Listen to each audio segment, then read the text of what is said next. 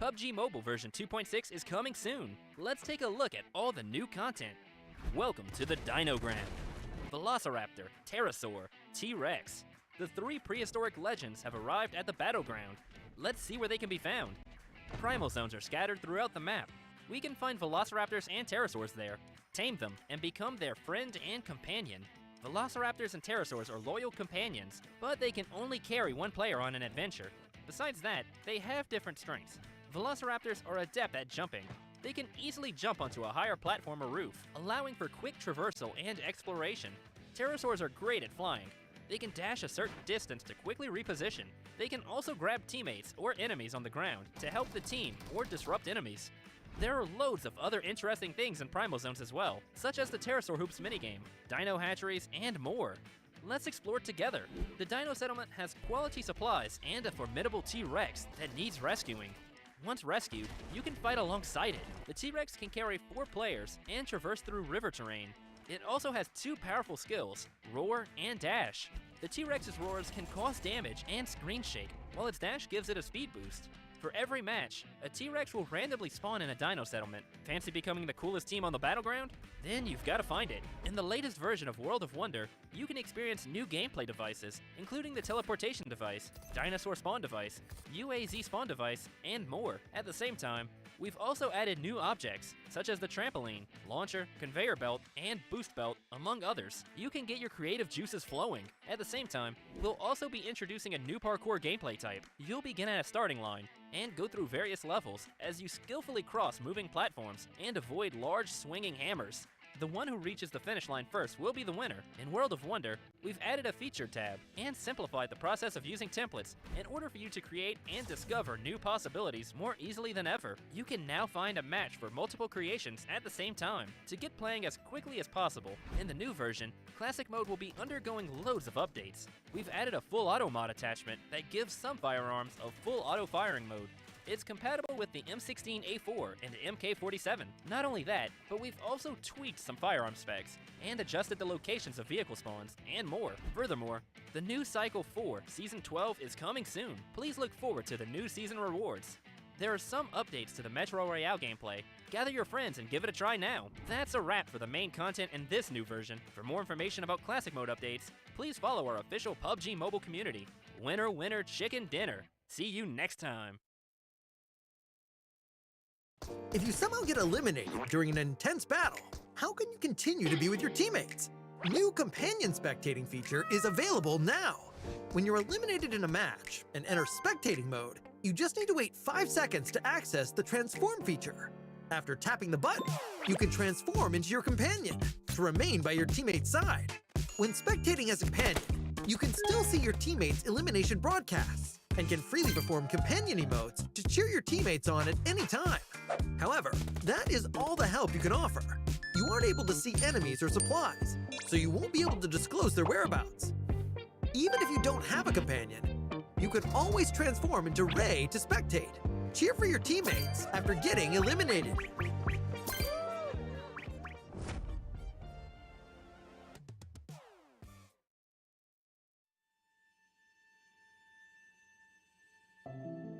Saya rasa sedih lah, sebab sekelas kita orang, standar kita orang patutnya tinggi. Yang aku rasain benar-benar sedih sih. Kayak aku jujur, aku ngerasanya kita nggak lolos. And kita orang tak lepas tuh buat saya macam speechless.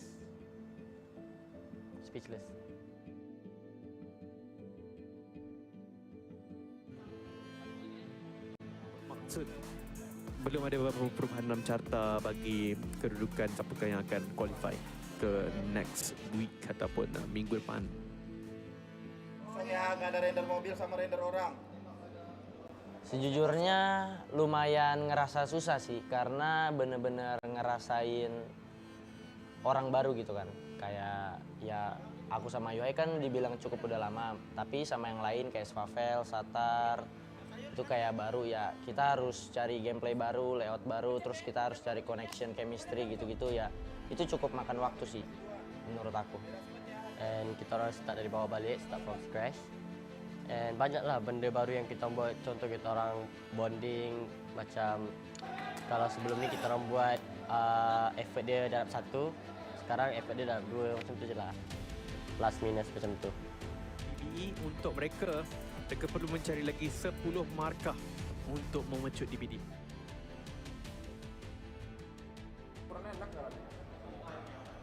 Dekat Liga, masalah yang saya rasa cuma tak confidence kita orang tu macam kurang. Mungkin gara-gara kalah fight macam tu. Tapi kita orang berusaha balik untuk step up. Hilang rasa kepercayaan satu sama lain di saat kita udah kalah fight, di saat kita lagi down gitu. Belum kurang ada yang bisa nyemangatin balik gitu. Bisa, Gen. Pas lu di mana? Pas lu kena tadi. Bisa. Apa yang nggak bisa, Cok? Soalnya kan yang paling belakang aku bareng kalian, Cok. Yang tadi terjadi di Myanmar sebelumnya, mereka harus menang fight. Juga arah PBE. Timing. Dua pemain dari Bigetron, kita harapkan mereka bisa menang. Tinggal Ryzen yang tersisa di bagian tangga bermain dengan menggunakan semua UAV dan gagal. Bigetron dipulangkan ke arah lobby, semakin mendebarkan situasi saat ini. Digunakan 3 peluru terakhir, tembakan satu bermain di dalam. Tapi PBE menang lagi. PBE menang lagi. PBE sudah mendapatkan 11 eliminasi. Ini mereka bisa balabakan time loh malah. Santai dulu, Bos. Santai dulu nggak sih PBE? Santai dulu. PBE Dipulangkan. Hashtag 3 tapi cok. 14 elim. Tangkap, Ring. Tapi udah direk mama tanya mga Indo. Apa kanannya? Sebab kita seberangan kan dengan PBE. Aku lihat reaction mereka, aku lihat mereka sampai last circle. Dan kita dapat informasi kalau PBE itu number 3 dan 14 kill kan. Dan di situ aku ngerasa kayak udah enough, kita udah nggak bisa lolos. Ternyata kita beda 1 poin, kita masih bisa lolos ya. Belum. Kita pecat produser aja. Oh nggak bener. Wah, lolos. Yeah! Wow, beda 2 bonus poin. What do I feel? I cry lah. I feel like I rasa bersyukur lah. Macam diberi kesempatan lah. Menurut aku ini kesempatan kita sih buat buktiin ke orang-orang kalau kita masih layak. Dan kita harus bersyukur kita masih bisa lepas, bisa lolos gitu. And we learn from the league lah.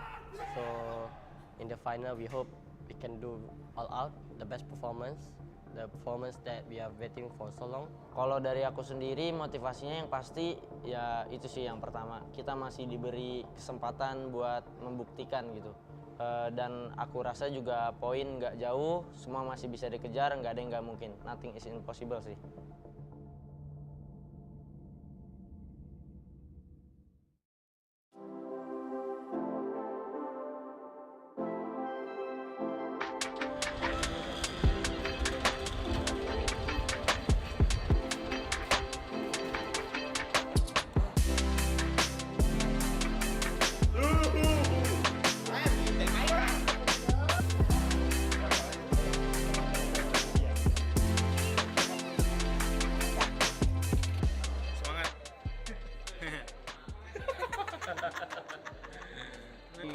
Sepertimu Box Gaming, oh box. Say you remember me, PUBG Mobile. Perasaan aku ya senang aja sih bisa balik lagi kompetitif, apalagi di ajang SEA kan. Sebab belum tentu semua orang bisa mencapai di titik ini gitu. Jadi bersyukur aja. Cuman yang awalnya emang nggak expect mereka mau pindah, karena bilangnya mereka yang satu bilangnya mau rehat, yang satu bilangnya masih mau main. Tiba-tiba mereka pindah, ya aku juga sempat diajak kan. Ya udah, maksudnya dari situ aku respect aja sih keputusan mereka. Apapun yang mereka lakuin kan itu demi kenyamanan mereka sendiri. Tengah lah, bego. Kan ada kemungkinan workspace kedua itu berarti kalau misal dia ngelihat di sini cuma ada update Senayan, bisa jadi yang orang ini kapla kan. Ini cuma bisa coy. Tapi mainnya masih cepat. Soalnya yang aku kalau misalnya ini 2 sih, kalau misalnya Persija Esports, salah satu nama yang memang sangat-sangat besar dekat Indonesia. Player dia pun besar. Zuxi, Luxi. Ini antara orang lama, OG untuk PUBG Mobile. 2 season agak santai untuk diorang. Tapi PMSL kali ini, kalau kita tengok daripada statistik, daripada segi kill point, elimination point, survival rate, Zuxi dan Luxi membawa Persija EVOS mendonya. Kali ini kita boleh nampak orang lama masih berbisa. Pertama sih senang karena bisa berada di tim baru. Karena di tim lama mungkin kita belum dapat yang terbaik dan saya mau cari suasana baru di tim baru ini dan semoga di saya kali ini kita dapat peringkat yang paling terbaik lah karena di tahun kemarin kita tidak dapat pergi ke SEA sama sekali kan. Ya semoga aja. Jadi untuk line up-nya itu sebelumnya aku pernah bermain dengan Red Face juga dan pernah juga sama Microboy dan aku juga pernah juga sama cukup lama juga dengan Misery, terus ditambah lagi dengan anak baru yang berpotensi yaitu Lynx. Jadi gak banyak banget hal yang harus dirubahkan di tim ini, jadi tinggal memaksimalkan aja. Sam9. Karena apa Sam9? Karena kita sering banget ketemu dengan Sam9 dan kita sering kalah di fight-nya dengan Sam9. Jadi tim yang harus diwaspadai dari Malaysia itu Sam9. 震惊是因为竟然有马来队伍要拿我们华人，然后兴奋是因为我可以打 PMPL， 沟通问题是最大的咯。就比如有一个队伍在你左边或者右边，你要表达就要想一下，只想1-2秒。当然这1-2秒在游戏上是很关键的，然后打法上也是我们只有不到15天的时间要慢慢磨合，所以能打到这样子，我觉得不错啊。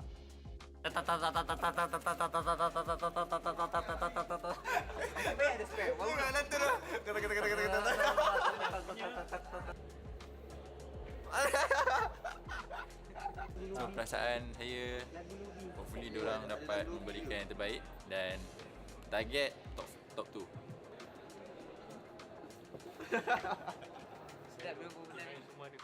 Bahasa memang paling penting sekali dalam komunikasi. Dalam team Sam9 dia memang unik sebab dia kira balance. Ada player Putra, ada Adips, ataupun ada Dap, and then 2 daripada player ni akan main dengan Long dengan Loyu. So ini yang orang cakap kebimbangan dan main concern saya masa Sam9 announce roster ni. Bahasa apa dia nak pakai and will it work? Adakah ia akan berkesan? Tapi surprisingly diorang berjaya untuk adapt and jadikan komunikasi itu okey. Ciao. Ciao. Gambate. Gambari. Mungkin dari Sam9 masuknya Loyu and Long dengan masuknya mereka berdua sangat impact banget. Bahkan aku sampai bakal bisa ditawarin tim PEL ya. Gila, aku kayak 2 orang ini tuh impeccable banget. So saya rasa bangga dia cakap kita orang top team kat Malaysia. Saya tak tengok pun PMPL MY tu sebab saya fokus study. Tapi saya tengoklah result dia and adalah beberapa game saya tengok. Bolehlah mengecewakan lah. Diorang tak perform sebab saya tak ada je. Diorang perlukan saya. So jangan gelak lah. Ais. Ini it's a fact, you know. So PMSL I'm back. Macam tu lah. Kadang-kadang kita orang explain lah apa maksud. Macam maksud certain phrase lah. Kita orang explain apa maksud dia, then dia orang faham lah. So kita orang tolong each other lah untuk hadapi lah masalah tu. Sam9! Aduh! Macam mana bodoh tu?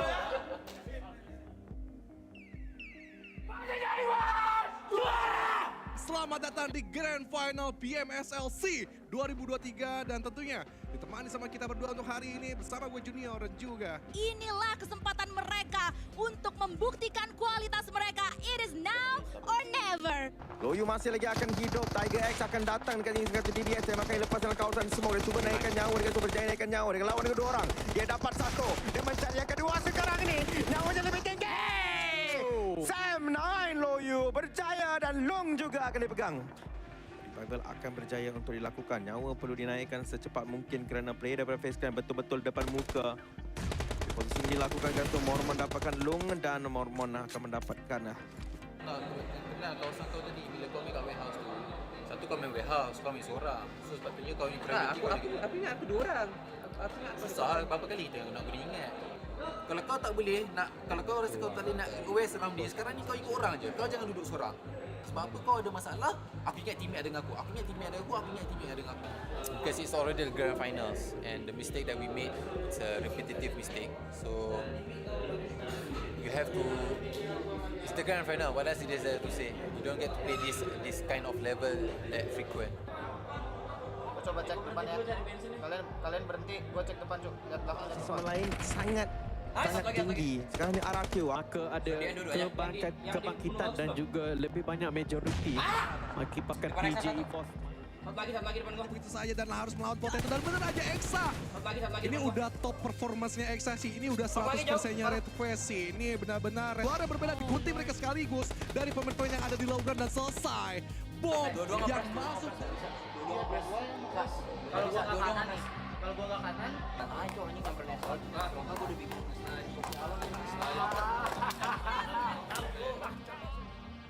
Motivasi aku ketika kemarin tidak qualified to PMGC final itu yang apalagi PMGC final dan offline turnamen terus di Jakarta dan aku nggak ada di situ jadi kayak aduh ini suatu momen yang sangat disayangkan banget jadi itu yang apa titik kembalinya aku buat main lagi sih pengen main lagi sudah lama tidak mendapatkan piala dan saatnya ini waktu buat dapetin piala sih karena udah sekitar 2-3 tahun belum ada piala jadi bangun tidur belum nggak lihat piala di rumah ya merasa kayak rasa ada yang kurang kan jadi hari ini kita harus dapet piala sih.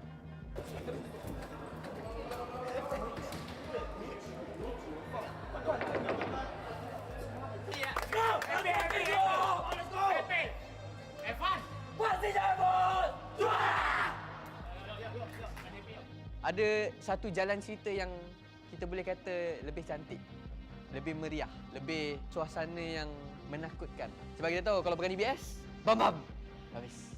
Ada variasi daripada penggunaan senjata tu, ni mungkin akan jadi PMSL yang terbaik pernah kita lihat. Sebab setiap player akan tunjukkan kehebatan masing-masing menggunakan senjata yang berbeza. Itu yang saya nantikan untuk Grand Final.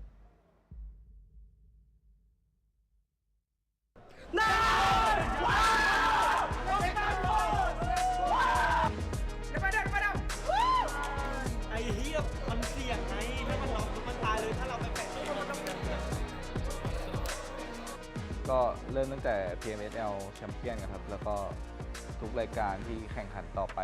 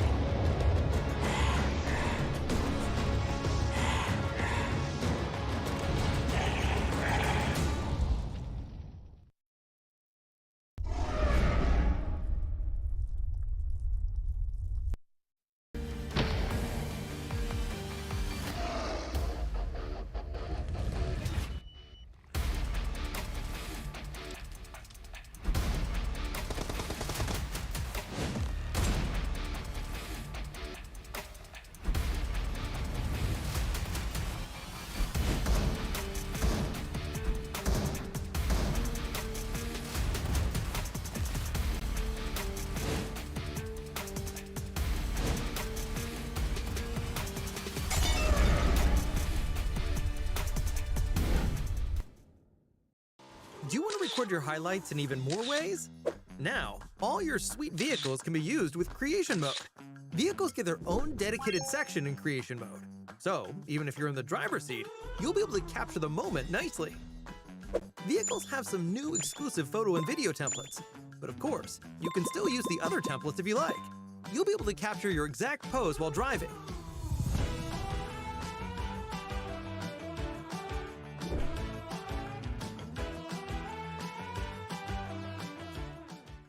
Flying vehicles also have their own specially designed template, which is perfect for the latest pterosaur vehicle. Be sure to snap some epic shots. With regards to companion templates, we've added a feature to help choreograph a series of emotes. Once the camera starts rolling, companions will perform emotes based on your arrangement. Of course, you don't want to forget about the new day-night cycle feature. You'll be able to seamlessly change from day, dusk, and night to tweak the ambiance to your liking.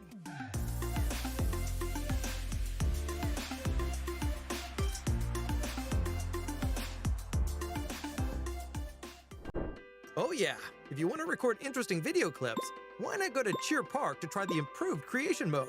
The new emote change speed feature is sure to add some flair.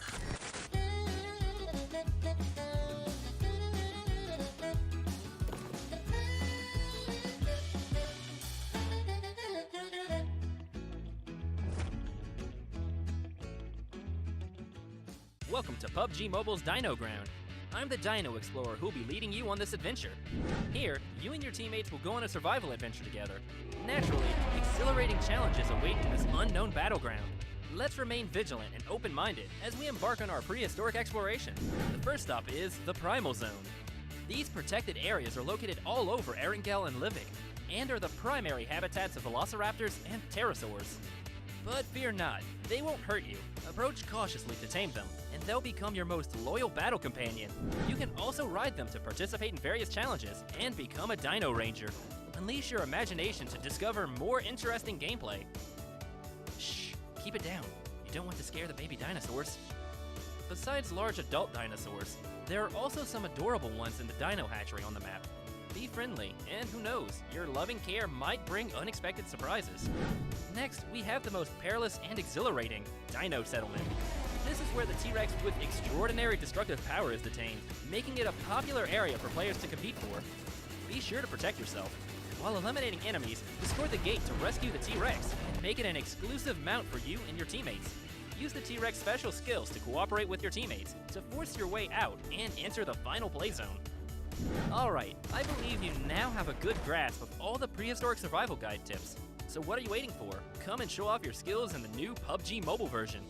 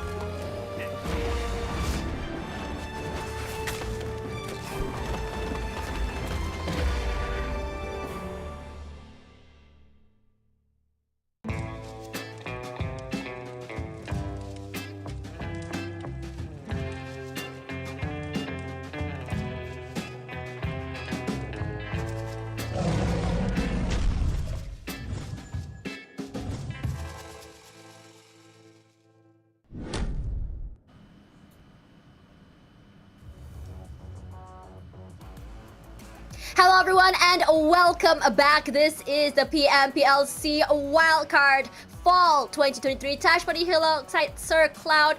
And I am super excited because today is the last day of the league at Sir Cloud. I'm so excited and sad at the same time. I know, right? I understand the sentiments. It's like we're excited to crown the league champions, but at the same time we're sad because there will be teams that will be eliminated today. Yeah, it's always really sad whenever, I think like what's really sad about the league stage is that watching all the games played by so many teams, I think as viewers, as casters, we will unintentionally form bonds with the teams regardless of which placing they go, because it is a journey after all, and honestly it's such an honor to be here, to be part of these teams' journeys. Now coming into today, if you guys don't know, 16 teams will be moving forward to next week for the finals, while the rest, unfortunately, well, their journey stops here. Yeah, I know, right? I mean, it's still nerve-wracking to find out who may stop here, but it's not nerve-wracking to find out that we got new skins inside the game, and your first draw is only 10 UC, and you stand a chance to get one of these skins. And once you get it, of course, you have to upgrade it to the maximum level, because why not, right? We always want to go for the best of all the skins. Yeah, it's really cool to see all of these weapons, and I think that because it's so themed, it fits a lot of people's aesthetics. I know a lot of people are saying like, why do we need so many skins? No, we don't need a lot of skins. We need to find the right skin to fit your aesthetic. And speaking of aesthetic, if you have a biker aesthetic, ladies and gentlemen, Ducati is here for you. And I think if you guys such are bike heads, I'm sure a lot are, especially if I go to the highway on the weekend, I see so many people riding super bikes, and I too would like to be part of that, but I can't. So I'll just ride in PUBG Mobile. It's okay. You can start riding in PUBG Mobile as long as you can get your rides right. Then you can start to go on the road after that. Think of it as your training ground. But you know what else is right? It's going to be the new RPA series, currently available inside the game, and it comes together with items worth over 48,000 UC. I mean, if you play the game every day, might as well get this and get your rewards while you play the game at the same time. I really like this set. I mean, if you are someone that always plays with friends, I think you should get it for the Spectre Slayer set. If you are someone who wants Ducati but don't really want it, there is a different alternate skin in there as well. And also, if you guys love a little bit of fun, take your time off, just play with your friends, the Nino Ground is really fun to play. I mean, I've been watching a lot of streamers play it in my free time, and honestly, I've been really enjoying it. It's to the point that I actually ended up playing so many of this, and I never do these fun modes, ever. Yeah, because you're normally like, okay, let's go for rank modes, right? Might as well. But when you see this inside the game, you'll be like, forget rank modes. Okay, let's go for the fun modes now. But what is not so fun is going to be the competition between these teams. Well, it's going to be fun for us, of course, whereby the teams will be eyeing a 40,000 US dollar prize pool, and today we are the last day of the league. The teams have been reshuffled for this week, and after today we'll find out who are the top 16 teams who will move on to the grand finals that will be played next Friday till Sunday. And it's really exciting to see this because it's a whole different, I would say, mindset coming into today. But before we talk more about the mindsets, so you guys know, one team will be coming through here, whether it be from the Indonesia qualifiers, Malaysia, Thailand, or Vietnam, or also here during the Wildcard Fall Finals. So each one of the winners from this league will go to the PMSL Fall. I'm sure you guys know recently the spring one just happened. Fall is definitely going to be even more exciting. Yeah, fall is going to be exciting because, well, it's going to be, I heard the teams are going to gather again, but we'll wait for the official announcement later on. So for the bonus points, well, come on guys, you guys know this by now, right? The bonus points will also be the points that will determine who will be the 16 teams that move on to the grand finals. And on top of that, the points will be carried forward onto the grand finals as their initial starting point. So even though they're up there and they have definitely secured their qualification into grand finals, they still have the objective of getting a good start later on. Yeah, there's a lot of things coming through here. I mean, we talk a lot about the resets coming through into the new week, but it's not happening this time around. Now, these are your groups. And coming forward here, C is only going to be having 3 teams. Let's find out more on the official PUBG mobile page. Now, coming back into mindsets here, that's why you're seeing how competitive it is, not only on the top 16, but also toward the top 3 at the same time. Because you can see that if you end the week on a high, you bring some extra points moving forward into the grand finals as well. So in a way, it is still sort of the same format, but not really. So it does kind of give you an incentive to stay up till the end. But we also have the head-to-head here, which is going to be the top and GE Smile. Yeah, but look at the total throws used by Smile as compared to the top. That's almost double the amount. Other than that, the stats are pretty similar between the both of them. Both of them, of course, have been doing really, really well for the team. Of course, GE, you have Ichi. Well, if Ichi is out, then you have Smile. So that's why GE is one of those teams up there currently. Yeah, and now we look at the rankings. Now, this is already sort of like I had an idea where first place might either be taken by WPM or Austria. And if you look at these two teams, I think what really separates them is honestly the way they think and the way they play. Austria and WPM are all about those objectives, all about getting eliminations if they have to, those extra points, and all about getting those placement points. And these two have been the teams that don't really need a lot of chicken dinners to make it forward. Now, coming into here, because we don't have 20 teams, we only have 19 in total, which means teams in the 17th, 18th, and 19th place will not be making it to the grand finals next week. So we're definitely going to see a shuffle here, especially between GLAB, CFU, MQN, FV, Enigma, and PBE. Yeah, and the sad part for MQN, Magda, actually, if you remember, they were like on page 1 for majority of the week. But yeah, as for of like yesterday, 3 days. Yeah, exactly. And as of yesterday, they dropped onto the second page, and now they're pretty much at the end. If they continue to go down further, I worry for their chances to be the grand final. It honestly feels like their stamina just ran out. I think the longer the weeks, the more they're not able to just keep up at this point, and they need to have to shaken themselves up. Because again, if you are in the lead for like I think the majority of the week here, I'm sure there is something that is going on that's just not working out in your favor. Regardless, these are the highlights that have happened this week, where I think for this week, KE and GE have been doing very well. Remember, Sirka, we talked about KE being a slow cooker team. They weren't doing well on week 1. They were still kind of lost, and now suddenly they're at the top. Yeah, so GE, despite it's not the GE of last week, but because of their current performance as well, we're definitely going to see them in the grand finals. So no worries about that. It's just a matter of how many bonus points are they going to have as a start to the grand finals. Now, today's matches, same map sequence. The only difference is going to be the group changes. So A, B, C, D is going to start off the day. Group E is going to take a break for game number 1. That's going to be FOD, KE, Falcon Esports, as well as the Guides of Asian. I think that it's going to be very strange coming into today. I have a feeling some teams are going to be some teams are going to be very aggressive. I can already expect that for some teams. Maybe you might see some passivity from Enigma. But maybe also we might be seeing some, I would say, some aggressive plays from teams that are very, very confident. Teams that are on top are definitely going to be showing that because they want to make sure they can secure as many points as they can. I think teams at the bottom as well, we might be seeing a change in pace. But coming into the top sign-up performers, we've usually seen FOD, WPM, Austria, and APG. Now, this is really exciting. When you look at other maps, this map in particular, you always see FOD and APG's name up here. These two teams, we rarely see on the top performers on Myanmar as well as Irengo. Yep, I mean, they're like staple names right now, right? I'm really hoping to see like new teams up there. I think there was once we saw Magna up there because they got the chicken dinner in day number 1 of week number 2. But after that, it's like kind of quiet for them. So they kind of lost out on the top 4 here. So it looks like we'll be seeing some staple names up here again. And based on the stats in this map, APG seems to be the team that likes to take the eliminations the most. But for FOD, they're the team that likes to survive the most in this map. Yeah, I think that when you look at how each team plays, it shows a different side of dynamic. I think APG on Sanhok, it works well in how they want to play. It's very similar to Enigma, they want to play aggressive. But I think in terms of positioning and in terms of rotations, APG just has it in the bag, honestly, when you think about it.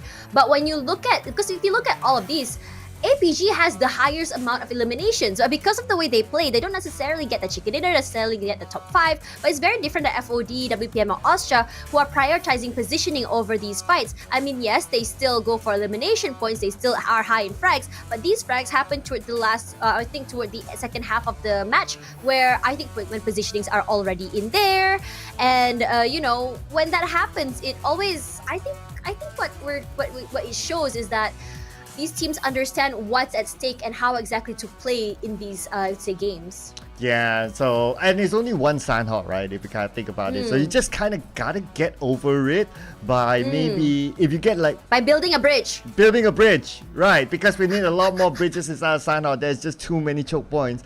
But you just gotta get over it by maybe if you can get like 5 points, 6 points, and then you're like, okay, dude, I'm done with Sandhawk. Okay, go next, please, go next. Yeah, I think Sanhok is definitely, it feels like a sprint, right, Sanhok? It's very different. The tempo, the momentum, the movement, the aggression is such a different feeling compared to the other maps in the game. I think that, you know what, if we could have another map, I would like to see a map, the size is a medium size. Maybe smaller, a little bit smaller than Erangel, but bigger than Sanhok.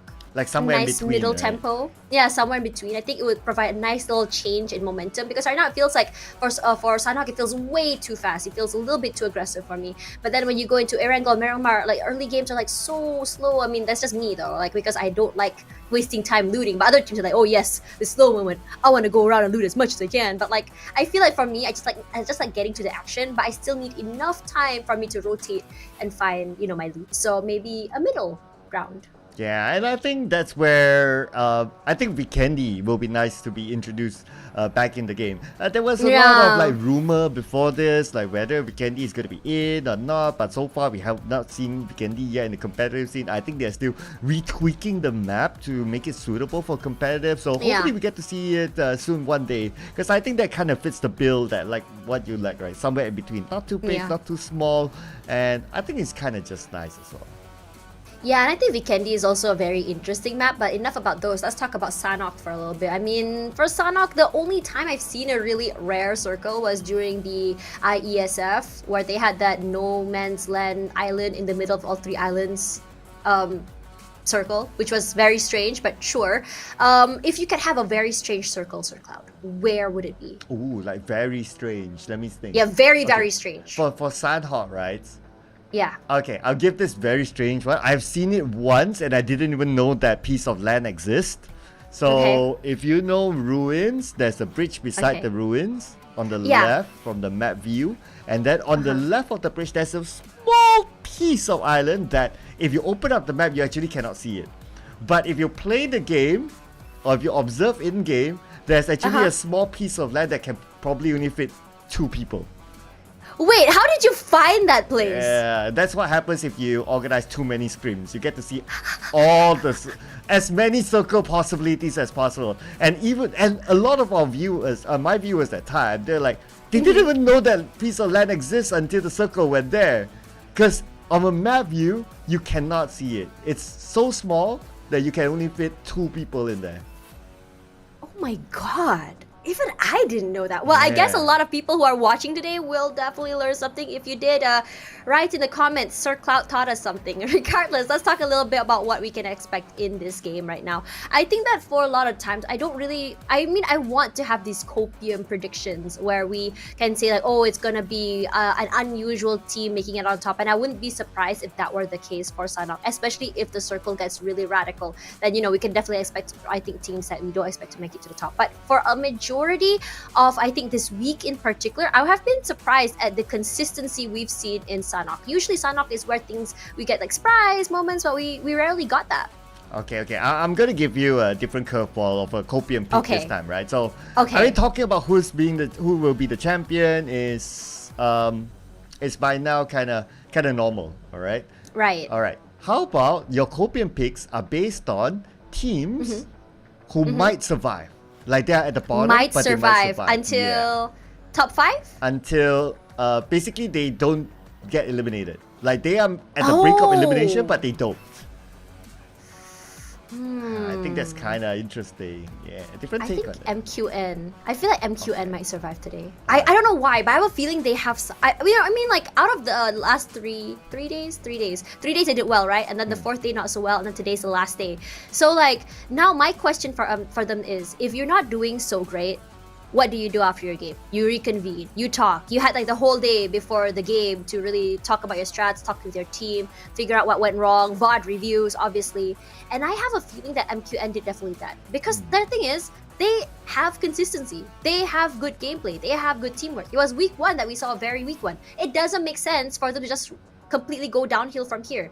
They have to make something happen. And I have a feeling, given the fact that they're so close to the brink of elimination, they're so close to the bottom, and just seeing them go down, I think there has to be a change in mindset. And I really hope it's that. Because if yesterday their mindset was already, not so great and snowballed into today, then, I'm sorry to say, maybe perhaps playing in tournaments is not for you, because that is one of the components of playing in a tournament, especially a league this long. You need to have the mental for it. You need to be able to reset. That's why some teams have esports psychologists to really make them be able to reset, like take a break, let go. What's in the past, let go. What can we do to do better and move forward? And I think that's a very big mindset that teams to have. And another thing I'm not really a big fan of is players saying, sorry guys, you didn't play our best day. Sorry guys. I don't want to hear the sorry. I'm not saying that I don't want to hear your sorry in a way that's bad. I want you to be proud of yourself being in this tournament. Give yourself some credit. Because even though you didn't take number 1, even though you got number 2, I think it's something worth celebrating. Okay. So I'm gonna challenge you for this, right? Ooh, okay. Wow. Let's hear it. Okay, so you took Magna. So just to recap on as of last week's bonus points, right? So Magna is at number 16 with 4 bonus points. I'm gonna pick FVMPX, who's at number 17 with 3 bonus points. So we are just next to each other. So roughly meaning that if FVMPX goes above Magna by end of today, they qualify, and vice versa. Right. It's gonna be hard because if you think about it, like, I think for both teams, for a lot of Singaporeans watching at home as well, they want these two teams to make it forward. Again, remembering that, a Singaporean team has not made it so far, and they want them to make it to Grand Finals, eventually to PMSL. Obviously, that is the goal. And the idea is these two teams, when you talk about play style, is very different. FV is all about long rotations, it's all about staying alive and getting those placement points and eventually just trying to make it till the end. Very different from Magna. I would say that Magna started week number 1 as a very aggressive team. I think it was very, very similar to what we saw from Enigma. But then we saw a change in Magna where they are understanding their limits in terms of how to go aggressive, when to go aggressive. They had an objective in mind. They had an idea on how exactly to navigate this game. But then suddenly everything went wrong. And I'm guessing, there's a lot of wondering, right? Like, what exactly is going on here? Did our rotations change? Is the team shuffle really messing with them? Because, when team shuffles happen, there is a situation where it might be a little bit hard for them to navigate. And speaking of hard, we are going to be seeing one of the hardest Sanok maps here today. So let's go.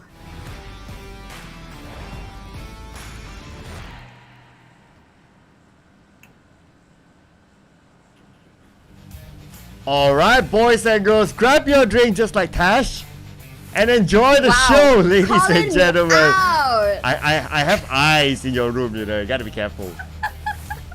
Yes, but let's have a look at the flight path queued up to the northern side. Again, it doesn't really matter. It matters more about where you want to go and how long it will take for you to drop down. Again, this is a very, very fast game. It's a smaller map, not a lot of space to work with. And the faster you drop, in my opinion, the faster you can easily loot and the faster you can easily go to war and just, get as many picks as you want. And I think that is the purpose of this map. Let's see how it's gonna go, because we did see our top predictors, the top performers for this map. I would love to be surprised. Ravenwood, anyone?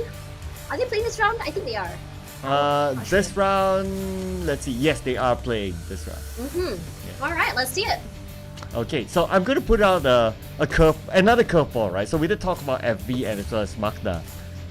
CFU is actually in the bottom as well, based on last week. They are actually in the similar bracket. If CFU finishes today above both FV and Magna, CFU will qualify. FV and Magna will both be eliminated. That would be heartbreaking. That would be insanely heartbreaking. And on top of that, Magna's right beside WPM. And I am kind of hoping they would be able to overcome them just so they could make it till the end. But we know for WPM in terms of how clean their team fights are, how good they are in terms of their fights, and I am genuinely concerned, Sir Cloud. I am genuinely concerned as well because I did talk about this before that I would love to see finally a Singaporean team moving on to the grand finals of a PMPL for the first time. But okay, looks like it's going to be a good start for them. But I hope they actually secure this kill. But Mix got cover fire from the hill and they are coming in. It doesn't look like they're going to go and end Mix. I don't know where the other members of MQN are. I would love to see some support coming through here, but I think they might just be able to just go away. The sprays come out, and the thing is, thank God for WPM. They do pick one, but they do answer back. And speaking of answering back here, it's going to be FV. Going to run into APG, one of the most aggressive teams we've seen so far. Babe, both of our teams happen to have early clashes in this round. I don't know, is this a caster's curse, caster's jinx, or what? But there's also opportunity for them to get points. It's Sir Cloud. I'm calling it right now. It's not me, okay? What? I wasn't here when MQN went down last week, and Marcus does go down as well. Diddy starts it off, a Sonic answers back. So at least both teams get answers. Marcus hasn't been lobbied quite yet, as Sonic tries to get those picks, putting in the damage, but unfortunately none of the damage really clipping onto him. But Marcus eventually does go down, so both teams now, at least for one situation, Diddy can be revived. Alright, Sonic with the QBZ in hand. 1v2. His teammate coming in from the back as well. A Shroud is on the way too, but Sonic knocked out by Juggy. I don't think they'll be able to reach him in time. I'm not sure about this right now. Okay, they're still on their way though, and he has enough cover with the structure. They're aware where exit is. I'm surprised that Magix actually wants to take this fight streak to exit and exit. Already marking him. A pre-fire coming through, he cooks up the nade, throws it out. Magix, are you aware? There we go. Oh, look at that nade from exit. It's just so nasty. His teammate's not around to pick him up. I think it is going to be a reposition. There we go. Here's Raul. Oh, he's solo. Magix will be eliminated. A bit too late. But Didi is still around at the very least. Okay, so Didi will be picked up. But they'll be playing the rest of the round as a duo. So playing as a duo, I mean, you know, it's very, very difficult to gain points. It is very difficult. I'm really hoping that they get a little bit creative of how they approach this game. I mean, third party is still a strat. FV can still make it out alive. They can play third party. They can go for long range picks. Maybe catch someone in the middle of the rotations, immediately blow up their vehicles. Perhaps just get one in the middle of the third party fight. And on the other side of the map, Skynin, an opening onto PBE. We talked about PBE as well, about their performance, how they haven't really been quite on top yet. And this is not a good start. Not at all. I mean, for PBE, well, we will definitely see them at the grand finals. It's just a matter of like they won't get a good start at the grand finals. But sometimes, like, I do wonder because they are a partner team, so they will definitely have a slot in PMSL. I wonder, does that kind of affect their motivation? But let's see how H2R manages this drive-by by AstroX and Skyden. It looks like H2R got knocked out to the AstroX. Okay. Skyden as well. I'm not too sure what they were trying to achieve here. I mean, I understand the rotations were there. Astrox tried to provide the cover for his teammate to cross, but now with two of them knocked down for Astra? Sorry. Oh, knocked down and one eliminated already. They have to pick Skyden up. He's been one of the biggest firepowers, but in this situation with PBE getting one, this might be a change in pace for them moving forward to the game. He has absolutely been a game changer, so in every scenario, they should try to get the Skynin up and healthy. But he's being held hostage. You can see Monboy covering on the other side. Didi shot down by Exit. Looks like APG as well as FVMBX. They're somehow not done yet. I'm trying to figure out... Like, Didi was not in the vehicle with his teammate. His teammate was in the car, and I was kind of hoping that they would have zoomed away.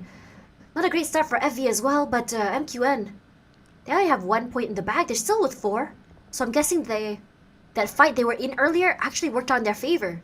But HWG is a team that really, really surprised me. Not only have they maintained their positioning in the first page, they dropped down a little bit, I think to 8th place a few days ago, and now they're back to 5th place. I'm not too sure. I mean, a team that's just, put together so recently, there's a lot of, I would say, when I look at HW Chata, maybe in second, maybe they'll make it, but not make it till the end, but they're really consistent and they're okay with taking out these aggressive fights. Yeah, and this week has been the week for HWG, so looking good so far. And with this kind of performance, definitely we'll see them in the grand finals. I'm of course still worried for CFU, Magna, and FV. Either two of these three teams will be eliminated. I think for Haina Raven, well, the point gap is just too far for them to say. Unless they can pull off like a miraculous 4 chicken dinner with a whooping 20 eliminations each, then yeah. But if not, then, it's hard. I mean, the time that we saw them get to the top 5 this week, it was a situation where we only saw them, get 5 eliminations, perhaps 3? It wasn't the highest. For them, it's all about holding. It's all about making it till the end, and then they fight. And in a lot of situations, it's very one-dimensional because they only have one style of play in their playbook. And because they don't have different styles of play, a different way of approaching things, it makes it very hard for them to readjust when things go wrong. And MQN hiding in the corner, just a spray and pray coming through here. Another one down for WPM. While we want to root for WPM to make it to the top, but MQN starts off strong. These are great pickoffs. Well, looks like the fight for survivability is on, ladies and gentlemen. Magna now with 2 elimination points. They'll be happy to take that. But their closest rivals is definitely going to be FVMPX, unless CFU can overtake them. So now I'm giving the rough possibility of who might be eliminated by the end of today. So I would say keep your eye on these 3 teams at least. Yeah, and even then, Enigma, I'm a bit concerned for them as well. If you remember how Enigma played earlier this week and last week, it was all about aggression. It was all about taking up space so early. Speaking of that, hold the pause, Ravenwood, we just spoke about them. They do start off the first contact, but they didn't manage to get the lobby. So, a nice reposition from range, and they move out of the way. Take up space, trying to get the information. Just exchange of firepower, but nothing happening quite yet. Okay, the rest of Haina Raven. We got Kimi at the lower ground. The bros not interested to really push in. And I think that's understandable because you don't have full information where the rest of Haina Raven's at. Some of them are the high ground on the other side. So if you were to push, you could still be knocked down by the long range shot. So totally understandable that they don't commit onto Kimi that much. But I'm a bit concerned about Haina Ravenwood's positioning here. They're kind of separated. It's not even a 2-2 or 1-3. Harley eats up a lot of damage. Scar definitely smoking by now.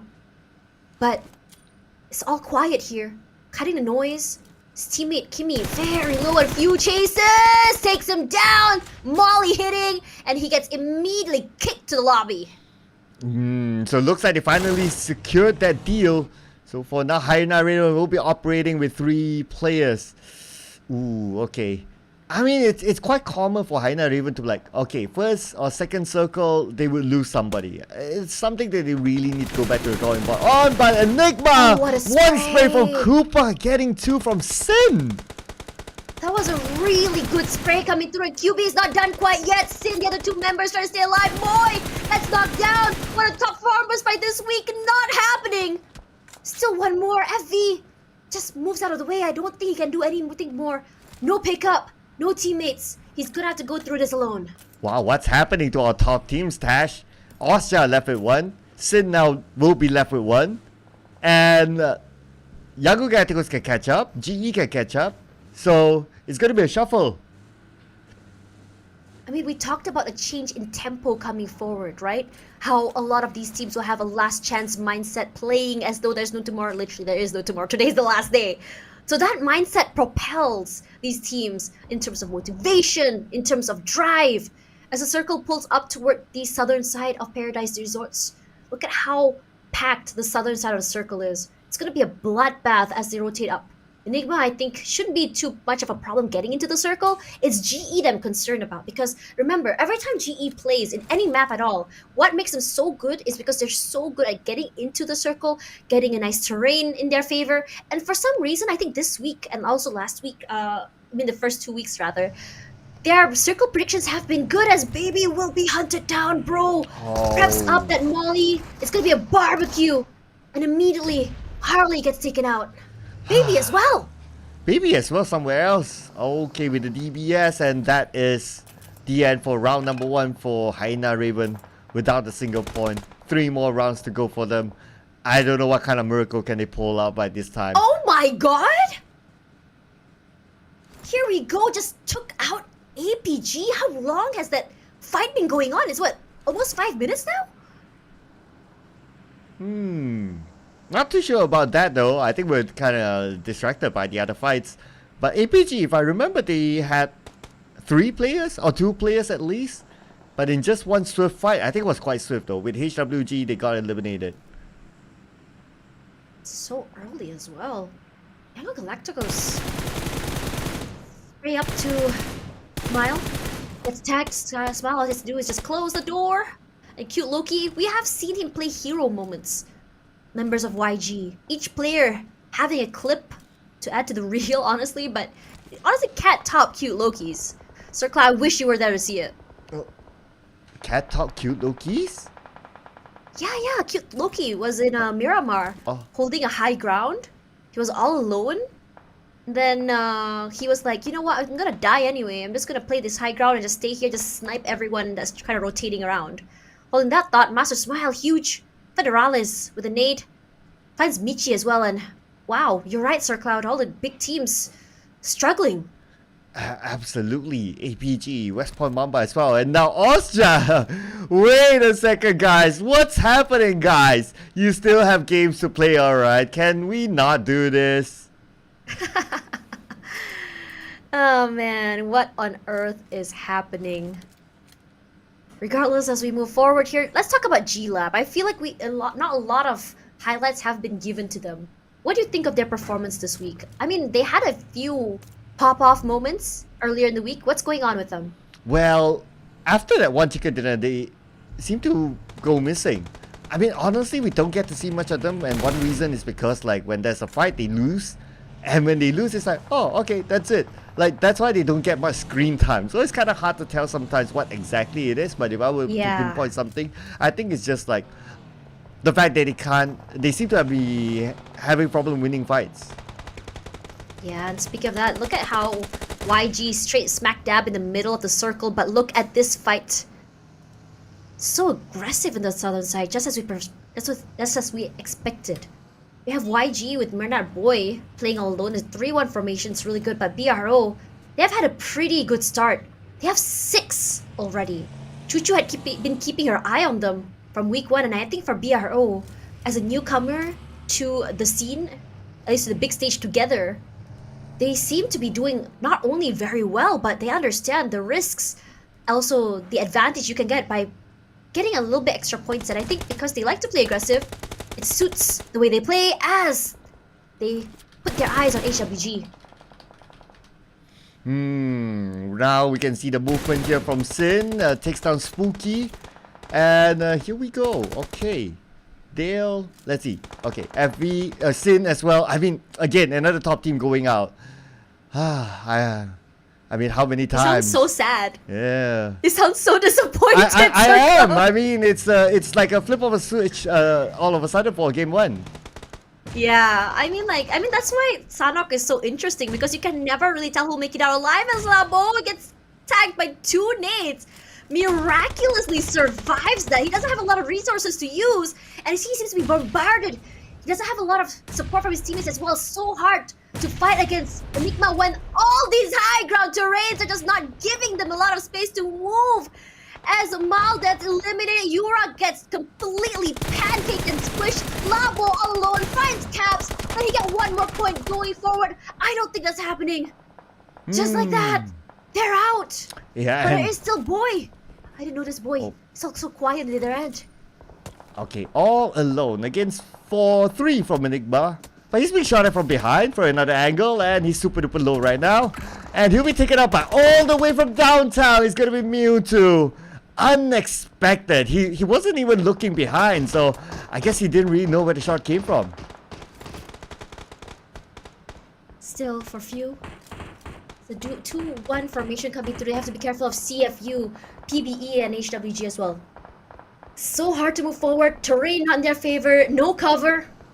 And CFU, you can already see Aaron just quickly rushing forward. It's still gonna be rough though, because not only is the circle very, very close or just small, but look at the positioning of these buildings and the terrains. It's gonna be rough. If you were to ride your vehicle straight into the circle, you're gonna be blown up, and there's no cover either. Alright, so without cover, I mean, it's gonna be really, really hard, right? But what I'm interested right now, okay, in the overall charts right now, CFU is the one that's still alive. So if CFU can overtake both Magna and FV this round, they have they are in the running to survive. So I mean, right now we are at 8 teams, meaning that after these teams are going to start to collect placement points.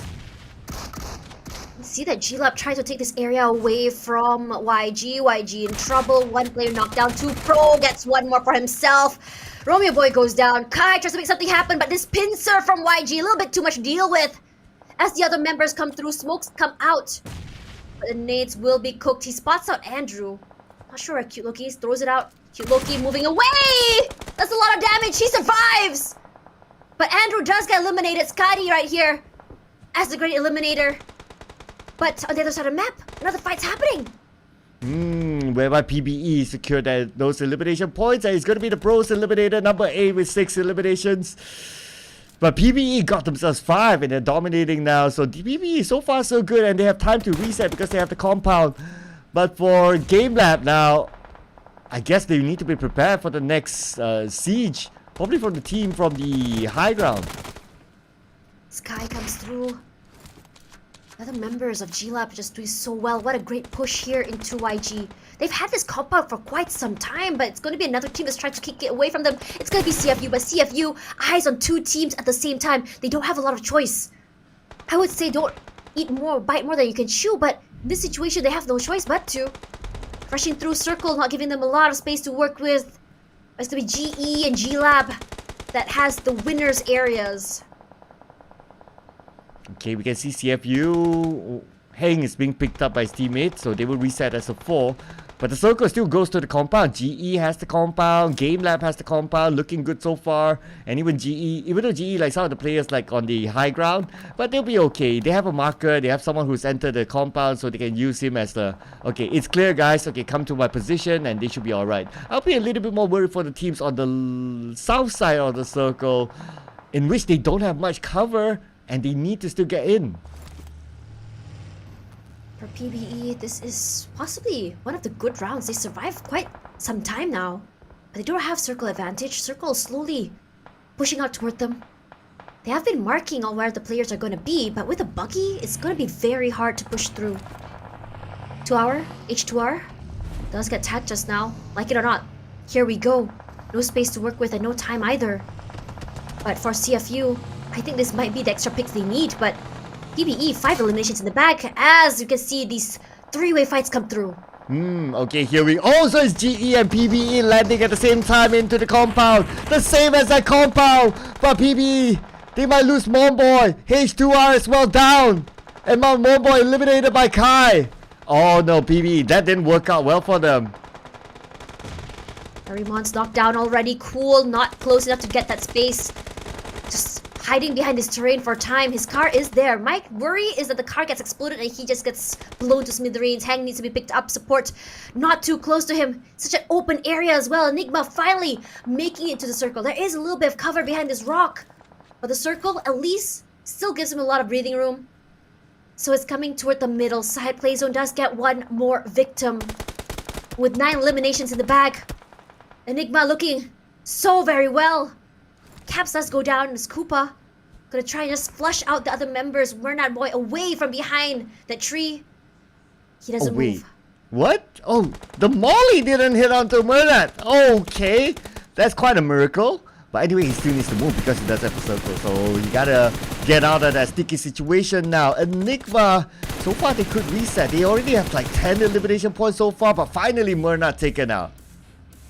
And now we're down to our top 5. This first map today is just so competitive as we move into the last day as West Carey opens fire.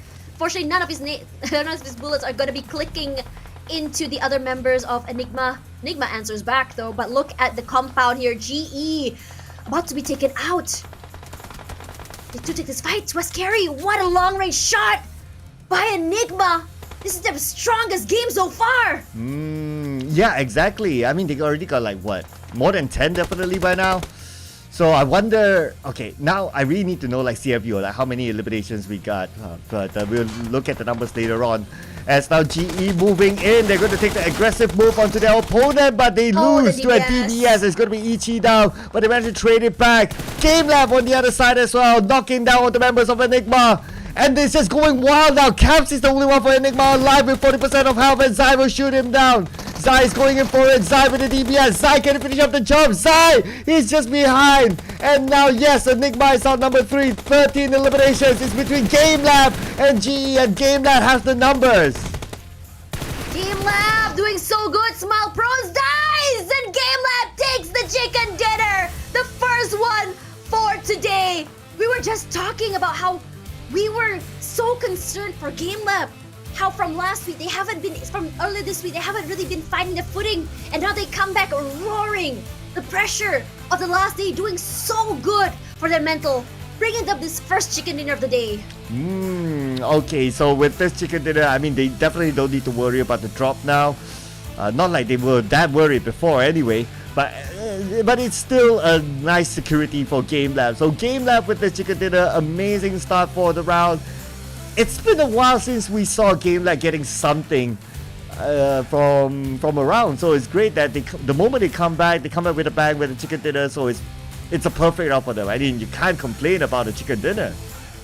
Yeah, it's points, and it's quite a lot if you think about it as well. Scotty, I think he got 1/3 or maybe even half. I can't really remember how many total eliminations they have.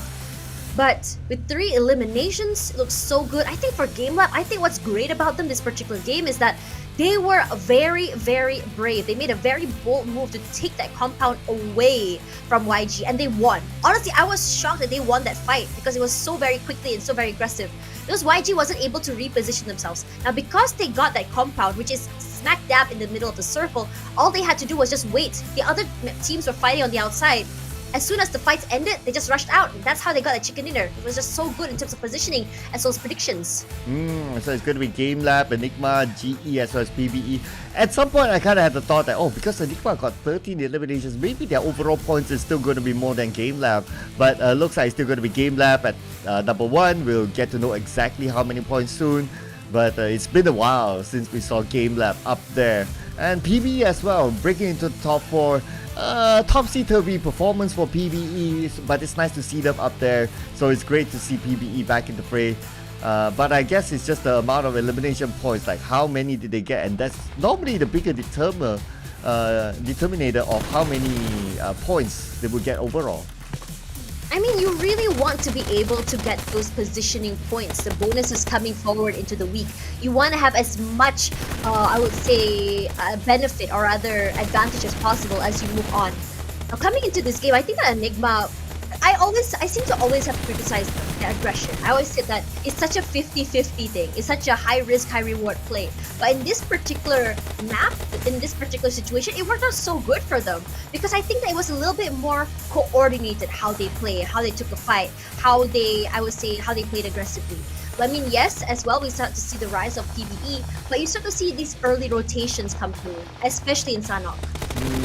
Yeah, so I think it's like I wouldn't say like a faster game, but at least it's more action-packed. Like the moment like something starts, like the next thing goes and goes. So there's very minimal downtime in between these fights. But anyway, now let's see. Oh, they actually have the same amount of points as Enigma, but of course because they got the chicken dinner, so the tiebreaker does still go to them.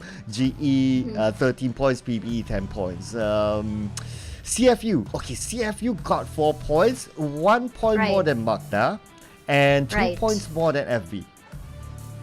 So I think it's more of the battle of the I would say that the top 16, right? The bottom 16 rather.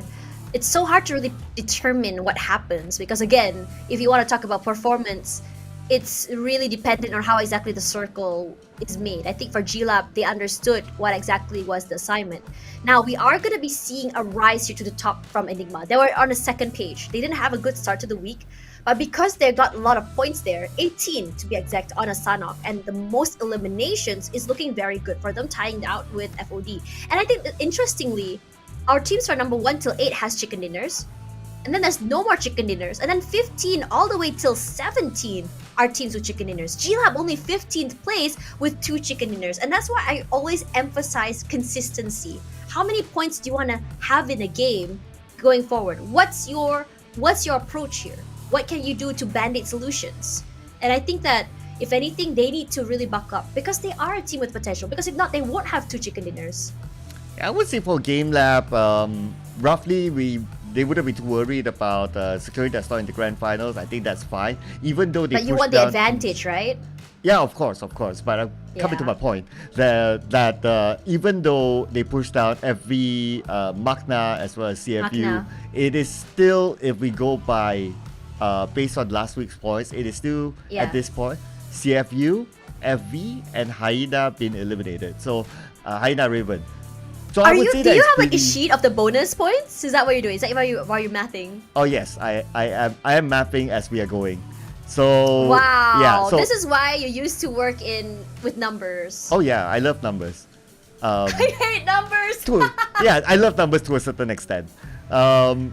So this is going to be the easy calculation, right? So if CFU Right. goes above FV and MQN by the end of the day, both FV and MQN is out. But if It's very CFU stays complicated, below right? them, Oh, sorry, go ahead. but if CFU stays below them, so it's either Magna or FV will survive depending on who's on top of who. Right. I mean, I was gonna say that it's very complicated, right? Because sometimes your brain is just like, okay, these are the rankings, so this is it moving forward, and then suddenly you think, oh right, you have to plus it with last week's. So it's like 2 separate sheets of math coming forward. It's like this amount of points gives you this amount of points, and this amount of points combined with this amount of points from this week's total of this amount of points brings you to this amount of points. Yeah, honestly, it's not that difficult this time around because it is the same team who were at the bottom last week who's also now at the bottom. So That's it's fair. pretty much quite straightforward calculation. Not a lot of shuffles coming through then to the bottom side. But what about the Yeah. top side? Do you think we'll be seeing a lot of shuffling there for the top spot points? I guess yeah as well, but honestly, too much for my brain to tabulate. So that's why I'm like, okay, I think the biggest storyline is going to be at the bottom right now. I think as we go into Erangel, I mean, we saw the top performers, right? And I think we know that for Erangel, teams that do well will generally do well regardless. But as we go into today, do you think that throughout Erangel and Miramar, we'll be seeing a change in pace? I think we start to see, like, I would say, a more constant toward the middle side of the week, where the beginning was like quiet, a little skirmishes here and there, and then a bit quiet, and then finally toward, like, I think the 4th, 5th, and 6th circle, where we start to see a lot of fights coming through. Do you think this tempo would be changing? I think we'll see a faster pace today.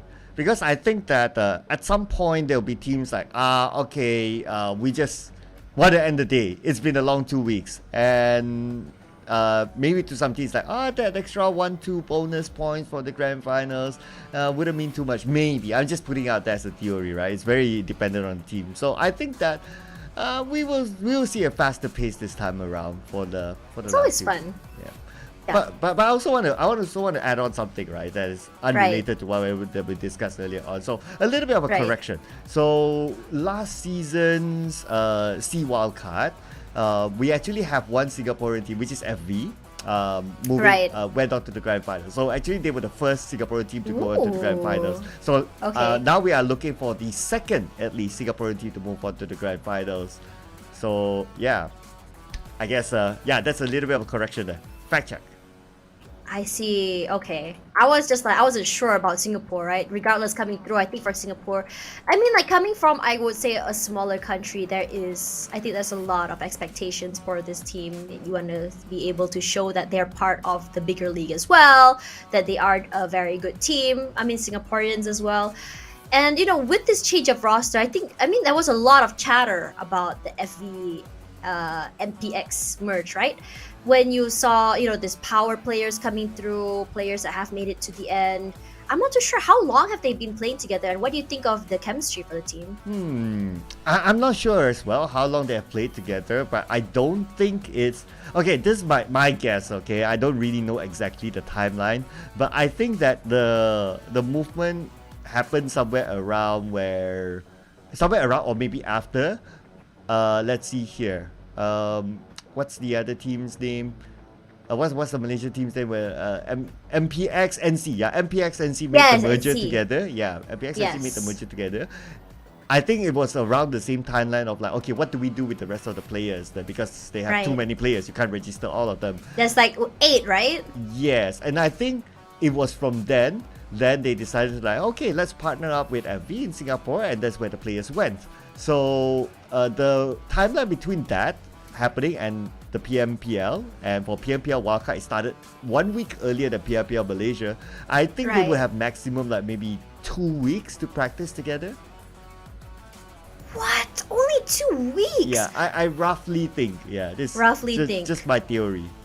Right, okay, we're theory crafting now. If they only had 2 weeks, and I think that there was a lot of like, we were talking about their chemistry, how they work, how they play, how it felt like Magix had no support, and this makes total sense, right? Because there wasn't enough time for them to really maximize, to work on chemistry, to understand how each other play. And I think for a lot of people at home who don't really understand chemistry is how well a team or a player plays together. So chemistry works when you've played with that person for a long time. Like for say me and Sir Cloud. If I'm a very passive player, likes to play for, I would say, position points, likes to hide instead of fight, and Sir Cloud is more about going into the fights, you see the way that we think is very different. When he hears a car passing forward in front of our compound, perhaps Sir Cloud will be the one opening these shots, and I'm like, wait, why are you doing that? And I might not be on the ball to provide him that support.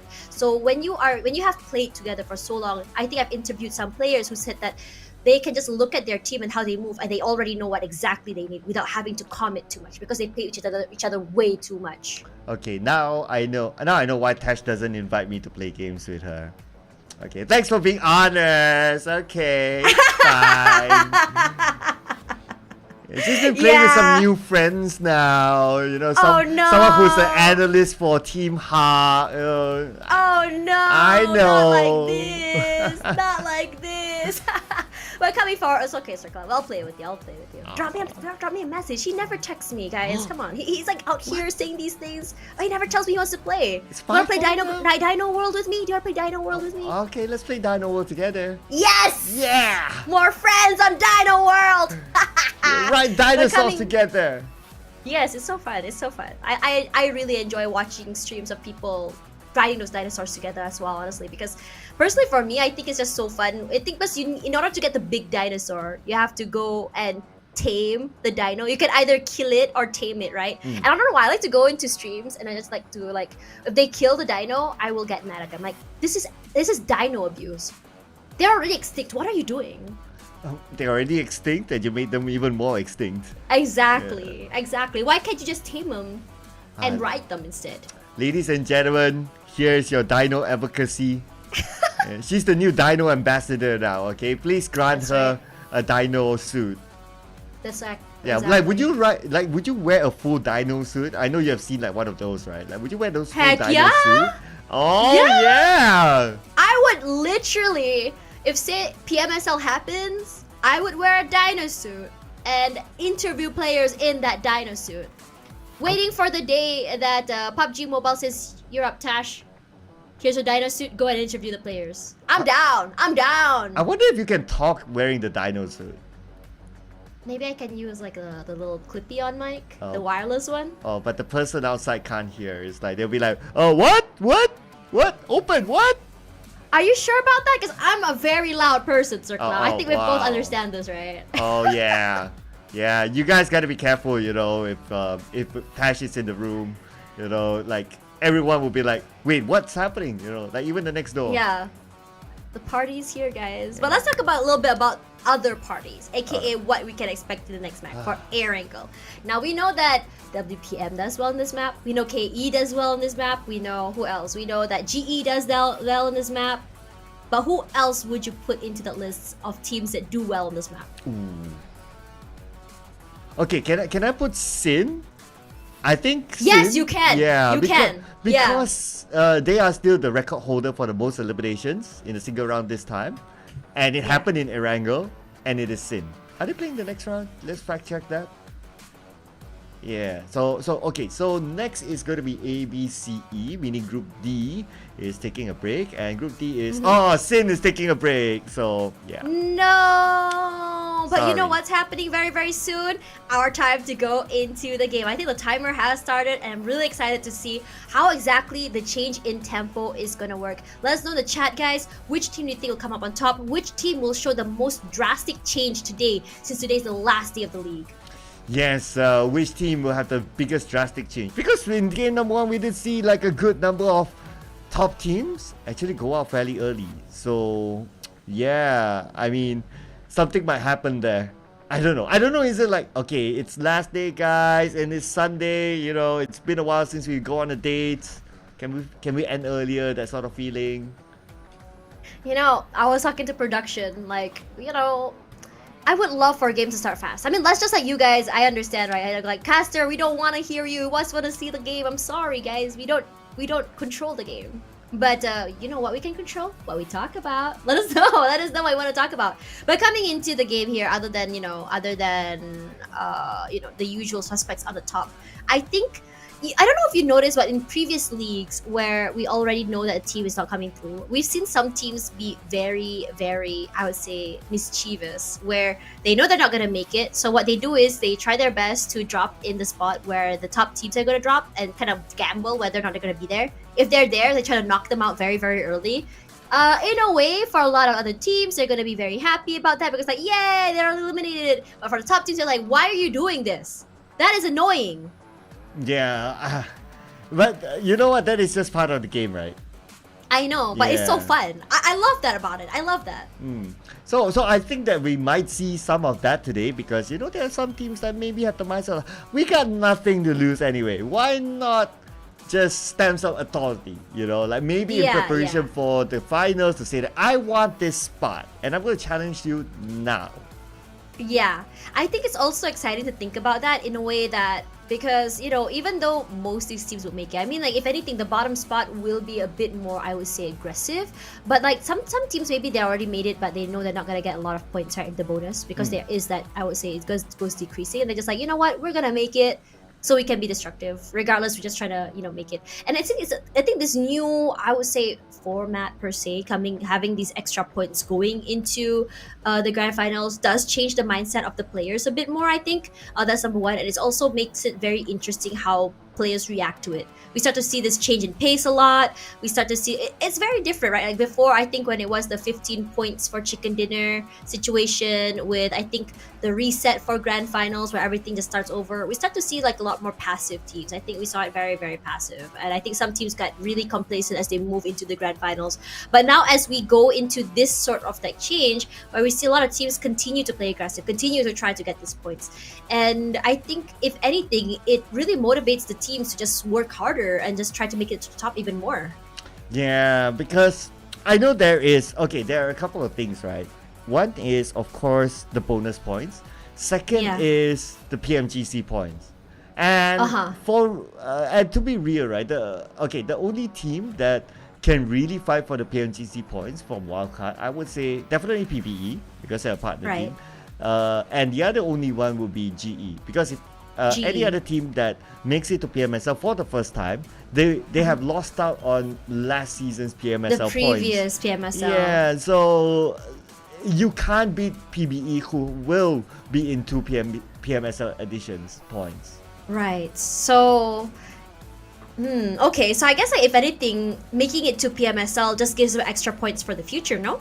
I mean, the more leagues they join, the more points they collect. Unless it's a yearly reset thing. Yeah, well, it's a yearly reset, so that sucks. Yeah, so that's why it's either GE or PBE. assuming GE doesn't go on, then PBE might have a pass to PMGC. A very big pass, honestly, if you think about it. Yeah, because they were already competing in PMSL, if anything, from before. Regardless, I think it's always really exciting when you think which teams will be making it. I actually personally very, very much love when I see newer or smaller or teams who have never made it to MGC make it to PMGC. And I think it gives a whole new different idea on how it really challenges the teams on what is being played here in the big stage. And for you guys at home who watch, you know, the different regions of PMPL, whether it be Indonesia, Thailand, Malaysia, or even Vietnam, you will see that each style of play can be very, very different, and the same goes for this particular region. Now, when you go above and beyond Southeast Asia, this is even more, I would say, more obvious as you start to see teams from the West, which are a little bit more, I would say, more objectives, a little bit more slow. They're not as aggressive as here per se, and it does give, I would say, our players here a little bit more of a challenge because they have no clue how to approach these teams who prefer to play turtle shell than fight back. Turtle shell, yeah. I call it turtle shell, yeah. Turtle shell? Okay, alright. I know it's turtling, but okay, I'll take turtle shell, alright. As long as you guys save the turtles. Yeah, save the turtles, guys. Recycle. Yeah, reduce, reuse, recycle. I know. And plus, okay, the other day I was talking to a friend about, oh, the weather now is really hot and all that. And then we talk about global warming. Right. And then there was a light bulb from this friend. It's like, wait a second, it's global warming? Yes, guys. So please do your part in reduce, reuse, recycle. Yes, that's a PSA there. PSA by Sir Cloud himself. Can clip this, put it in the wall. Oh, yeah. Reduce, reuse, recycle. Global warming is happening. Sir Cloud 2023. Absolutely. Yes. Yes. Thank you very much, ladies and gentlemen. Don't forget to. So, in order for us to reduce, reuse, and recycle, it's also to stay at home, enjoy the show, play games. So the lesser that you go out, the lesser you spend money. The lesser you spend, yeah, and the lesser what do you call it again? The lesser things, and that's not the right word, but the lesser things that you use that will affect the environment. If you know what I mean. Yeah, I mean public transport or normal transport that still has carbon emissions coming forward, and you don't have carbon emissions when you ride a vehicle inside of PUBG Mobile. I'm just saying. And you know what's even better? You don't get carbon emissions when you ride the dinosaurs in Dino Ground. I'm just saying. Oh wow. Boom, mind blown. So basically just stay home and play PUBG Mobile, you know, guys. Yes. It's fun. I really enjoy playing PUBG Mobile. It's just like something that, you know, sometimes I'm on my PC all day, I need a break. I just get on my phone and just play PUBG Mobile. I think the best part about it is because you play on your phone, right? Just lay in bed like this and just like, yeah. And then when you lose, your phone falls on your face and it hurts. But anyway, we don't talk about that. But okay, Sirka, I really want to ask you this question about the game. We can expect in particular. Which team do you think it showed the biggest change today on Sanhok that really caught you off guard? The biggest change that caught me off guard. For better or for worse? For better, of course. For better, okay. Yeah. I think it's easy to say Enigma. Enigma. Yeah. Okay, what did they do right? Yeah, I think okay. So I think when it comes to Enigma, right, like winning fights is like kind of 50-50 for them, and that's why they're like somewhere in the middle bracket. But I think what they really did right inside of Sanhok is that they're able to win fights, and that's why they got like 13 eliminations. Who was the second place team again? Game Lab. Okay, yeah, Game Lab. Oh yeah, Game Lab got a chicken dinner. Yeah, they were tied. Yeah, they were tied. Oh, yeah, but Game Lab got a chicken dinner. But honestly, if you think about it, Enigma's I would say position points, ranking points wasn't like the highest. They only got 5 ranking points. All right, was it Game Lab that got the 5? Yeah, I'm starting to doubt myself now. I think Enigma is the one that got the. So Enigma didn't get the chicken dinner, right? So that's why they got more elimination points to be on the same par as Game Lab. Right. Logically speaking. Yeah, logically speaking. I think for Game Lab, that game definitely would give them, I would say, that mindset boost that they need. And I think for MQN as well, while they didn't really, I would say, survive till the end that they wanted to, I think they came out in the middle. They got like, what, 4 eliminations, which I think was quite decent in my opinion. So, not the end of the world. I think if anything, MQN was very unlucky in that match because they met one very strong team early. They did manage to take out the members members of WPM, which was very exciting to watch. They met up with GE, which caused them a bit of problem as they were rotating into the circle. But in anything, they lost 2 members already during the scuffle with WPM. So. Okay, so just to point out that the point difference between CFU, Right. MQN, and FV, they are only like 1, 2, 3 roughly points. That is so close. Yeah, it is that close. And the fact that Magna is not playing in this round. So, Oh, that sucks. CFU can catch Magna and FV can also pull away from Magna. So that would mean that as of after this round, if that really happens, then Magna is in the drop zone. I think Magna needs to find a way to. I think the way they play aggressive is still very, very viable. I don't hate it at all. But they need to find a way to make sure that they can survive as well. Find that middle ground. Perhaps a different style of play. Or maybe have a little bit, or play together even, so that they're able to pick up each other. Regardless, as we talk about this, MQN taking a break as we go into this map. Ladies and gentlemen, buckle up. It's gonna be a very bumpy ride as we play the first map of today for Erangel. So let us know in the comments, will it be which team do you want to see get the chicken dinner? So here we go to Erangel. Let's fly in.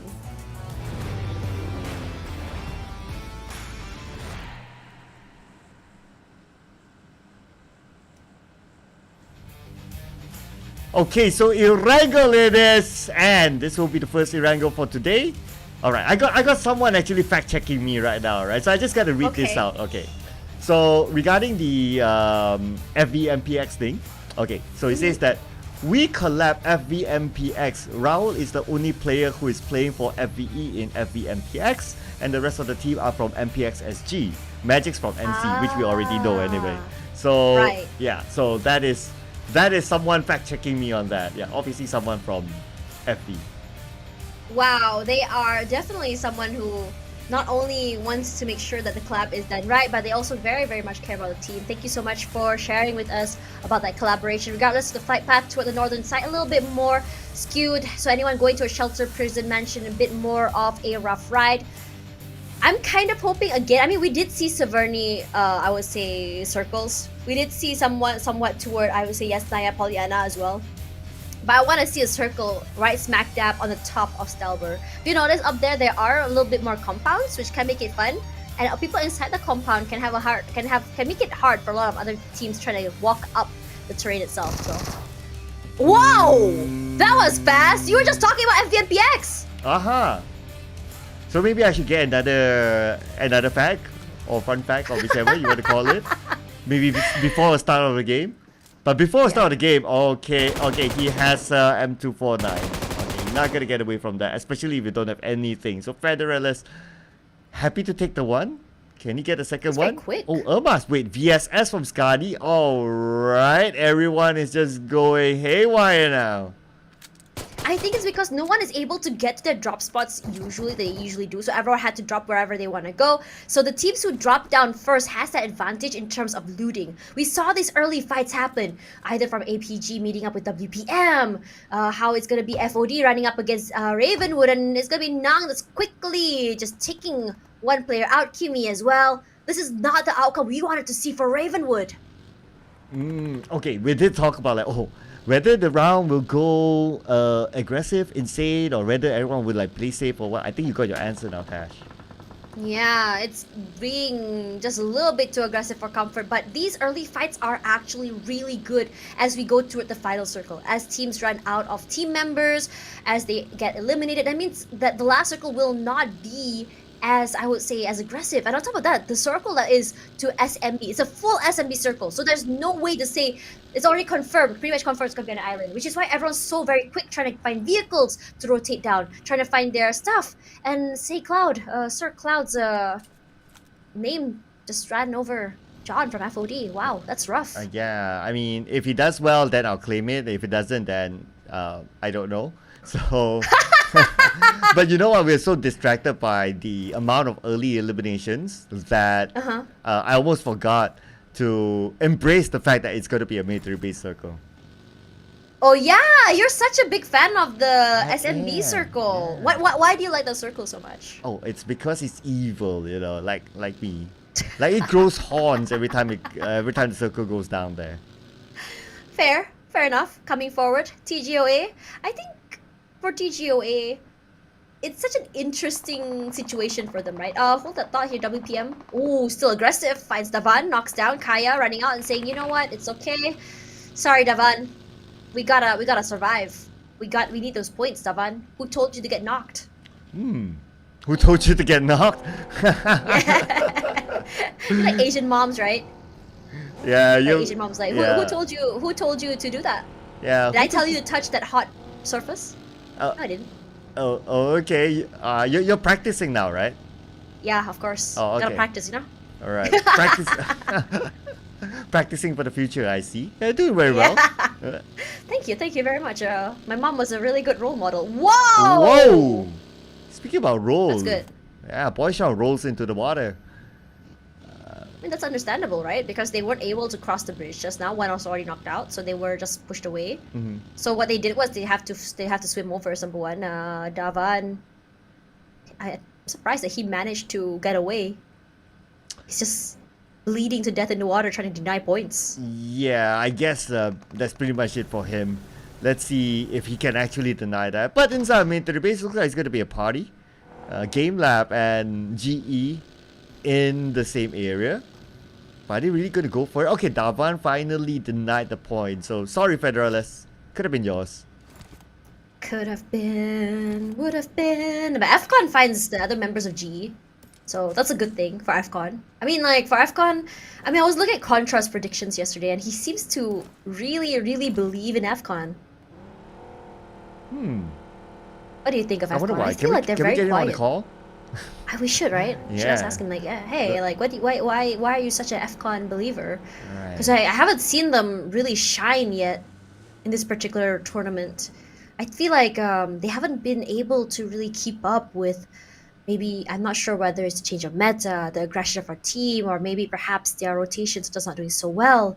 They haven't been really coming out on top in terms of team fights either. What do you think is the biggest weakness they're facing right now, Sir Cloud? For Falcon? Yep. Yeah, okay, so I think that okay, well, hang that thought for a second. You just mentioned about Falcon. Yeah. And Shenlong got eliminated. I think, okay, what I can think of for Falcon is that despite they played last season as well, right? I think they're lacking the X factor. You know, like if you have that X factor that we will talk about a certain team and there's like that strong talking point, like even like for West Point Mamba, despite them being like, okay, not too far away from Falcon, but they'll be like, oh, you have the Federales who can really pull magic out the hat and all that. But Falcon doesn't seem to have the X factor. Kaya. It's not like Kaya, KE is just trying their best to get to SMB. It's just been so hard for them.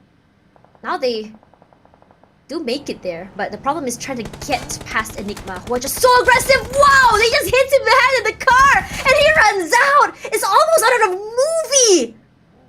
Wow, okay. You can clip that out of a action movie and it's pretty similar there. We saw 2 action movie shots this week. That one and the one where the car exploded. Yeah, and the they car ran into the water. exploded and the car like went down in the water together. Yeah. Yeah, in midair. That was kind of dope. That was kind of dope, yeah. Not gonna lie, that was definitely something. But I guess that's also because, like, okay, when the circle was in military base, what I noticed is that there were no teams, like zero teams inside of military base. Everyone, 100% was on the other side. So naturally, the race begins and the race happens, and I guess that's where everything just goes mess. Despite that, I mean, we are starting to see WPM meet a lot of these teams early. I mean, last round, they went out early, which was very shocking for us. So at this time, it feels like they just let their teammate go, that's fine, and they decided to just leave the area. And on top of that, WPM managed to run down an entire team. So I think they understand, like, how exactly to deal with the situations where you are going to meet someone early. And it's going to be for TGOA in the blue zone. I think this is the problem with these, I would say, these very aggressively placed zones that are just so far away from the flight path, you start to see so many teams in the blue zone because they're not able to get into the circle, not able to rotate out. Look at how many teams are still on mainland. And on top of that is toward Novorep Noye. Yeah, it makes things even worse, especially for the teams on the left side. But look at the amount of teams, or the amount of players actually using the boat. We don't really see that often nowadays. But it's going to be That's PBE, like a random... PGOA, random boat spawn? No, I was going to say a random airdrop in the middle of the water on the southern side. Something I don't always see. Yeah, I mean that's meant for the fishers, you know. Do you know that if you actually pick an airdrop in the water, there's actually a special weapon called a harpoon? Really? I feel like you're lying to me. Like, oh my god! I'm trying. I almost got you there, right? Yeah, I heard the silence and I was just like, there's no way. There's no way. Oh man, that would be really funny though. I thought it was like a weapon that you can use underwater, because imagine if they actually added that, right? One weapon that you can actually use underwater, only in the airdrops. Oh yeah. It gives a bit of it gives an advantage to people who are swimming. Yeah, and like you swim, like your opponent swims, and you can chase and you can shoot underwater. Perfect. But not so perfect for younger Galacticos. Ouch. Yeah. We were just talking about guns underwater, but it's not gonna be guns underwater, it's guns above water that we are seeing here. This is a very different G-Lab, I have to say. It's a G-Lab that seems to understand how exactly to play together. And starting off with 3 elimination points, defending the ground against YG. But oh, speaking about defending, Shroud! Did he just shoot the ground? But okay, never mind about that. But he still got eliminated, so it's going to be the first point here for Hyena Raven. Still a lot more. But now Hyena Ravenwoods are in trouble because D2Y is coming. The sprays are out, but thankfully the ladies are not inside. Oh, it's close by the area, but they're completely surrounded from the backside. They have no clue how to fight this with only 2 players. They need to go for an isolate. Those shots come through, but none of them are actually connecting onto them. These Molly does not flush them out. They do spot out Harley. Harley runs out straight into that nade. Unfortunate timing. One more play for the top side. She gets 1 knock. Coming forward, baby. Can she go for 2 is the question. D2Y moving out to the other side and try not to go down. Baby jumps out. Hits the ground. So low. I'm not sure if they heard her drop down. It doesn't seem to be the case because they're still focusing on to the top. But okay, now they're going out, they heard the footsteps, DBS in hand. They can't find a good angle. Baby! Fighting for her life. The smoke is blocking St. Cloud. Baby gets Goblin, Baby gets another one. 1v1! Can she pull off a clutch? We want to see this happen so bad. Baby, the final member left alive. This could give her 4 points. She just needs to find the right time through. The sprays are out. She hits that nade. It hits him for a little bit. He runs out to the top side, but she immediately finds Goblin, takes him out. This is a good thing. Want to secure all those points if possible. We did talk about the point disparity coming out here. You hear so many sounds coming out. She doesn't get 1 more. A nice switch and moving back and forth. Unfortunately, not hitting at all. This is kind of hilarious. This is crazy, you know. This is crazy. Okay, if Baby can pull off a clutch, it's gonna be one of the clutches of the day for sure. Clutch of the entire season for them, honestly. Oh yeah, that we can put that up in the charts as well. Okay, but she has to do it first. All right, let's calm down, people. Calm down. She has to do the business. That nade comes through. He cooks it, but he doesn't see her. These smokes are not doing him any favors. He hurts her. She eats up that nade. Where is she? Okay, here we go. He knows. Spray out! Ah, so close! I really wanted to see the Underdog Shrine. I'm not gonna lie, I would have really wanted to see that as well. But it is what it is at the end of the day. It's true. She really did try though. Yeah. I mean, Baby has been one of the heavy hitters for the team. Whenever you see Hyena Ravenwood take these fights, it's always Baby with the opening picks. True enough. And it's not the first season playing as well, so I guess experience just shows. But okay, so let's see if PMPS can actually get these elimination points. They actually have a really good chance, but the only unfortunate thing is that they don't have the circle and the blue is just right behind them. Oh man, Boy Shot in trouble. I think KE has had such a rough circle. Finally goes down to the blue zone, denies the point at the very least, so there is that one elimination only. I was really kind of hoping to see KE make it out on top, at least to the top 10, maybe even top 5. But it just feels like since they dropped down, they were meeting so many teams in their rotations. It's just so rough for them. And for FV, they will be the gatekeepers that do not allow FOD to even get to land. So now FOD in the water, what they can do here is they can just deny the points, and FV, this is the biggest mistake they can do. They lose their vehicle, not the boat, not like this. I mean, it feels like the boat is kind of like a bait, you know. It's like, okay, the other team on the other side is just waiting for like, okay, whoever gets on the boat will start to shoot. As simple as that. And because of that, now they can't move. How are they going to get? Okay, they can get into the car, try to go back onto the bridge or go back to the military base island. But we actually had CFU. Okay, CFU, if they knew that was FVMPX, they would be happy to eliminate them. Yeah, and on top of that, CFU, not only are they at least in the circle, they're trying to deny anyone crossing. The other members of CFU crosses, FV will just deny anyone those points, just dying at the side. And I think that's of the same case for FOD. So the two teams starts with F will be at least going down. I think Enigma is just trying to stop them from coming to land at this point. So if they're lucky, they're able to get at least, what, 4 points there? But look at YG as well. Look at where they are holding. YG. Oh, okay, on the other side. But I don't think any team will come there. Where's PB? Okay, PB is in the middle of the circle, so they survived.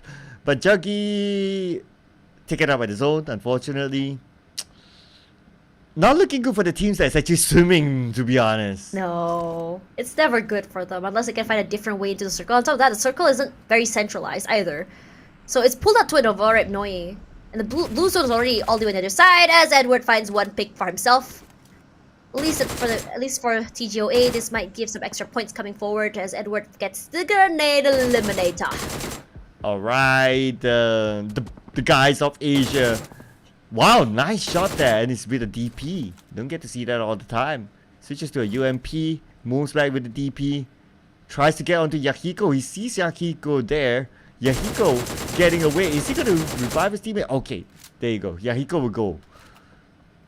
I think he's trying to, but looking at the other members, MayW is still very much alive. Peek up, get some info, go back down. Just finding the right time to get to land. I think it is possible. He can go southern side and try go up. I think the problem is he doesn't have that information. Bounces some smokes coming through to give him a little bit of wiggle space to take space, but G-Lab is close by.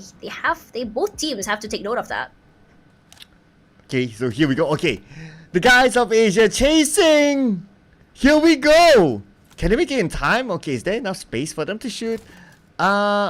Okay, there's a small window, but if they don't pull the trigger in time, I guess the answer is no. So here we go. They will survive. That's a duo.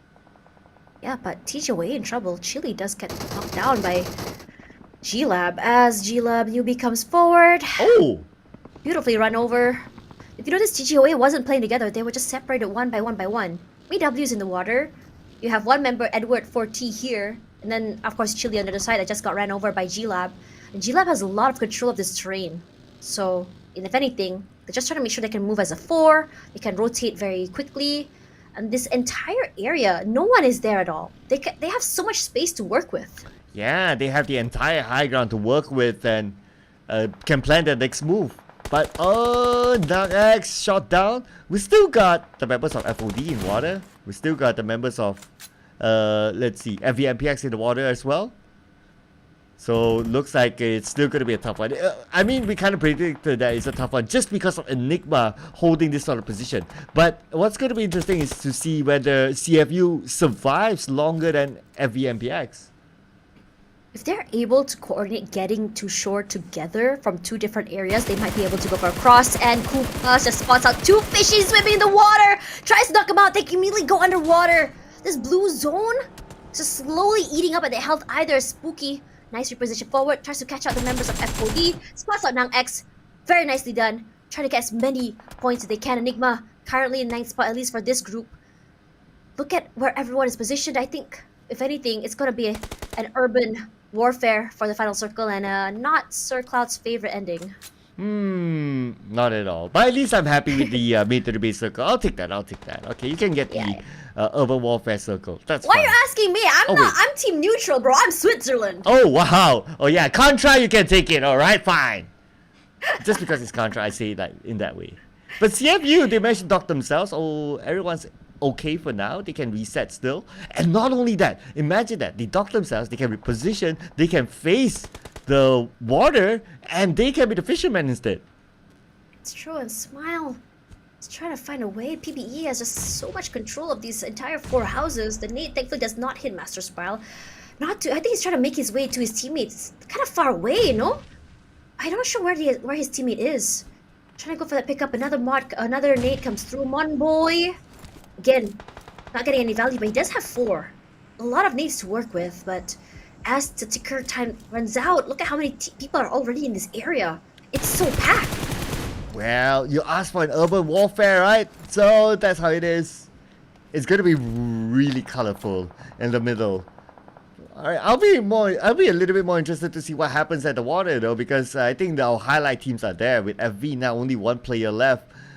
Smile will be knocked down by Aaron. CFU secures their first point in this round, so they are even at least on eliminations together with FV. CFU will be looking to get more, but it's not showing yet on the elimination feed. G-Lab has been very aggressive today. They just want to play catch up if anything. They've already just actively scouted out this area, and they made sure to stalk every single member of TGOA. They understand that TGOA was separated, and they took full advantage of that. Regardless, as the circle is going to be pushing through, it's going to be toward the middle side, so anyone toward the waters have to move into the buildings. Now, for WPM, this is going to be a big problem because they need to come down that terrain to the area. Romeo Boy finds a nade onto May W. That was huge, as Magic's going to play at the side of the terrain. Healing up, making sure they have a little bit more, I would say, shields. I think he can play this very, very sneakily, but Joseph is there. And because of Joseph's shot toward Magic's, gives his positioning away, and he has no choice but to swim in the water. Okay. Oh! He has some space to shoot. Okay. That is so smart. Okay, but now Joseph is up on land. So, it's going to be Magic's versus Joseph, but Magic's now, okay, he has some space. Alright, let's see if we can land those shots. Joseph now 40% of health. He has cover on the other side, so I guess it's just Magic's really trying to squeeze even that one single point. I mean, it's best to do so. I mean, every single point counts, right? Might be the difference between, making it or not. Are we still waiting for Magic's to find the right angle or area? Thankfully, both these 2 players are gonna be separated by that pier. So if anything, they need to get their timings right. But again, G-Lab still way outside the circle. Very difficult to come through. Nades are out. Does it actually hit is the question. Oh no, it's just a smoke. Smoke that separates them too. Here we go. Here's the nade. Does it actually hit? 3, 2, 1. Nope. Nah, Joseph moved away. Yeah, he was very quick on that. Yeah, because Joseph is focusing on to get into the circle, so that's why he moved down south instead of Magic's. He wants that elimination point, but unfortunately he'll be disappointed by the fact that Joseph got away. And by all the teams moving into the container area, meaning that for Joseph to land, it's not going to be an issue for him. Yeah, but Spooky does find the opening. Magic's, in fact, goes down. Finally, 11th place, 1 elimination. Not the worst way to go, as G-Lab just immediately rushes into the circle, comes inside now, has their full attention onto the members of PBE. Raimon goes down, and they want to take this area, and it's been doing very, very well. 2 products by Raimon in return, as Kai finds Cool. So it's looking very good in G-Lab's favor, as Kai just shoots them straight in the face. That was just so aggressive. Babe, G-Lab or Game Lab is now 10 elimination points. They are bringing the roll from the Sandhawk round. G-Lab does so well when they finally are feeling it. And they've been playing on the side of the circle, the southern side. It does so well in their favor. They've stopped so many teams from even coming to land. Anyone doing that long rotation on the southern side will absolutely have met with G-Lab. And that's how they've been farming 10 eliminations. That's not the highest we've seen. Not even close to being caught by other teams. I think the second most is Enigma with only 5.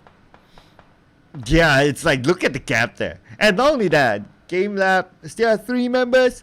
Not too bad. Does look like they can still gain more elimination points, but okay. Most of the teams there are on the northern side. So I guess if any real fight were to happen, it's like maybe by the next phase of circle. This is what happens when it comes to urban fights. So now are you Team Contra or Team Choo Choo Cloud? Choo Choo Cloud. This Thank is taking you. way too long. Thank This you. is taking way too long. Imagine if it was an open area. You'd have seen like 5 different picks already, but everyone's just waiting, trying to see where the circle goes. So if only when the circle is shifting, then we'll start seeing these picks. Now, this container area is honestly one of the best places to have these fights, in my opinion, because it's always that first contact. It's always who hears who first. And why did YG definitely hears, here we go. My question is whether or not he'll get the first initial pick. Andrew close by, trying to scout out for information. But my worry about YG is that even though they're just the last 2 alive, I would love to see them playing a little bit more close, being able to support each other. Perhaps a crossfire, perhaps a bait. But I guess they will have the opportunity since it is a compound area or a container area, and they still have time though. So we still have stage 7, and I guess by the time stage 7 comes in, which is right now, I wonder if they're still in the circle. But as the stage goes by, they will definitely need to play closer at some point. And since it is a urban area, so there's not much space for you to really open up. No. Unless you have like 2 compounds to yourself, but as a 1-1, I don't know. I'm not a big fan of holding a big compound on my own. I prefer to have at least 1 teammate with me, cross to the other side, be able to provide not only information but also cover if I decide to peek. Trade potential is, I think, what I would prioritize in this situation. But as the circle goes here, Enigma runs through. I'm not sure if they know there's someone here. I think they do know that in that warehouse is CFU. So I think that Enigma will definitely be taking this fight. Cooks out that nade, smokes them through, actually hits someone. But they do answer back. Oh, okay, CFU gets 1, gets 2, gets 3. 1 more to go. And if CFU can get the entire Enigma, this is going to be huge for them. Okay, but let's do the business first. Enigma eliminated. CFU gets 5 elimination points. And as of now, they overtook FV. That is a good hold by CFU. They did not even flinch and make sure to have Enigma push through. They had all these angles coming through. They knew they had DBSs. They knew they had a shotgun. So all they had to do was just find and wait for the right time for them to push in. And speaking of that, WPM pushing into FCon. Say Cloud trying his best to stay alive.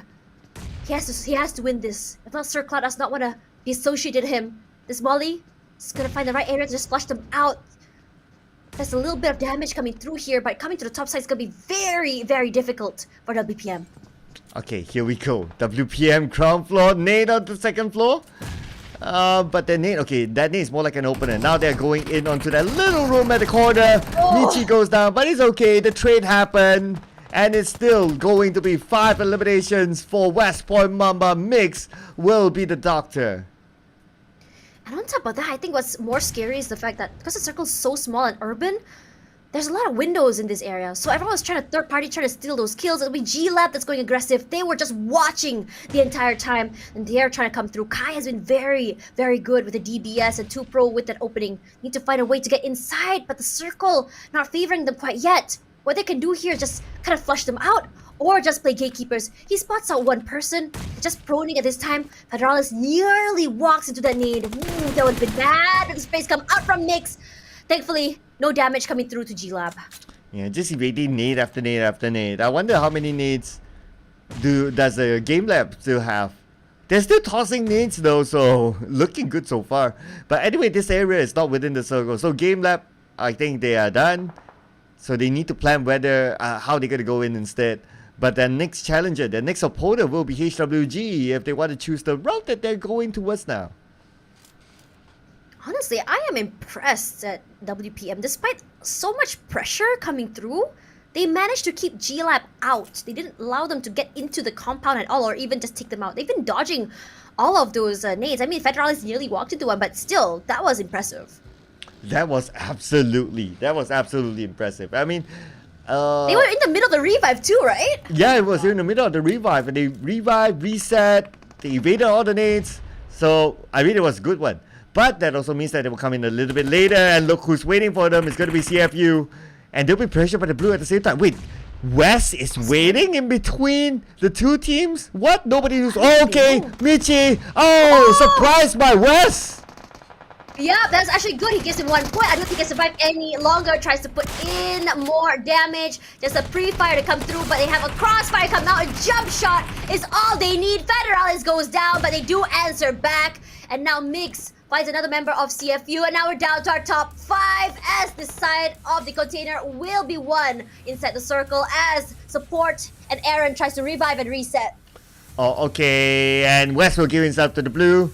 While the rest of CFU, they still steady. Yo, CFU, 6 elimination points so far. Support should be able to be picked up. Yes, he will. He will reset. And right now, CFU, they have the most space. Most of the teams at the southern side. Yeah, this warehouse hold for a long time has given them a lot of wiggle room and space. With one inside, gives them a lot of information. Mewtwo goes down, needs to go in the pickup. We hear the sounds coming out by a lot of teams, and G-Lab has spotted out their next victim, HWG. What are you gonna do about it? Yahiko to the top side. I think they might have an idea. They are slowly climbing up here, checking every nook and cranny. Don't want to be DBS on top of their hits. You hear the roar of weapons, but no damage coming through. Okay. Speaking about damage, right, we could see some here. As Kai with the nade, tossing onto CFU. Looks like we're not connect. Okay, lucky one for CFU. They are pretty much inside of this compound.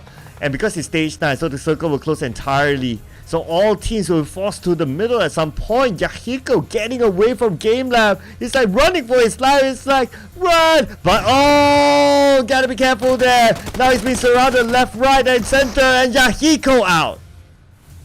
Yeah, and I don't think he knew. He was like, he saw Romeo, but he was like, nope, I'm out. But walks straight into G-Lab. Romeo Boy this time wants to make a miracle play. Nade evaded. He tries to move forward.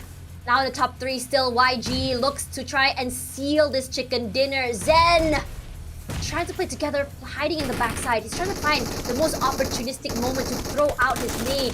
They have another idea.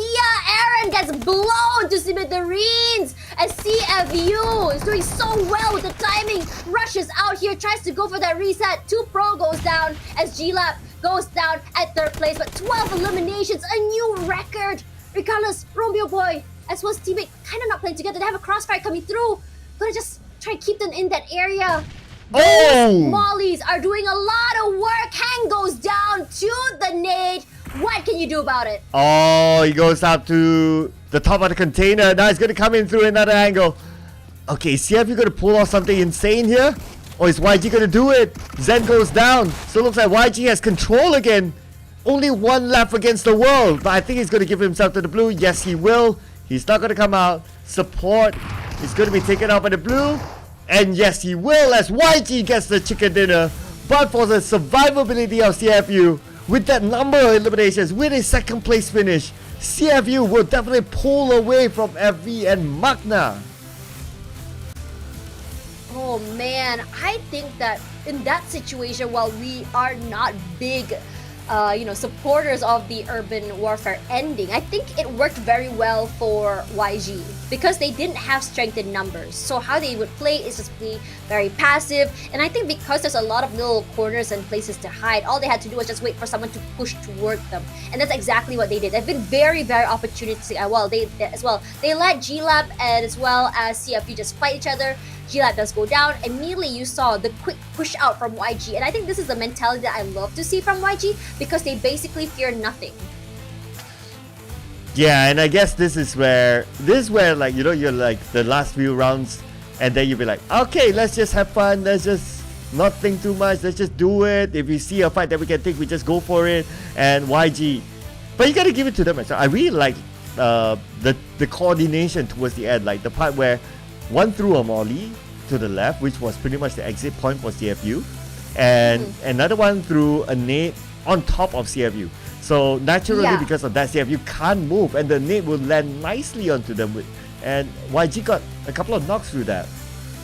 That's an insane set play, honestly, which I never thought would happen. I think it's understanding where the circle was pushing from gave them that advantage. Regardless, coming in here for a team to watch just now, G-Lab, YG, CFU, and WPM.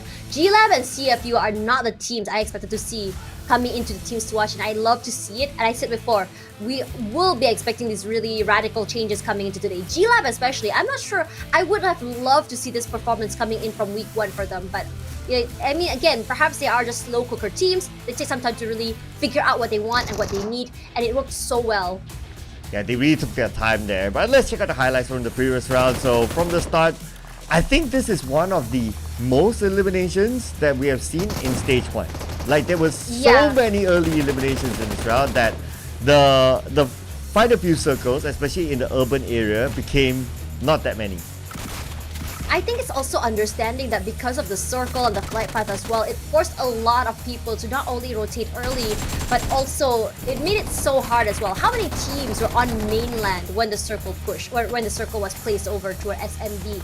And there was not a lot of teams that actually prefer a drop there as well. I think a lot of the ideas for these teams to drop that the circle might be toward mainland. I think most of the time, I think about 80% of the time, it's going to be a mainland circle, which is why when circles, unexpected circles like that, I wouldn't say unexpected because we have had a lot of SMB circles, but when this, I would say, very rare or rarer circle happens, you start to see a lot of people start to really fight each other to get into the area because of the migration.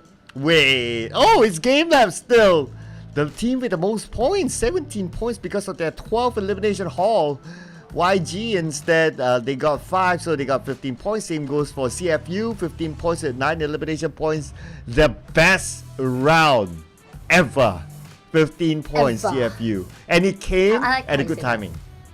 It was really a good time because they need to not only stay alive during, toward these last moments, just to make sure that just to solidify their lead or even positioning in the top 16. Sometimes you never really know what could happen. You don't know if suddenly a bottom team just get an unexpected chicken dinner with maybe 35 points, 32 points, right?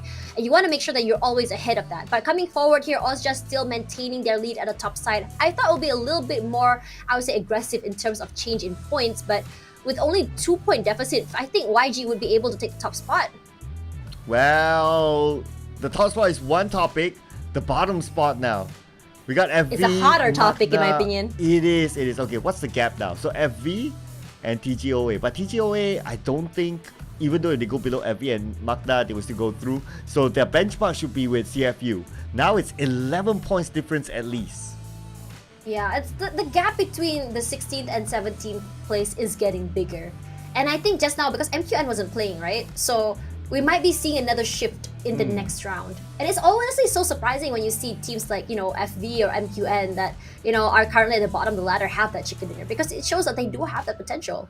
But my question now is, what exactly do they have in mind to make sure that they can take over? It is still an 11-point differential. It's not the hardest to beat, but as we're running out of maps today, we have 3 left. The question now remains, who exactly will be making it to the grand finals? Yeah, and CFU, technically they have 2 more games. FV have 2 more games. Magda is 3 more. But we'll continue on with our games, ladies and gentlemen, after this short break. So do not go anywhere. See you after this.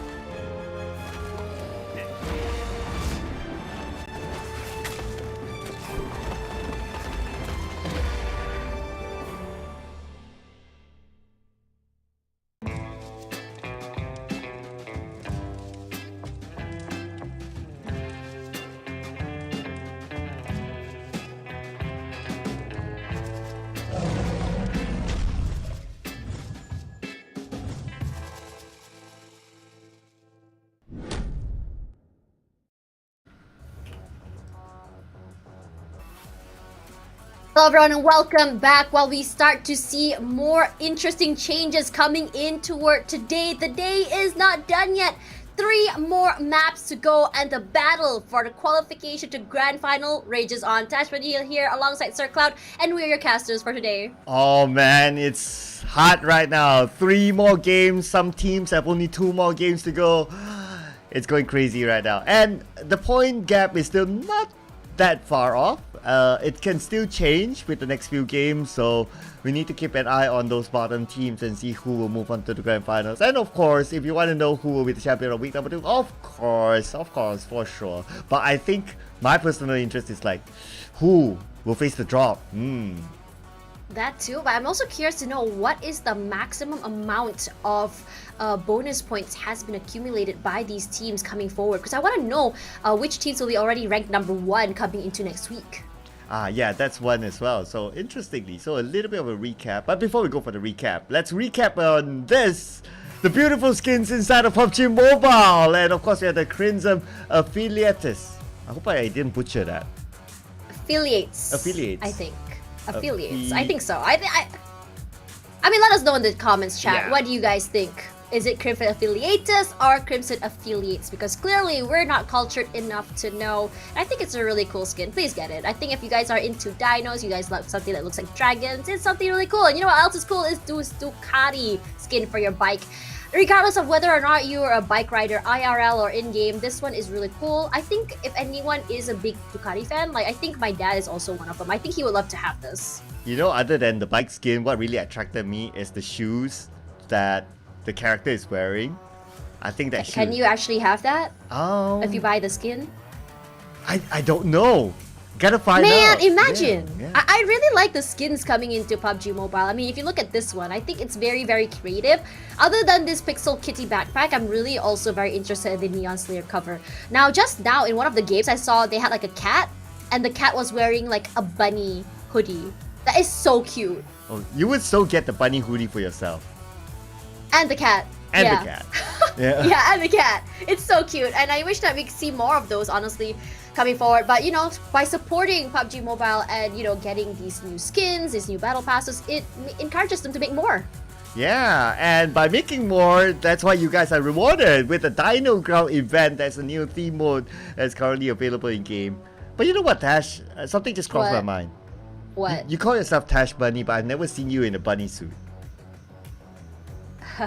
We don't talk about those days. Okay. We don't talk about those days, Sir Cloud. we will take this offline, alright?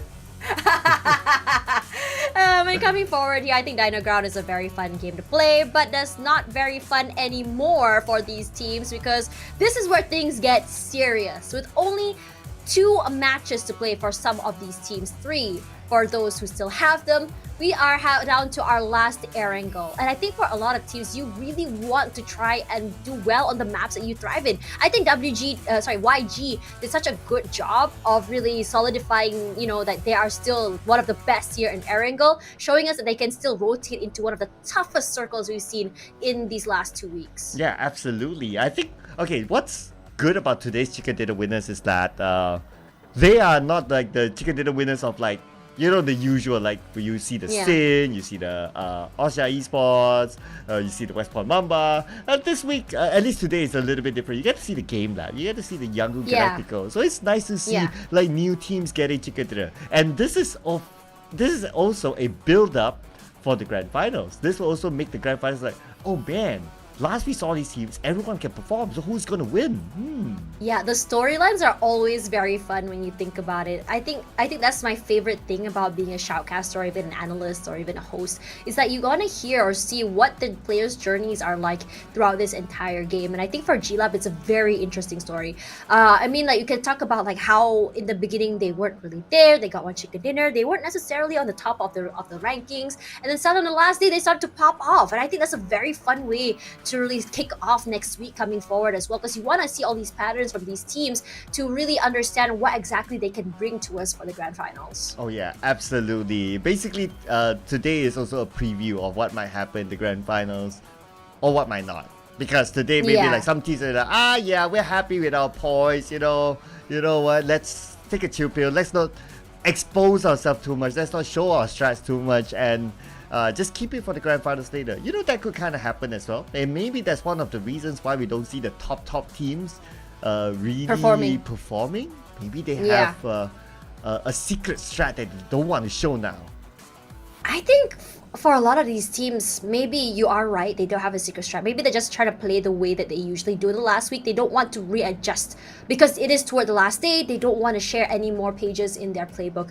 But I think for some teams, perhaps even Gila, because it's such a drastic change for how they were playing in the beginning of the week, I'm wondering if this is the strat that they wanted to keep toward the grand finals. Because some teams, they feel like they have to, you know, toward the last day where they feel like they need to survive. So perhaps this might be a taste of what that is.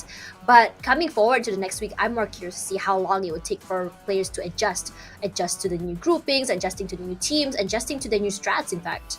Yeah, because of course it's going to be the fixed 16 teams, so the strats will definitely be different. They don't need to like, oh, who's playing in the next round? Oh, who's not playing in the next round? Oh, what map is it? They just need to be like, what map is it? So the top lane becomes a little bit shorter, and it's more like reminders of like what do the teams do, since it is kind of fixed, right? Like what are the teams that will be playing? The same 16 teams that they'll be seeing that time and time again for 3 days. But that also means that, you know what? Game after game could still change. It's because like one team learns from the previous round and it's like, oh, I'm going to change something, and again that comes the ripple effect. Yeah, that's the micro adjustments that come through, right? I mean, that's what players do. Now, I have a curious question for you. I mean, we do have breaks in between each map, so I think when we go into the game, you can answer this.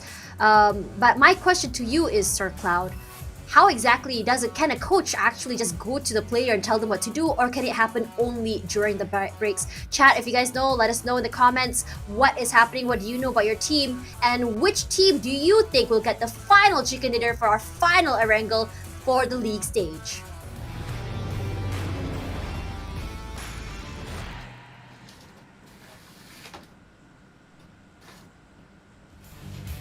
Oh, thank you, Tash, for the question. And I think that question is really good because I think that our audiences might want to know as well.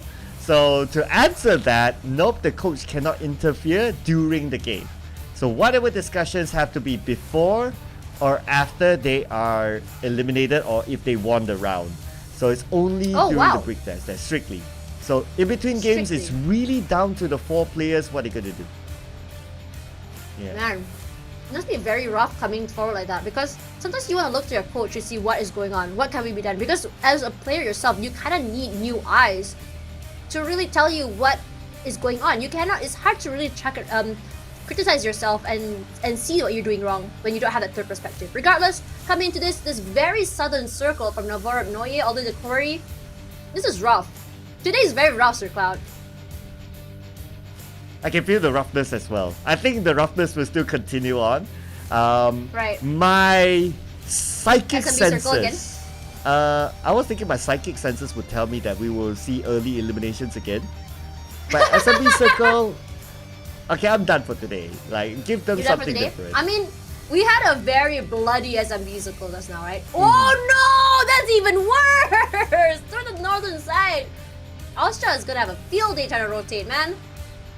Ooh, okay, and West Mamba as well. So there's a possibility that with this kind of circle, like the bridges will be gate capped by teams. So as they get across, and you know what's going to happen after that. So they really need to time their way. And plus, right now, because like some teams will want to stop each other from doing better, right? So the bridge camping might happen. But let's see here, CFU will be happy if they can take down Magna. But Magna skid away. I think for this map, Magna has a lot of catching up to do. Currently, I mean, in this group, they're at the very bottom. If they want to take over FV, it's like 3 points. If they want to take over TGOA, it's about 13 points. I mean, it's not impossible. It's still very possible. If they want to take over CFU, also not impossible. But it's still quite a tall hill to climb, given how different everyone is playing today, how aggressive everyone is playing today. Yeah, which is even scarier, right, for the teams fighting for their survival. Like, if the upper teams is like, at most, what do they lose? They lose extra points in the finals, which is like, it's still bearable. But if you lose your ticket to the grand finals, basically that's it. So I think it's even scarier for the teams at the bottom.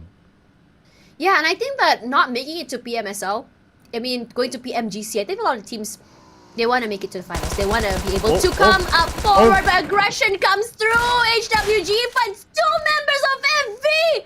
Just like that! That is, oh my god! That is nasty! Yeah, Man. that's the words of Tash, just stolen away by Sir Oh, Cloud. sorry. That's why I learned from the best, you know.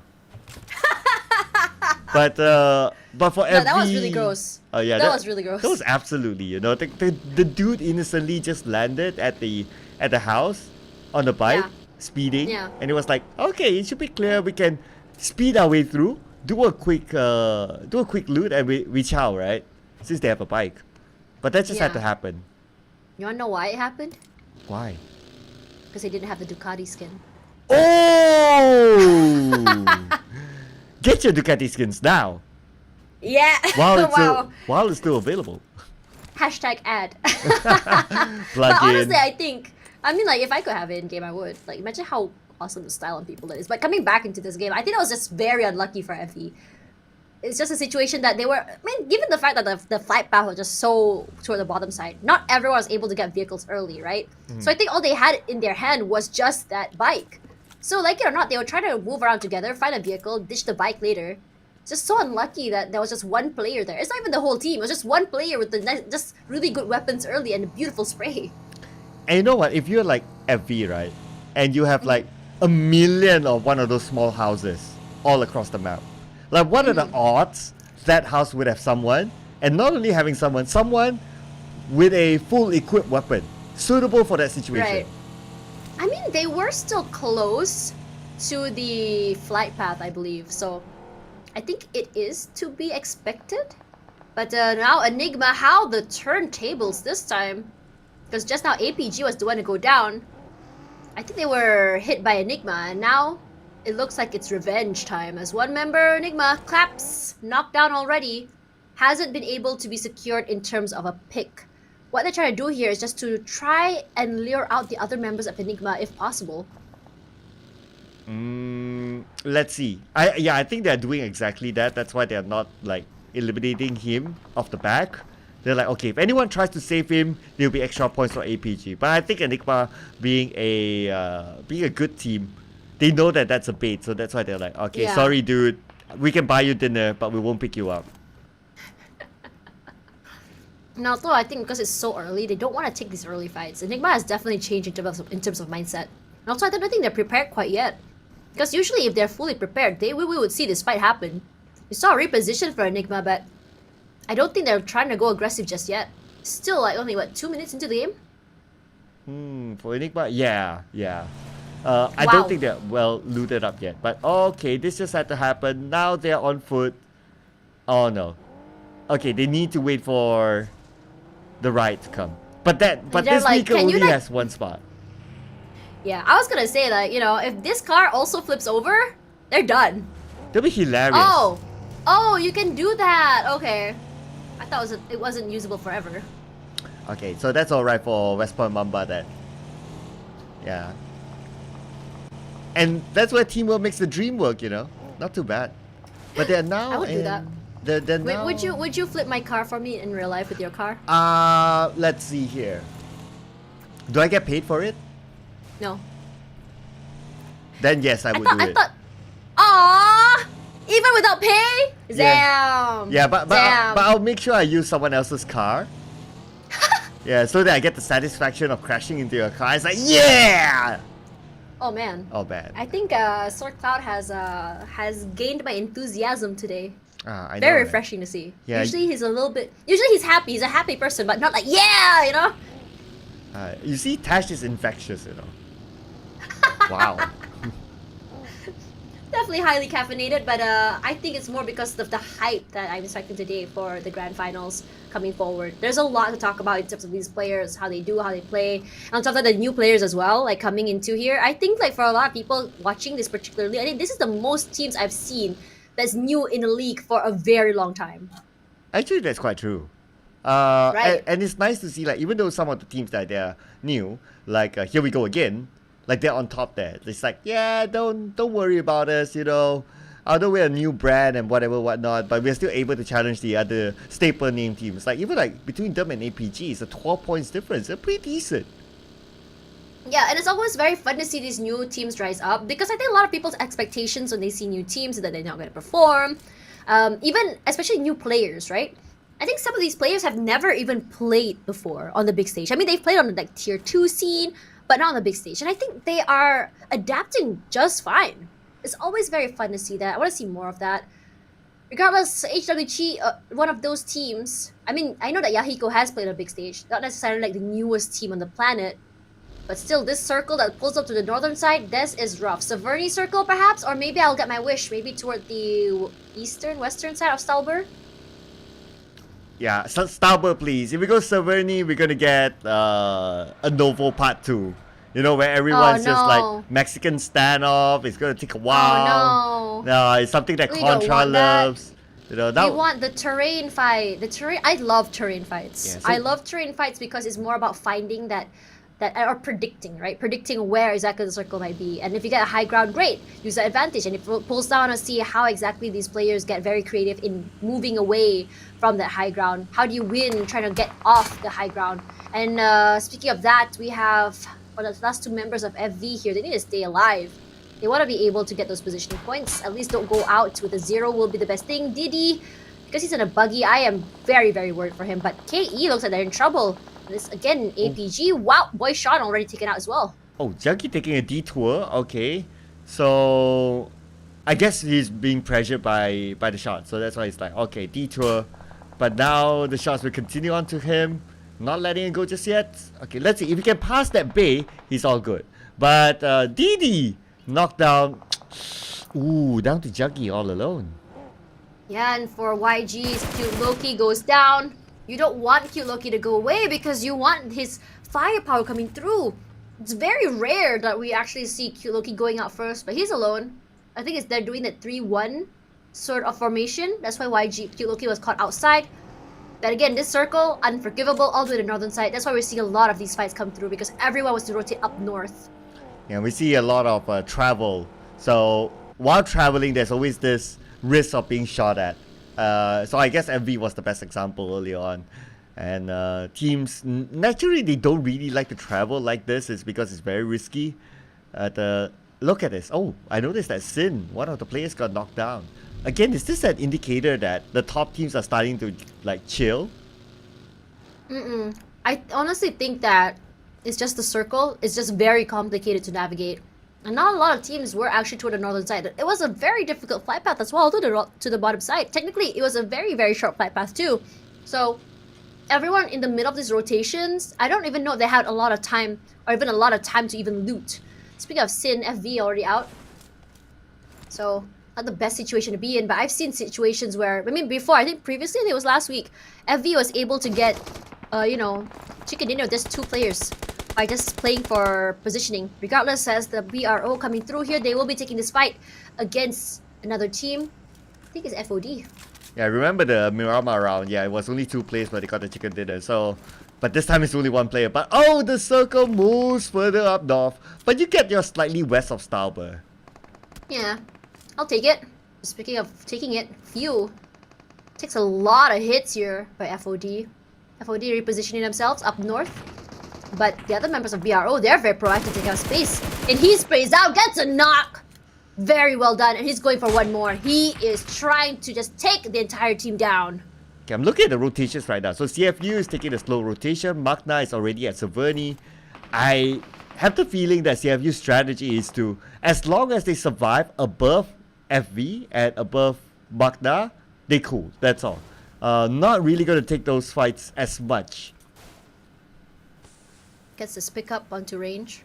His teammates are close by, at least to give a little bit more space, but I would love to see a little bit more aggression coming through from his teammates, but MM, still waiting. I think if anything, they're more worried about these terrains as Magna, Mal huge, finds DGOA. This might be the pace or the change they need to just get those points, just launch themselves out forward as JLL goes down. Very aggressive. Oh, okay, Edward. Source passed by HWG, AOK, not being shot at. APG doing pretty much the same. I think it's because the amount of smokes around HWG, so they don't really have vision of other players actually circling around them. But right now... APG is also close by. Yeah, Sorry about that. Yeah. Oh, okay. APG onto Magda. Okay, this is going to be interesting. Labo does find one at the very least, but Exit does answer back. It's going to be Mal going down here. Our hard hitter very, very early. Now, as Few is being the bait for Easy. Few's trying to relay information. Range and Dale in trouble. MM trying to get that nade down. That's actually hit. It's a question. John holding in, does not clip onto. But look at APG dominating as Range gets just blown to smithereens. John, he tries to make it work. Eats a bit of damage from that nade. MM, what can you do? MM wins it! He's so low! Tries to make more happen. Healing up first. Taking his time. Ooh, and Tash, Magda is out, but hold that thought as MM loses the close quarters combat fight. Unfortunately, he lost to a DBS, so it's a pretty straightforward knock there.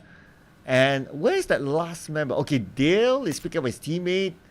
So right now, they have Few in front. Easy is the one still alive, and Dale has an AK in hand. He'll go in for the charge. Range throws out a nade. Actually, does it hit? Is the question here. Does not. But they are going to try and save Few if possible. Strength in numbers is what they want. Easy is not making it easy at all for him to get picked off. And Hugh is willing to waste time. You can see this trying to rush through, but APG now just rushing up. HWG is in trouble. This aggression coming through from APG is just so very different. It felt like APG hasn't found the answer a few days ago, and now they do. And they're taking so many eliminations already. 12 in the bag. And the circle moves towards the right, and look at the number of teams on the left. So we can expect more fights happening there. At the same time, CFU managed to get themselves into the circle, and they have a little bit more elevation onto Enigma that's right below them.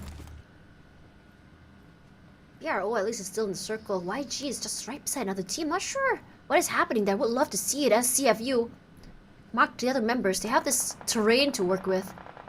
But getting off the terrain is going to be the biggest problem. It's such a big open area. They spot out Enigma. Hang as well. Sprays out Aaron. Unfortunately, does not hit and does give away his position.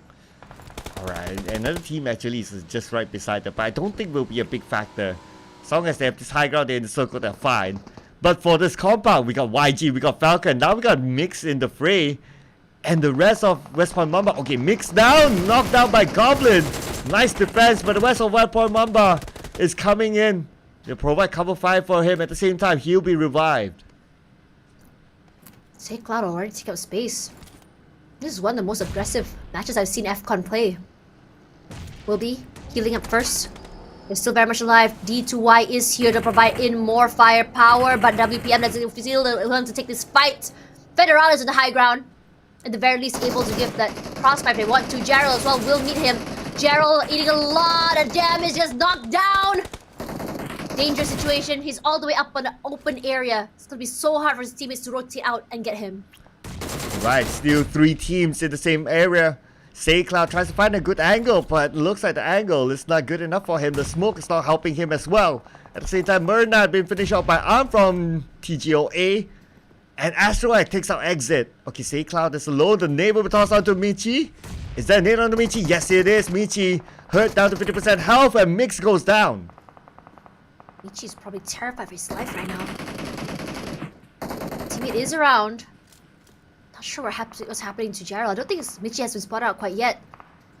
But no answers quite yet as D2Y, despite getting hit by a lot of damage. Smokes out, still trying to go for that pickup. SayCloud will provide the cover. He knows where Gerald is. Just gonna try to split the car. Hydraulics just zooming forward, and he makes it out unscathed. How on earth did he do that? Wow, that is smooth driving. I want to know which driving school he went to.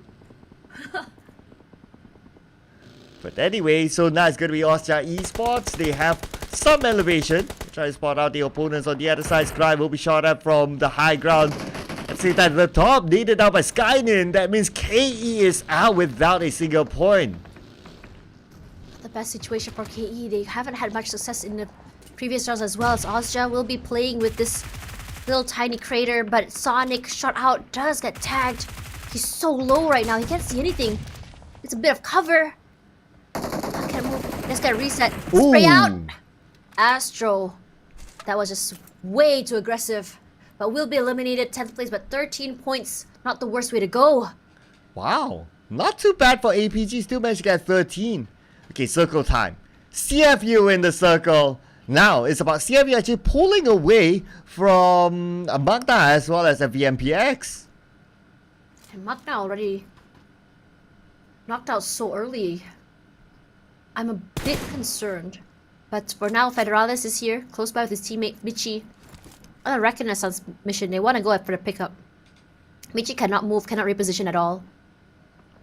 Yeah, Michi. The only way for him to get out, is, there's a buggy. Buggy goes to pick him up, and he's safe. But then again, for the buggy to even go to that direction is scary. It's a risk. He could be shot down as he travels onto Michi. But, Michi, he has to move somehow because he's on the outside of the circle. But same goes for the other teams inside of the same building. WPM might just be the gatekeeper at this point. Maybe they can just catch out FCon as they try to rotate inside. Sprays are out. FCon in trouble. Say Cloud does get tagged. Federalis putting in all that work. We understand now why he's the MVP for so many seasons. Yeah, Federalis still able to rank in those elimination points. Good cover 5 over farm, I must say. And now he's trying to get more, it seems. Still putting pressure onto the rotation for Falcon. Falcon right now with YG still stuck in this compound at the same time. The guys of Asia out at number 9 with 1 elimination point. Michi is still stuck on the outside. They don't seem to really have a plan. Okay, on the other end, it's a smoked up buggy. Usable but risky. Better not, but it's gonna be clear taken out here by Austria as well. Sin down to the last 2 members. As we look at this area, wow, eliminated already. Sin!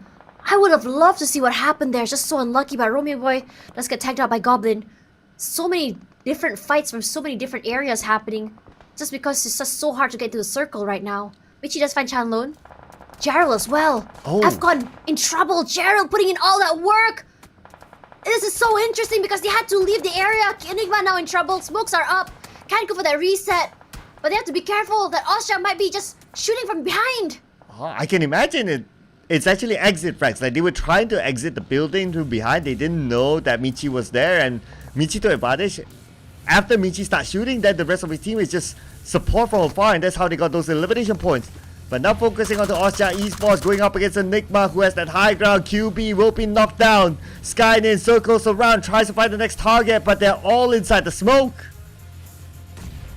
There's Cry, Nate does find Camper. Sorry, Camper's Nate does find Koopa. Can't make things work. Scoopy alone inside. It is smoking, but he's running out of utilities. 4 smokes in the bag can buy him a little bit more time. But he's the last one standing. I don't know if it can make anything work. If someone were to just push the smoke, yeah, it can work out in his favor. Very well. I think he's trying to go and throw that nade. He does hear footsteps, but I don't think he knows where exactly to throw him. Another smoke used. 3 left. That's the loot. A little bit of a top up. They spot him out. Ooh, tagged up by a little bit of that nade. Oh, and the circle shifted away from them. Austria Esports needs to move. Spooky naded now by Camper. That means that's the end for Enigma. Now we're down to the top 4 teams. And look who's still in it. CFU is still in it. They are extending their lead. But right now, putting focus on the Austria Esports right in the middle of the circle. Playing by this ledge. West Point Bomber below them. Scry. Austria, in general, looking very healthy right now. CFU as well. Would love to see if CFU manages to take this away from Austria. Again, Austria, one of the top performers for this map. Skynin will be getting his airdrop loot. Gives him a little bit of advantage. Astro as well. Tier 3 helmet in his hands. Can give a little bit more benefit and survivability, but Skynin just zigzagging through the area. They want to take this space away from CFU with already 1 member knocked down. This reset could be a problem for them. Oh yeah, because they'll be pressured by the blue at the same time. Austria Esports scouting them out. Skynin at the forefront. Skynin sees them. Skynin circling around Scry, doing pretty much the same thing. They're finding a good position to try to counter all the CFU. CFU gets out of vehicle. But Scry not shot at just yet. He comes back to his team. Back into the circle. They will try to hold CFU back out. Regardless, the other members of Austria, they don't have the terrain advantage. They have to play this smart. Either they wait for the other team to fight each other, or they can do just that. Scry, huge find and pick onto Aaron. That means not only are they wasting his resources, his shields, his vest already down. Astro puts in that pressure, just spraying out to the other member of CFU, but he's not trying to overstay. He understands that teams from other areas are close by. This is a very aggressive play here by Skyden. He opens that, he runs over support 14. No, my god, this should be illegal, dude! Oh man, and looks like because it's illegal, that's why they're loving it. They're just trying to run. They're just trying to run over the CFU members. CFU now only down to 2 unless they can pick up one of their teammates. Then they will be tossed out. Heng will be down. Only Xander still active now. And Skyden is putting a lot of pressure. Skyden prepping up a nade of his own. Skyden tosses it. Skyden shoots. Skyden gets. Yeah, Zen will be the one he gets. A Scry finds this area, and just like that, Aaron still very much alive. Where is he in the smokes? He fends it in the end. Skyden just spraying through. Gets one more point. And now, CFU eliminated down to the top 3. 4-3-3, very much doable. Would love to see if BRO, the underdog story, is still very much doable. As Gerald tries to take up space, playing with this terrain as well as that rock. He can just play in terms of space. A lot of cover as well as, I would say, fire support. His V formation looks so good between his teammates.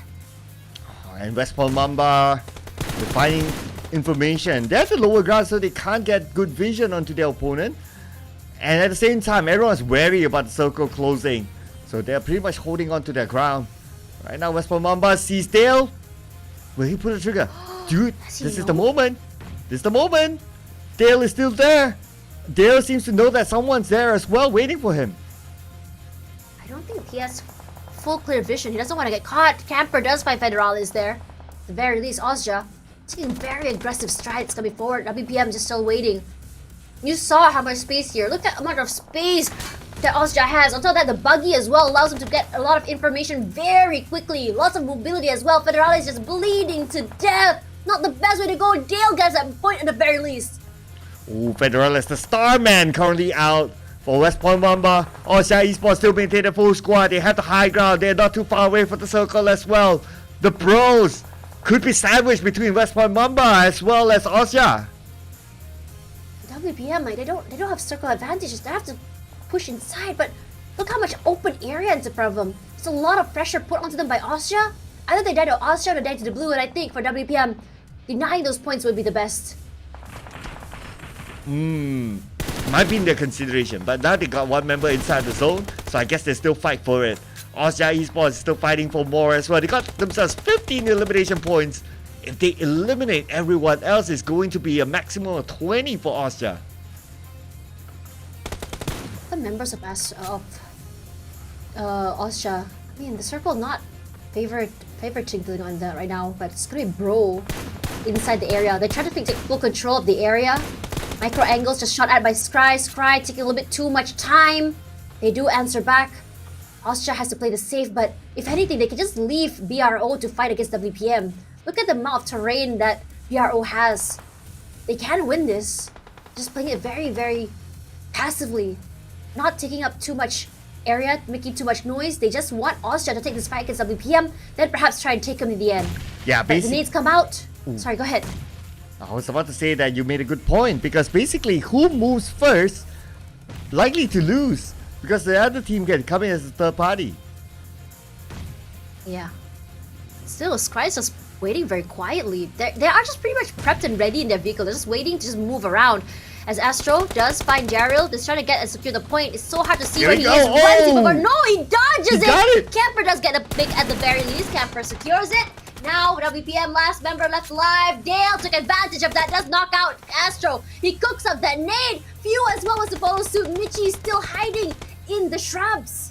Okay, Michi could be the kingmaker right now, because not too much focus onto him.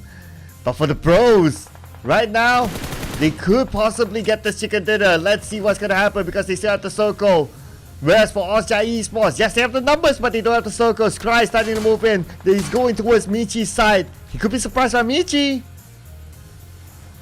Ozja's playing very, very close to each other. It's going to be hard to take this fight, despite the fact that they have this terrain advantage. They go straight toward the middle. They do have a very techy vehicle, so this does provide them a little bit more cover. I think they know where Richie is. Just separating them. So the Nate, I think he may have seen him. I think he may have caught a glimpse. Maybe, maybe not, or maybe because now he's distracted by the other team. Okay, they're still circling around. Michi might have exposed himself, but no one's giving him any attention at all, or maybe they still don't know that he's there. Maybe tunnel vision is the problem. They're trying to just fight against the 4 players in front of them as a jump forward. They'll definitely saw him. He's running up here. Michi ready for the right time, and he sprays out, but Michi gets eliminated. Dale won that 1v1 at the very least, but now it's just 1 versus 1, 3 versus 4 rather, as Dale eats up that nade. The spray out comes through, a lot of pressure being put on PRO. They're not able to play together. The 3-1 formation is not helping them at all, but Few still very much healthy and alive. Okay, here we go, the nade from Orange onto the side of Few, giving him cover. The second nade will be tossed out onto Scry. Now the nades land. That second nade as well. Okay, will not land. Scry is still okay, but they kind of exposed their position. Now they're starting to move in. Osha Esports opening up the flanks. They're trying to enclose. They're trying to cover every angle possible onto the pros. Look at how many throwables have been used. Just a lot, and everyone's just slowly running out of resources. Astro, his vest completely out. His helmet, 1/3 of the way there. 3 heals in the bag. Trying to play it very safe. All these smokes are just not giving them a lot of mobility. They don't want to give away their positioning. Sprays out by 1 member of BRO, but Austria doesn't want to answer back quite yet. Scry holding, looking to use his heals. They do have 2 more throwables to work with. As Camper, trying to just zigzag through. Sprays out by Few. Unfortunately, none of these guys are gonna clip, but Few is just so low. Dale does find Astro at the very least. Camper needs to be picked Orange! up. Range, rushing forward as Few. Oh! Skyline finds range. Oh no, failed attempt by him, but now it's all down to Dale as well as Phil. Can they pull off a big one here?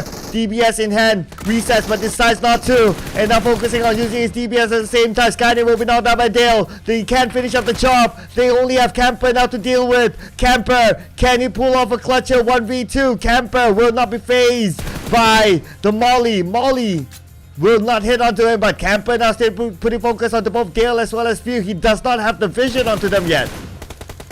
He has taken out the other members of Austria, not allowing them to go for that reset. Camper is still very healthy, crashing out forward.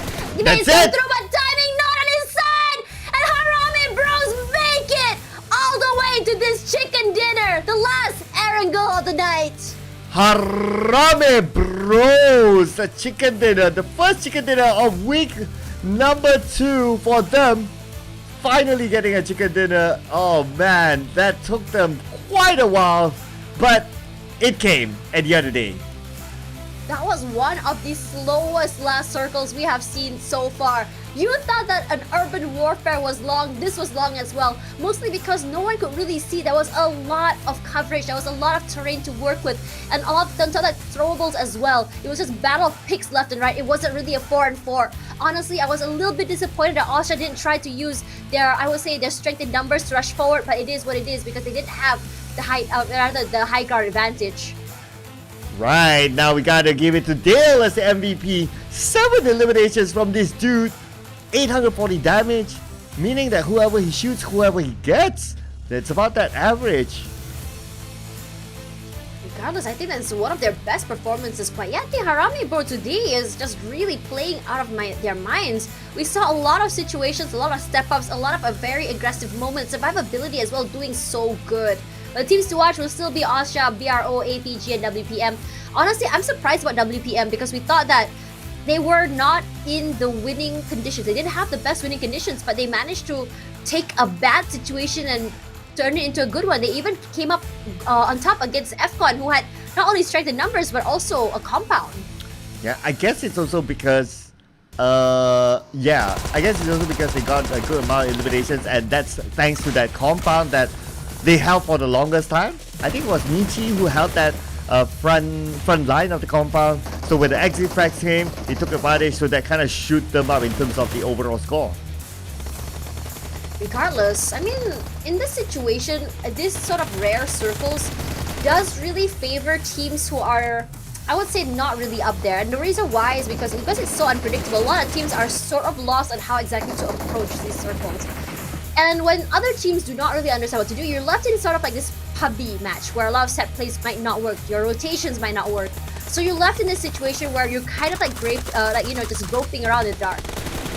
But ERO, they made it so well. They don't have the man advantage. They were like 3 versus 4, but they still played together. And isolation and catching a member, such as Astro X off guard, gave them all the space in the world to work with. And congratulations to them. But regardless whether Austria got the chicken dinner or not, 23 points in the bag is what they gotta get, because 7 eliminations, that's pretty freaking high. Well, look at this. APG, no rank points at all, but 13 eliminations. Pushed them up to number 3, the 3rd highest team of points in this round. I mean, they gotta be impressed with that. But the fight for survival now. CFU got 4 points, and the rest of them lesser than CFU. But let's review the overall charts. I think that will give us a better picture, as Enigma now is the only team without a chicken dinner in page 1. I think what's really interesting is the amount of points between each number 1, 2, 3 and all that. It's quite a big, not the biggest, but it's still big enough where you really need to perform in each map in order to catch up. So we might not be seeing a lot of shift on number 1 to 8. But this is where things get interesting, because the point disparity here between TGOA as well as MQN is 1 point differential here. And then you have like that, I would say 11 points still between FV and TGOA. And then number 15 and also number 16 is only 1 point. Yeah, I'm making the calculation. So FV 15 points with CFU. That is almost a round's worth. Magna 16 points. Ooh, and okay, FV only has 1 more game to go. So that next game needs to be huge, and CFU needs to create enough space for them to have an insurance policy over Magna, because Magna has 2 games in hand. It's true. MQN, they need to come back on top. They need to find a way to come back into the game here, because just now we thought it would be their game, and we start to see the momentum coming through. They want to play aggressive, they want to steamroll forward, they want to get eliminations, but they're not able to. They weren't able to make that vision or the idea stick. They are picked up way too early. Regardless, Myanmar performers, these are going to be our last 2 maps for this league. GE, WPM, and Austria, as well as KE are the teams to look out for. I'm surprised at KE's performance today, because it feels like they weren't able to really get whatever strat they have going. Yeah, it feels like KE is having an off day. In other words, it's not like the KE that we've seen like yesterday or the day before. So, yeah, but anyway, they're okay onto the next round. So it's a matter of like collecting as many points as possible. And if they don't, then oh well. Still catch up in the grand finals. Yeah, catch up in the finals. Exactly. I think the most points you can get anyways is like, if say you got like, what's the point for first place? I think it was 10. Was it 10 or 20? I don't remember. But you know, I would say that it is very much doable. So I want 2 points, 2 maps worth perhaps with a chicken dinner. So looking at these matches today, Game Lab, YG and Harame Bro. Honestly, Game Lab and Harame Bro were the biggest surprises for us today. I'm wondering what surprises wait us in Myanmar. Yeah, it's nice to see like these names actually getting chicken dinner, the names that you don't see that often. The Bros, Game Lab especially getting chicken dinner on the board. I hope for this streak to continue on as our last 2 games to see another team that we don't always see, that we don't often see getting chicken dinner. So that'll be nice, at least, right? At least, even though if you get eliminated, if you get eliminated, you still have a poster to like, you know, screenshot, and that becomes like your achievement for this tournament. Yeah, that's definitely it. Now, as we still have another 1 more map to go, well, 2 more maps to go coming into Myanmar, what are you predicting, Sir Cloud?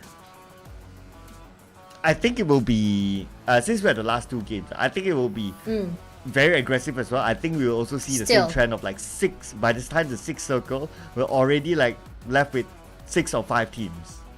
Right. I think if you look at, I mean, I don't think it's aggressive because the top teams are playing aggressive.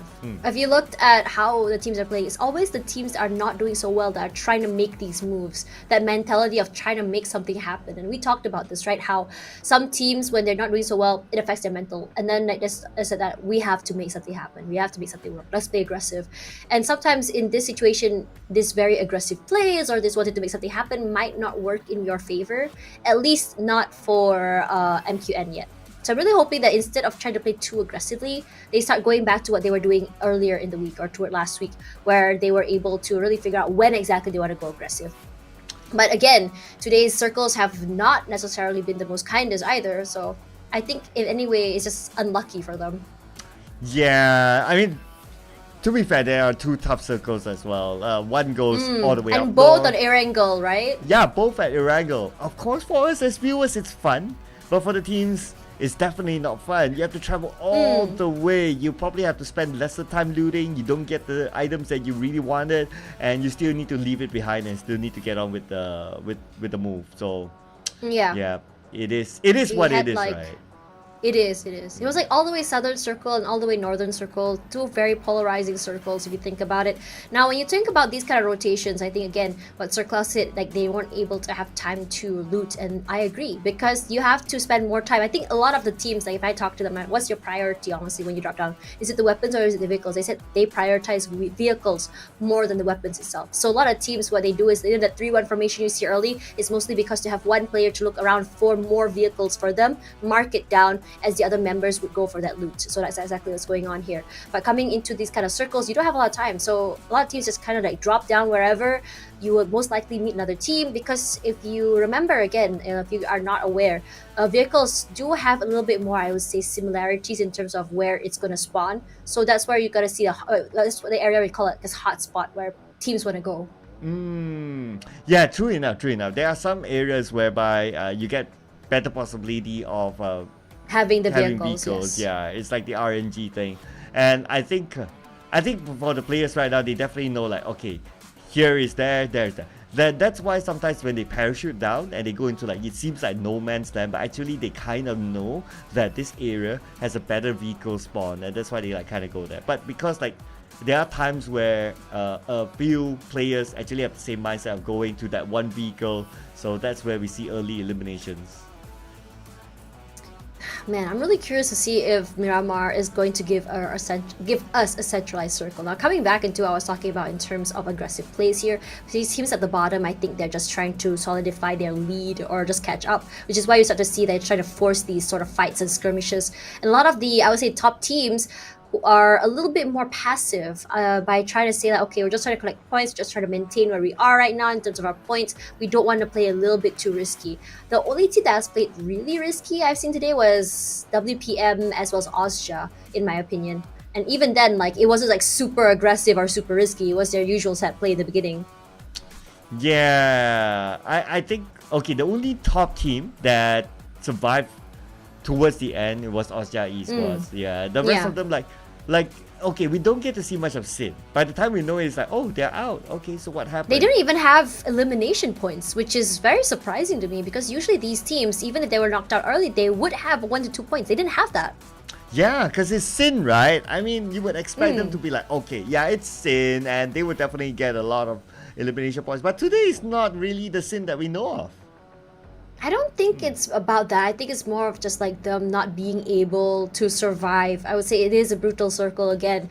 And usually I think we would see Sin being able to get into the circle early. I think that is one of like I would say the advantages that Sin is looking for. That positioning very, very early, getting into the best spot early. I think that's the reason why it really launches them up forward in terms of rank points as well as eliminations.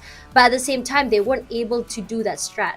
Again, it's very, very, I would say, how a lot of teams operate really relies on what they're able to do with that circle. Maybe perhaps Sin didn't have a game plan for that kind of rotation or that kind of circle. Or perhaps their game plan or that kind of rotation was kind of stopped by another team or another player.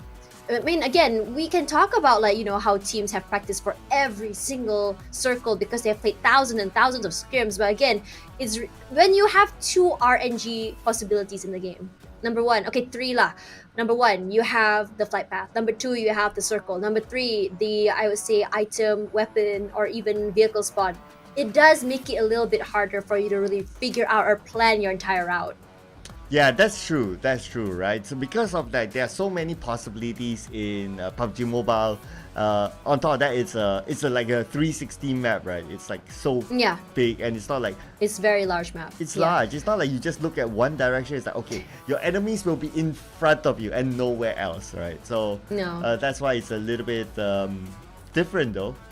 So yeah. So I guess that's one of there are so many factors that really affect PUBG Mobile, and despite it not like being a game that you have abilities and all that really mix into the whole thing, right? But because of all those RNGs, it makes teams really need to find ways to overcome it. Yeah, I think in a way, I mean, like, you know, sometimes when you have a team like, oh, okay, our set play is to rush into a building with our vehicle and then immediately jump out. And then sometimes you see like, okay, these teams don't have enough vehicles. So then you see situations where because everyone is just in like maybe 2 vehicles, they're able to just immediately wipe out half of the team just like that because they have like the better angle. So again, it is still RNG. There are still constants, like say how a player plays, their ability to deal with the bullet drop, as well as their aim, their recoil. Teams who are able to play with multiple weapons. I think in this situation, when you're able to play with multiple weapons or even adapt to so many different metas, it does make you a constant in the game. But at least, you know, there are 3 things that are not in my power. But when it comes to team fights, when it comes to one-on-ones, when it comes to rotations and moving around, I'll be able to do that. Which is why you see a lot of teams have this set play, whether they have a 4-player playing close with 4 DBSs, whether it be a 2-rusher to support. It depends on what exactly you want to achieve and how exactly you start the game. And it's very dynamic. I would love to have, you know, a coach or even an analyst on hand, like exactly how this player thinks, or what are the odds of this kind of circle happening, and how exactly do you plan your rotations? Because I feel like we don't really have these conversations a lot because we never hear what coaches have in mind.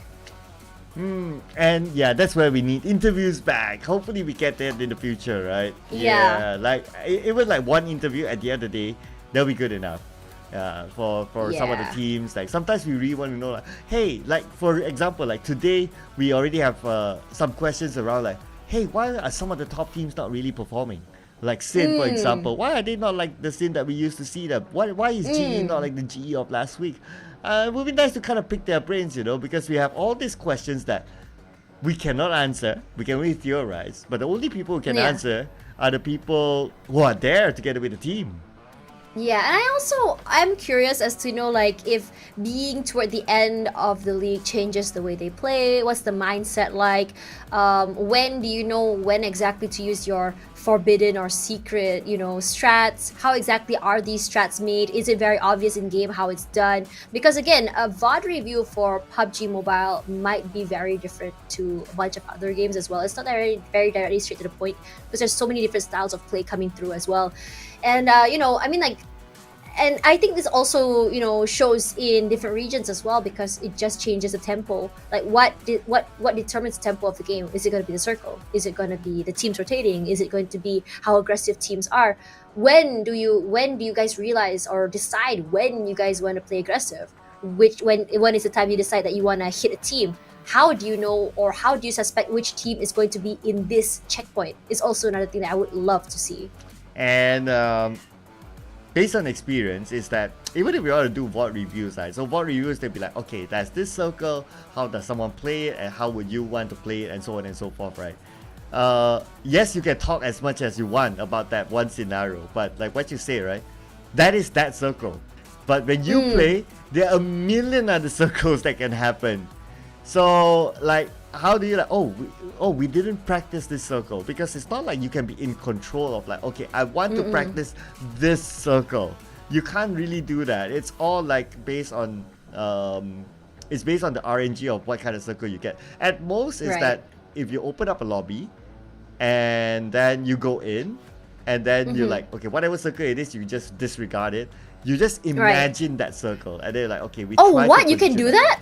Yeah, I mean, like, you just kind of like simulate in your head, right? Like, okay, this kind of circle, how will you want to position yourself? And that's probably the best. I think that, you know, it would be really good if, you know, one day we could see a simulator, a PUBG mobile simulator where you can create a circle. Wow. That would be kind of dope because I feel like it would really change the way players play, the way players approach a game or a rotation or even a fight. That would be very interesting. Like, for say that you guys are going to scrim and you have one person controlling the circle. That would be very interesting. Wow. Okay. I think that's big brain, Tash. Wow. Yeah. Right. That's really good. And you have that inside of like in the same game. And it's not like, okay, you draw the circle and then you theorize it. No, it's like you get to choose the circle in the game and then it becomes like that.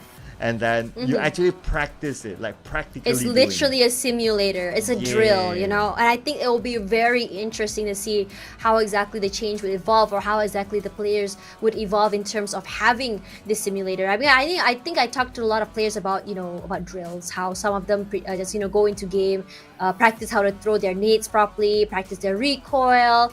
And I think it's very interesting how they approach that as well. Because sometimes, we see this, I would say, lineups per se, like just now we saw someone just kind of bouncing a nade on the ground, so it just moved forward a little bit, which is very interesting how they do that.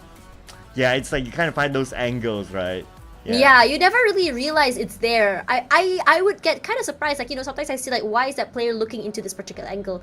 Oh, did he mess up his nade? That's why he threw it to the wall. It's not that. They're trying to get it to bounce into another vertical, so they don't expose themselves to the window or show where they are. I think that's a very interesting thing as well. I think as a pro player, there's so many different things, because sometimes I have this conversation about like how random the game is. I say yes, it is still random. There are a lot of RNG situations, but I think there are things that you can make constant. Getting good at your angles or your throws or your rotations, your team fights, how you decide to open it up is very interesting to me. Yeah, hashtag get good, guys. In other words, hashtag get good. But it's true. Like that, if like you feel stressed because you're not performing in your game, you'll be like, why am I always eliminated early? Why can't I get frags? Well, I guess the great words of somebody would say that, well, you just need to get good. So practice. Yeah. Like, don't blame anything else. Don't blame like, oh, the circle is not kind, or my enemies have their favorite weapons. No. Nah, I mean, I would argue to an extent that circle and flight path can be a problem. But at the same time, again, this comes back to what is our game plan coming into the game. Oh, we can't get to our drop spot. What is our game plan now? Oh, we didn't get a vehicle. What's our game plan now? That's why you start seeing some teams like, they don't usually play aggressive, but then you start to see them play aggressive and then dying out early. It's because they understand that they cannot get to the circle. So what is their solution to that? To counteract going out early. Play aggressive, get those extra points. Maybe you see another team not surviving very much alive. They still want players still surviving maybe till 6th, 7th place. That is the contract for them to get some placement points at the very least. And I like this idea that you have so many different ways and approaches of getting that consistency or points. Because again, it is a league. We rarely ever have short leagues. If anything, maybe SEA Games will have like 3 days. I think 3 days is the shortest I've ever seen so far. Yeah, now that you kept talking about like the simulator, right? If it really happens in game, you guys know where it came from. It came from this. It came from this stream. Just putting it out there, right? Like, right. Like we always talk about. Like, let's talk about Choo-Choo. It's like, oh, whenever we talk like this, we always come up with ideas. You know what? It would be nice to do that. It would be nice to have that. It would be nice to have that kind of skin and whatnot. And we always put a disclaimer, it's like, if you see that skin or you see that feature inside the game, you know where it came from. So just put it out there. We're big brain people here. Yeah, big brain people talking. I think because we play so much of the game already, we kind of understand like, what it feels like to kind of like go through these things. I think again, as players, I mean, some of them, like we did talk about like how some players, I think some people like, oh, it's so lucky for you to become, a pro player. You got paid to play your game. And I think like for some of these players, right, they love PUBG Mobile. They're so good at it. But sometimes when you are training in the game so much, you do so many of these drills, it can kind of turn your favorite thing into a chore. And, that's why becoming a pro player, as I said before, is not easy. It's very, very hard. It's a lot of hard work. I see pro players sometimes, I noticed right before bedtime, I would kind of like go into, these pro player streams. And this is the most interesting thing. You realize that their scrims happen in the middle of the nights when everyone is free. Regardless, that is done. Tash and Sir Cloud's podcast ended because we are gonna go into our map, Myanmar.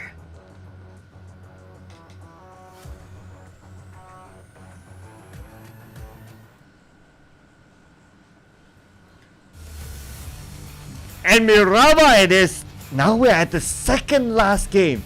And Tash, this is the last game for some of the teams. Okay, I gotta just look through, right? Like which teams again will be the last game here. So this round is going to be... Hang on a second, hang on, guys. Okay, hanging on. Okay, so it's A, B, D, E. So C stopped playing. So this, and the next round is B. Okay, this is the last round for Group B. So Group B is West Point Mamba, APG, Here We Go Again, and CFU. The last round for them. And especially CFU is in this. You're gonna see a very different CFU. I'm keeping my eye up on them. Now, Ravenwood, we know they might not make it.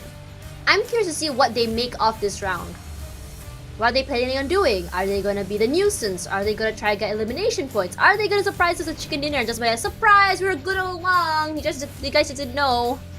Wow, that'll be a pleasant surprise. I mean, at the end of the day, Right? That'll be a really nice surprise. I'll be so proud. I'll be so happy. That's why if only Baby put off the clutch, right, that'll be an amazing moment. That'll be so clippable. It is so clippable. And coming up toward the northern side here, toward El Pozo, is where the circle is going to be. So a lot of rotations from the southern side I can already see. And I think MQNB all the way up north there already means that they can just leave one person on the area, make sure they can hold on to the terrain, quickly loot and then hold on. Because I think that terrain can give them a lot of value in terms of picks. Yeah, absolutely. So whatever high ground there is in this map, if you have the first advantage, if you're close by with it, make a quick loot and straight go up to the high ground, hold that. Because high grounds inside Miraba is just like my nasi lemak for lunch. Wow, your nasi lemak for lunch, huh? Yeah! Tak bojo. Somebody owes me ice cream. It's true. I do owe him ice cream. Thank you. Regardless. Regardless, as we play into this area, Ozja, they have really solidified their lead. I think it really shows that they really wanted to hold on to that top spot. And we saw them just completely going all out, getting as many picks as they can. They took full advantage of that. And now with GE, what is this, 20, almost 30 points ahead. I don't think GE can top this. It's going to be very rough. Okay, the fact that GE and Ozja, they are still playing the next round. So both of these teams, they have 2 more rounds to go. So it's still possible for GE to overtake Ozja. And okay, if GE overtakes Ozja Esports, meaning that they will have maximum points. Right. Maximum bonus points. That is a total of 40. That means they get full bonus. Correct. If they do top off Ozja. Because they got first place early. But if Ozja gets number 1, so they got 17 last week, so it's 37 for them.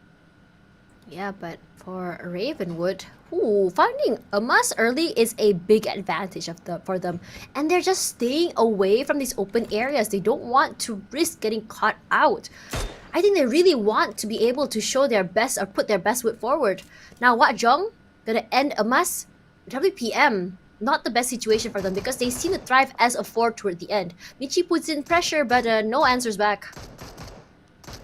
Yeah, trying to get a revenge at Wak Jong, but Wak Jong's hurt. But it should be alright. I don't think West Palm Mamba, they'll be a big threat for now, considering that they're still spread out. So even if they want to crash in, like, they need to get together before they go in. By the time, it'll be too late. Yeah, and there's the MQN, the team that a lot of our eyes are looking at. 67.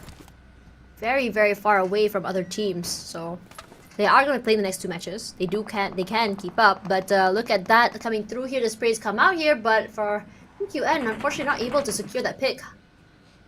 But they happen to bump into Sin. So today Sin has been having kind of like an off day. But that doesn't mean that they're still not capable of getting elimination. So you still need to be aware. But Sin seems to be still at the looting phase when the circle is closing. So Magda, they have the weapons in hand, but they don't have the manpower yet. They have Boy on the other side. There's Labo on one side. Not too sure where the rest are at. I think they're just taking their time now. Oh, here they are. Cavalry is here. I think MQN wants to take this fight. And I think because they want to be able to maximize this next 2 rounds. But personally for me, I don't think they should be taking these fights too early. Here we go. Shots are out. Ooh, immediately Boy showing me that I am wrong. Finds Moy, lobbies him. 1 point in the bag. Really hoping that they're able to survive this one. By keeping Sin separated, they can put this into a value move. Because in my opinion, Sin thrives well when they're able to play together. That's why we're seeing a 1-1-2 sort of formation by them. But this time around, one of them been picked off. And the rest of Magda, they try to take advantage because they know that they can still catch up. FV is alone. CFU. Okay. FV alone. Yeah, the rest of them are on the other building. So there's a DBS coming in his way as well. Door open. He's actually okay. He's actually on the other building. So he has a little bit of time. Boy wants to spot out Holly Lanju here. I don't think he's noticed him quite yet, but he does spot out the open door. Regardless, FV with the DBS finds Mal. They need to be able to stop him, but Boy does find him in the end. Immediately just gonna lobby him, I think. Goes for that reset as Yura rushing up forward. The spray come out. Holly Lanju running for his life as Claire gets knocked down. MQN want to take them. Not alive. Dead. Not alive. Claire gonna be surrounded by all friends, and Holy Lanju will be running with his tail between his legs. Okay, he should be on the clear now. He stole MQN's vehicle. Oh yeah, he stole one of them. Talk about Grand Theft Auto. I love that. Love this Grand Theft Auto. As the sprays come through, they're gonna just pick up their teammate. No worries at all. Hiding on the inside. So 3 points in the bag. Not 3, only 2. Huh? Where's the other member? Oh, they haven't lobbied him yet. They were trying to use him as bait. Okay, yeah. So it's gonna be a definite 3 for them. And CFU not happy with that because it's their last game for CFU. So meaning that it's either they create a big enough gap or they have to pray for Magna not to get those points in. Let's talk about TGOA. What do you think of them this week? I think the guys of Asia this week is well, currently they're at the bottom. After that one chicken dinner, it's like they kind of went cold. It feels like pretty similar like last week if you kind of think about it. G-Lab, right? Yeah. G-Lab, yeah. I think we do see some moments where it is worth talking about, like when May W goes aggressive or when Edward 4T plays, gets his 1v1s, but I haven't really seen TGOA play as a team quite yet. It feels very, very individualistic for the team. Yeah, I think for the most part, it's always like whenever fights happen, it's like, okay, they kind of split out. And because of that, they also got punished. I mean, there's nothing wrong with splitting up and, divide and conquer sort of thing. But if you can execute it, that's fine. But if you can't, then it's hard. I think for CFU... Yeah, go ahead, sorry. Sorry, I was about to say that CFU is starting to play a little bit closer. They understand like playing together will have the value in terms of not only the set plays, but also by being able to pick up each other, right? Strength in numbers. Yeah, because of the strength in numbers, I guess their aim is still to like, okay, as long as we survive above Magna, above FV, we cool. Oh, did you see the rotations side by side by TGOA? May W is already out of his vehicle with his gun out. But haven't started quite yet, but don't know if they want to stay in the blue zone for too long. Shots out here. Very aggressive. Not sure if that's actually just clipping onto anyone. Edward 4T, we know that he loves to play the front line. He loves to go aggressive, and he opens it up onto Aaron. Immediately takes him out. Okay, Magna will be happy with that. But anyway, CFU is still in this. So as long as they still have players, they can still rank in points. And now look at the circle. It goes into the middle. So look at the high ground. Just by the side of Crater Field. So many teams there because everyone wants that piece of a high ground. You don't want to go in the middle of Crater because getting out is going to be a big problem. Unless, of course, the circle pulls in. But everyone's still very... I'm just surprised at how not super aggressive these early rounds are. Yeah, everyone's like, okay, pretty chill. And it does help that considering that this is the biggest map of all.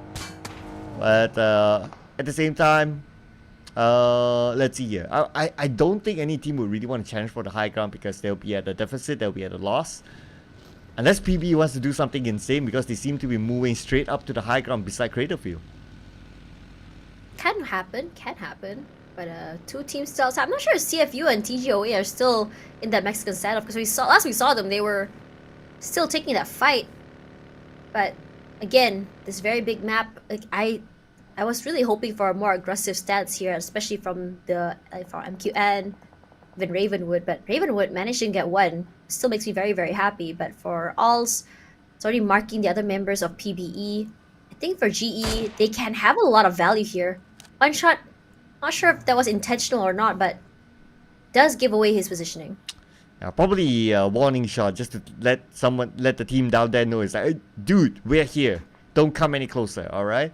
And I think yeah. PB will be wise enough to be like, okay, yeah, because for them to climb up and try to win the fight at the high ground, nah, not a good idea. Because while you climb up, you still can get shot at. But speaking about getting shot at, looks like Falcon has eyes on to West Point Mamba. Again, West Point Mamba, not in the most comfortable position. But this is very deja vu. This is very similar to what happened in the previous map. FCON, high ground advantage, compound, but hold that thought here because APG is going to take a fight against Austria. Earlier, we saw a similar thing. These two teams seem to be rotating in the same areas, and immediately, Range will be the one to find Camper from where? Because I don't see BRO even close to here. What? There was a bit all the way from downtown. It's even like off the minimap. Man, wonder how far is that? Okay, but anyway, Austria Esports trying to get away from the gunfire left and right. Circle moves away from them, but still not too far. They can still zigzag their way through the circle into the circle via that compound. But I can't say the same for Sonic as he goes down to easy. Yeah, but haven't been lobbied, can easily be picked up. FOD gonna rush forward here. The two most aggressive players on the outside area can take up that space and aggression, but the blue zone will not allow him to go inside. Exit comes out. This high ground gives him a little bit of advantage. Goes prone, goes for that reset. Nang X going up forward, but Exit does go down eventually. John and Joseph eating up a lot of damage from the other side. Exit trying to provide that information, will be knocked out. No more information giving for you. Joseph just holds on the line as Sonic also will be caught off guard. FOD, this is a whole different level of aggression. We have never seen them this aggressive, taking this 4-on-4 fights. Marcus goes down and so does Sonic. Not the best way to go, but APG, their aggression will be stopped here in Miramar. Oh yeah, it's been a while since we see FOD playing like that. I mean, if FOD can finish with 100+ points, I think they'll be happy enough at this point. Now they're at 95, only 5 points more. It's very doable for FOD. MQN with 3 already.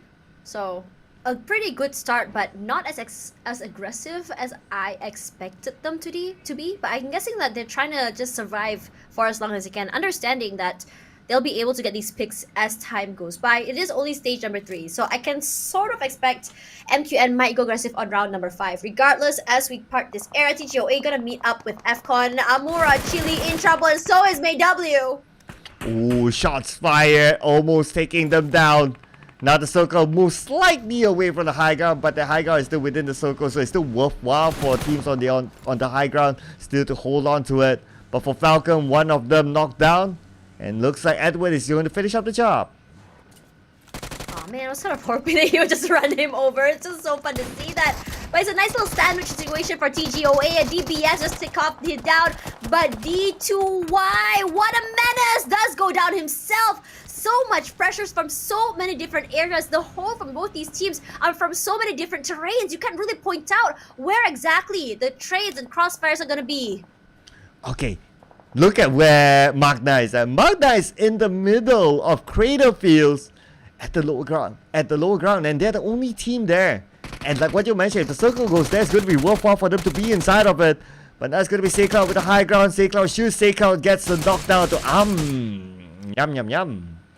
Whoa, I think Sir Cloud is hungry. But at least for Edward 4T can go for the pickup onto Amura Chile. There is some time.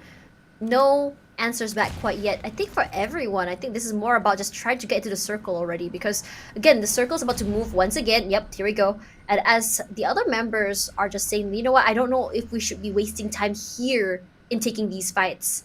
KE this time around, not even close to the circle, need to take this fight. I think for them, this could be this extra 2 points that they need, because in the past few rounds, they haven't been really lucky in survivability, in the rotations.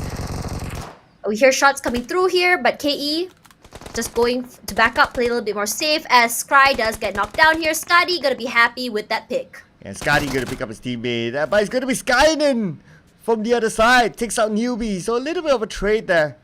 And now for Austria Esports, they're only down to Skynen all alone. They only managed to get 1 elimination point so far. And with this current scenario, this gives an opportunity for GE to actually, if they can do well this round, who knows, they could overtake Austria. But aggressive A regression comes through as range. Gonna be quickly getting the other members of G Lab. Bit disappointed that we don't see that proactive movement from Ravenwood.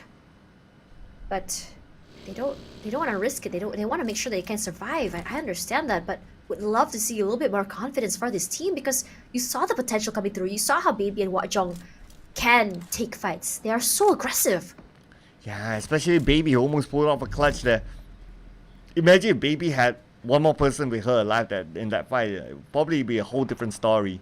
But now it's going to be KE's story as Kaya and Davan currently down, and KE only down to Boyshon as well as the top, but Kaya will be safe, but they need to do it quick because Westmore Mamba is just on the other side. I think Westmore Mamba isn't going to push out. If anything, they are going to stop them from pushing in. KE needs to find a different way, either to get to the circle or win these fights. Again, circle not entirely in their favor, and also Westmore Mamba, they have a little bit more space to work with because they can climb up the terrain if they want to. So they need to reposition quickly. Nice little reset coming up. I think they do want to take this fight. Let's see how it's going to go. Alright, KE playing by the edge of the circle. Man, it's going to be interesting for KE because if they go right, it's going to be Westmore Mamba. If they go left, it's going to be PBE. So pretty much pick your poison at this time. But Westmore Mamba, they seem to be moving away from the KE area. I guess they want to get back together because right now they're quite separated. And it's not like they have a full squad to really maintain this sort of big spread. Yeah, and also there's no cover either where they are. Because Ichi just blows up 2-pro. Not too sure what happened there as Kaya coming forward. I think they want to go take this fight. Kaya on the outside with Boyshon making a lot of noise with his vehicle. And we know that Boyshon has been the one to be the front line with the vehicle rushing up forward. And just hitting them in the front. Just a jump shot or maybe a DBS just take one down. It's going to be starting off there, just zoning them out with that molly and denying them some space. And nade to come through. None of them actually going to be hitting. But you see Westmore Mamba immediately answering back. But Boyshon, his eyes are on TGOA. Oh no, Boyshon, close one onto Boyshon. Woo! That was scary. But you know what's even scary? Zed for CFU knocked down. So now CFU, pretty much only one player active. But now Kaya wants to get a revenge. He's ready to pull the trigger. Now look at the circle. Will Magna have the circle next? And Magna still has the circle. Oh, this is so good for them, but look at Boyshon. He is just amping up the aggression. They want to climb up in terms of those extra bonus points. Not happening quite yet. Despite losing one player, they're doing very, very well. Their vehicles, though, might not be in the situation they might be drivable very, very soon, but they do have a little bit more heals. And go for the reset. Their tires do explode, but Kaya is not stopping. His aggressive pushes out. Kaya plans to blow out the vehicle, and thanks to his plan, knocking down Amura Chili, and now on to Edward. That is it for the guys of Asia, eliminated. And now we move over to FOD. FOD now being pressured by the pros. But the top knockdown as well. A lot of fights happening everywhere across the map. And MM is interested to try to take that long range. Just so many small fights happening from so many different areas as MM, unfortunately, Baby, this time around will be the opening, knocks one down. That was a nasty headshot that got onto him. FOD tried to find a way into the circle. This high ground, they need to go down the terrain. If they were to go down, I think MQN would not have a problem getting these picks as they move toward the area where they are. Ooh, okay. Right now, it's all about the terrain play, right? Like who can take advantage of the terrain. Because the terrain is really rough.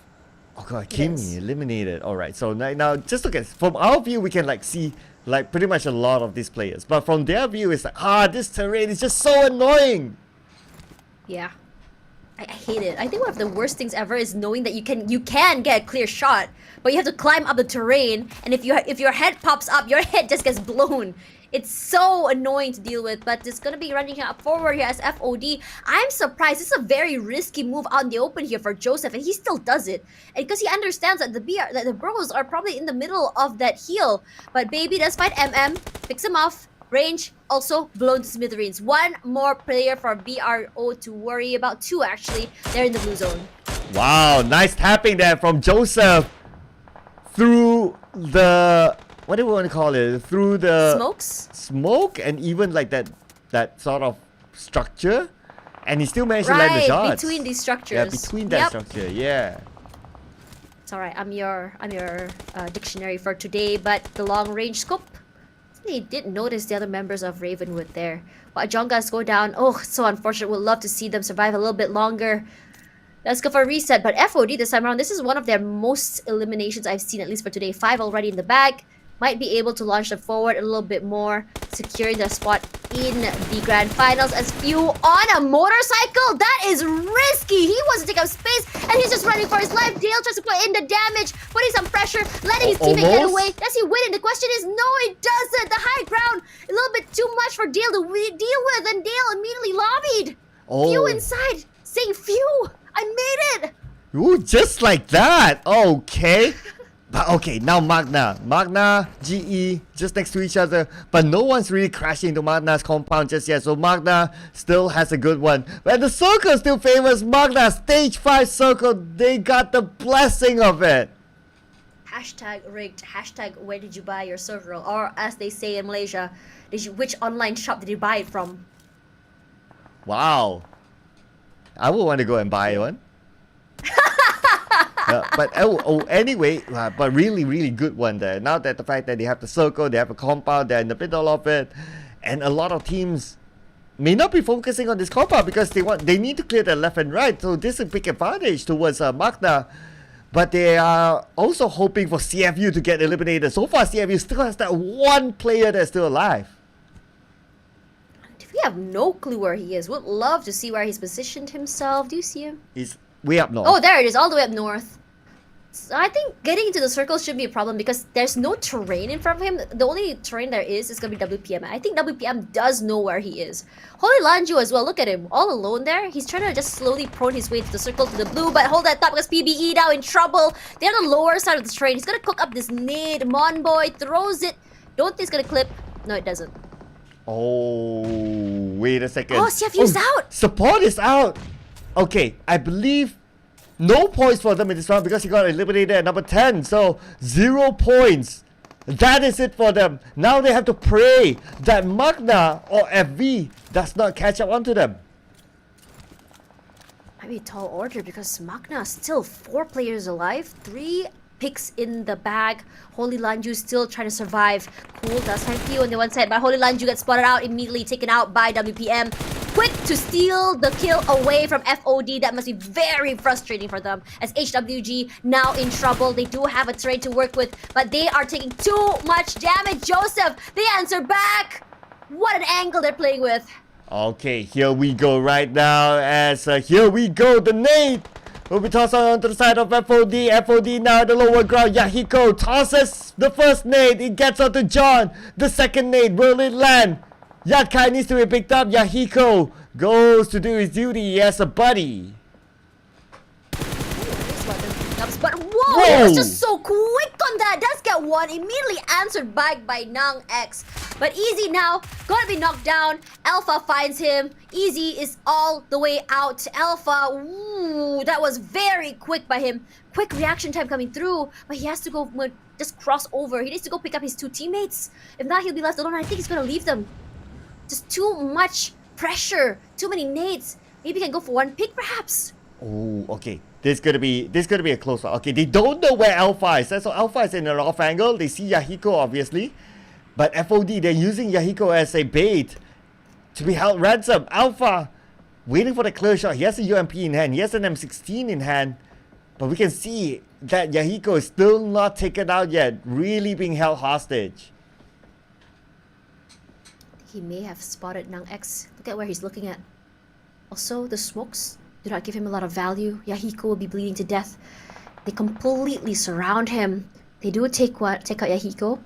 Not waiting any more time. Blue Zone just pushing in here. They were to cross at the right time. Alpha might be able to get away with 1 pick perhaps. But they're just playing too close to each other. I think it might just be a trade potential at this point. He sprays out. Unfortunately, that's not clipped. He's in trouble now. They find him. And immediately, that's the end of HWG. So we're now down to the top 6 teams. And FOD, a very different round for them. They managed to get 10 elimination points so far. But now Magna will be seen out by GE. One of them will be taken out. That's going to be Huyura. West goes in. West goes down. But West has his teammates behind him. Mal is super duper low. They need to rush in. They need to take down Mal before he resets his health. And now Mao managed to do so. Mao will be sieged down. Master Ichi will be taken down as well. Smile on the other side trying to stop the other teammate Boy from coming over to give support. Oh man, not the best situation. As you see, Boy trying to cross by and give his teammate some support. Not happening quite yet. MQN let's lose one, but it's okay. Look at this pickup here by Alt.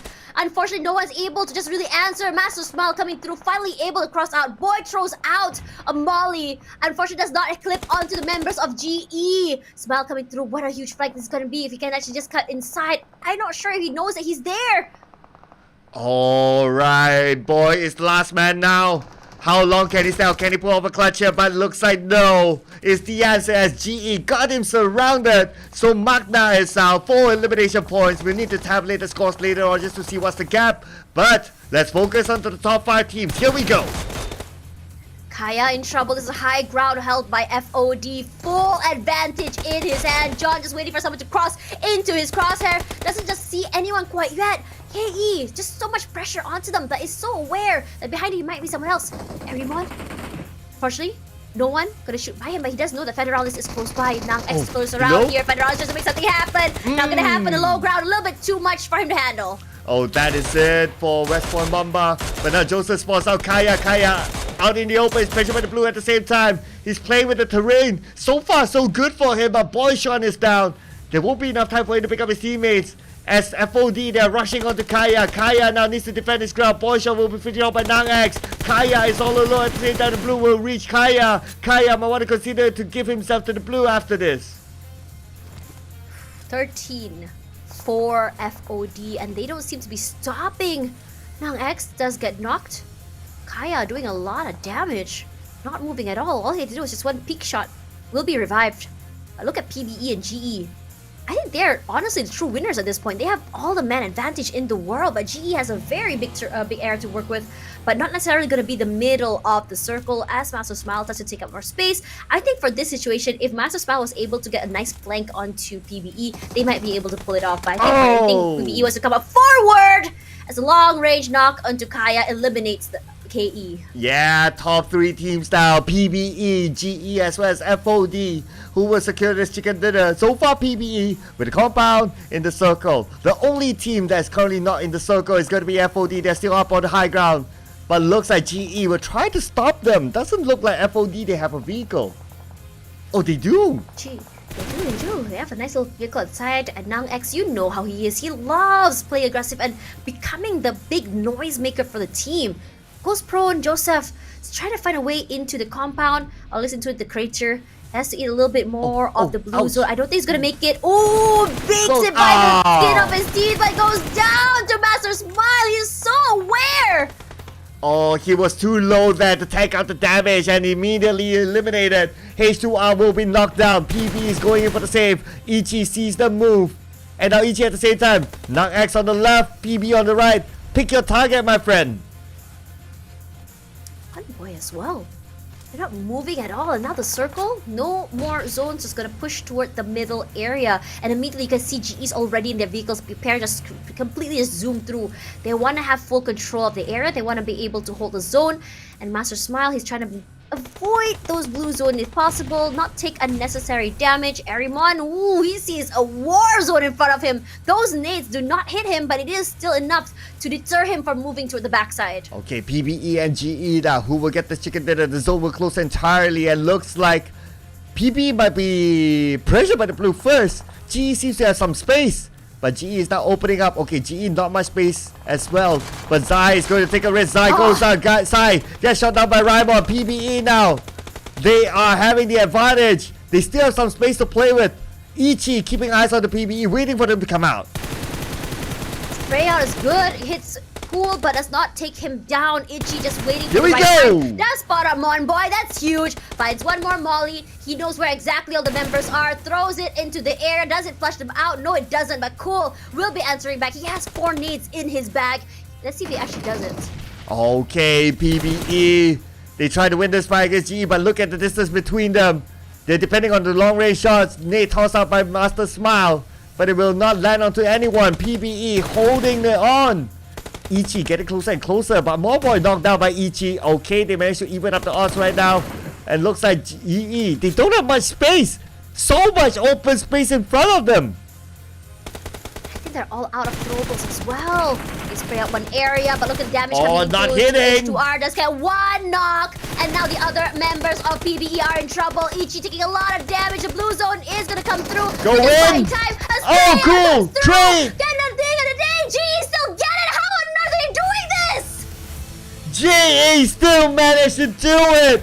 My goodness, they hold on to that warehouse for the longest time. They played with time. They played with as much space as possible. They wait for PBE to make the first move. And despite PBE having the numbers advantage, but because of Genesis Esports and their patience, they win the chicken dinner.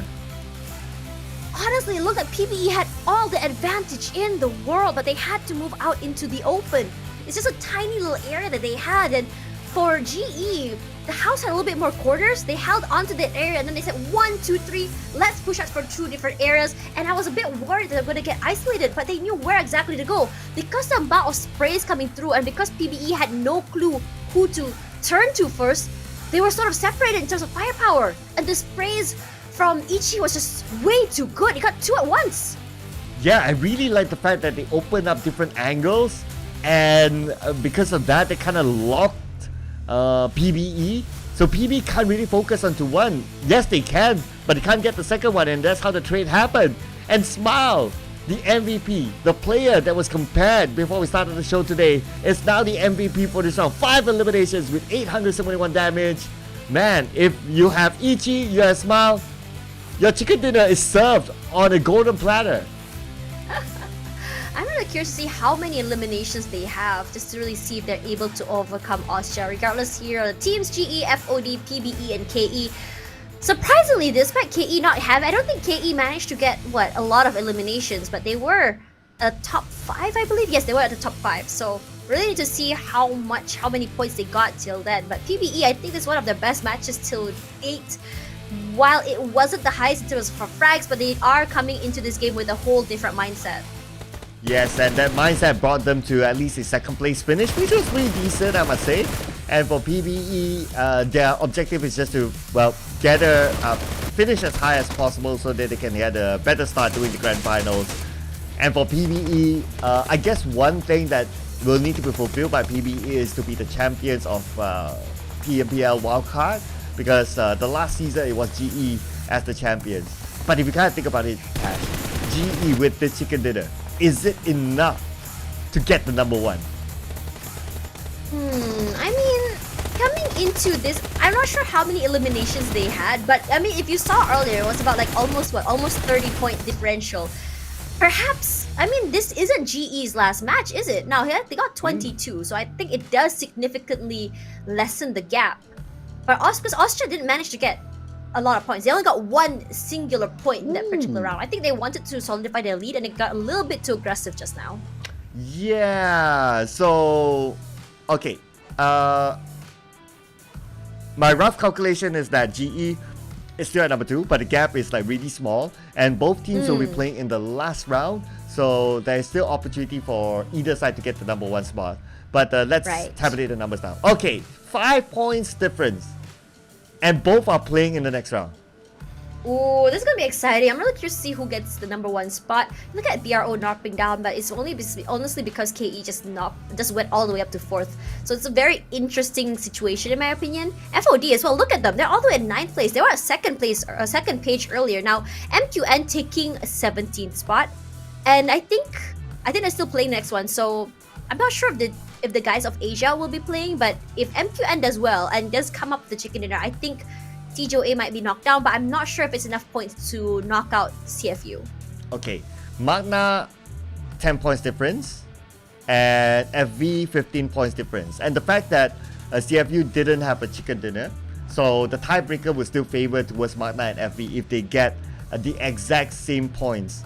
So that is their goal. 10 for Magna, 15 for FV in the final round. That's a lot of math. Yeah. My brain was a little simplify. bit lagging. 10 for Magna, 15 for FV. Simplified. I don't know. FV is done for today, right? Hang on. Are they? Okay, we need to check that again, okay? Very, very soon. Yeah. It's going to be A, C, D, and E after this. So, okay, before we go into the break, I just got a quick check. No, FB is still playing in the next round. Yes. It's still gonna be so very interesting. So guys, do not go anywhere. You need to know who is in the top 16. So stay tuned.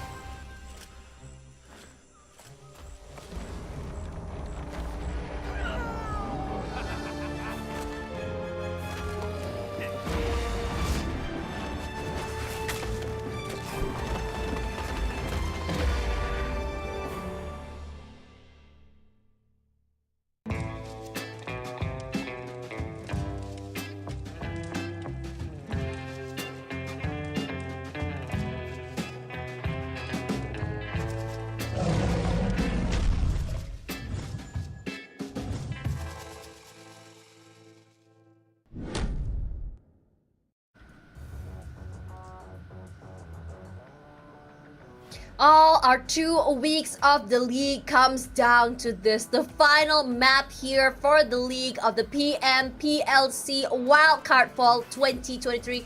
Tash Bunny here alongside Sir Cloud, your casters for today.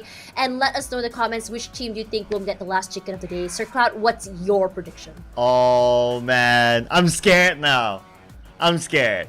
Because I'm putting you on the spot right now, Sir Cloud. What team? Okay, not your prediction. What team do you want to get chicken dinner? Okay, I'm scared. Can I get a neutral team instead? Can I get someone in the Yes, middle? you can. Okay, I'll get someone in the middle. Give me a PBE, you know. Give me a PBE. PBE? Yeah, somewhere in the PBE middle. will be pretty good, yeah. Yeah. PBE will be good. Or maybe is Ravenwood still playing? Sorry, who? Is Ravenwood still playing? How you know Ravenwood? Raven is playing. Oh yeah, Raven, let's go, Raven. I want Ravenwood. All I want right. Ravenwood to get the last chicken dinner. Bam. Yeah, let's go, Ravenwood. Let's go, Raven. Let's go for the last chicken dinner for today. But you know what's scary? The next one is our new skin. Here we go. Yeah. I mean, it is pretty scary. I mean, it looks really scary. It looks daunting. It looks like bones. It looks like a dragon. It has very scary eyes. So if that's your aesthetic, this is the skin you want to go for, the Crimson Affiliates, AMR. Yeah, I mean, you gotta strike fear into your opponents, right? That's why you got this kind of skins to like scare your opponent. It's like, look at this, I got cool skins and you don't. You back off. I mean, would you say that if you had a Ducati? Ducati, I'll be like, hey, you wanna ride? Hey! Hey! Sounded familiar, right?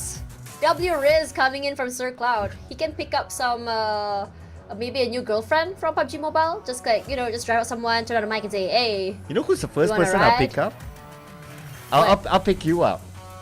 Nah, it's okay. But I don't want to die on a motorbike. What? I will die. I'm gonna get headshotted. I just know it. I have a reason to do that, you know.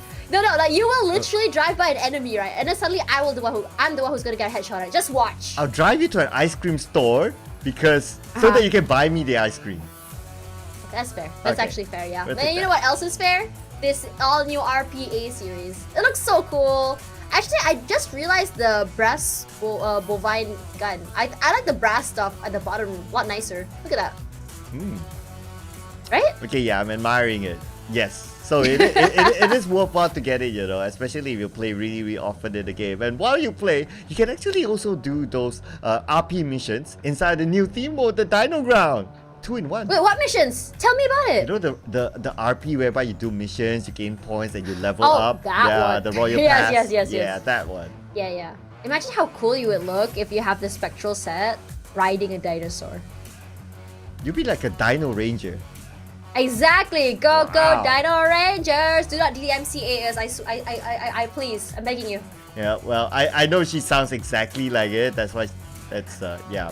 Just saying that you sound good. You know? Just putting it out there. But the final game, okay. ACDE, Group B. West Point Mambas done. APG's done. Here we go against done. CFU is done. So CFU will be praying that they will still go through in case FV or Magna don't perform. You know, it's really scary, right? When you're done for the night and you're like, usually teams are done for the night, they're like, okay, that's it. We're just gonna go VOD review, we're gonna rest, gonna relax. But now you can't. Because you wanna know whether or not you made it through. It's really scary. Wait, do we get our announcement tonight? We get our announcement tonight, right? For the teams that made it through. Oh yes, we will. Yeah. We have mathematicians doing the math, right? Yes, we do. So these teams, what they'll do is that I don't think they'll be in the mood for pizza. I think they'll be like, okay, sticking their faces in front of their screens just to be sure, like, okay, did we go through? Right. Yeah. I guess it's really scary. It feels very...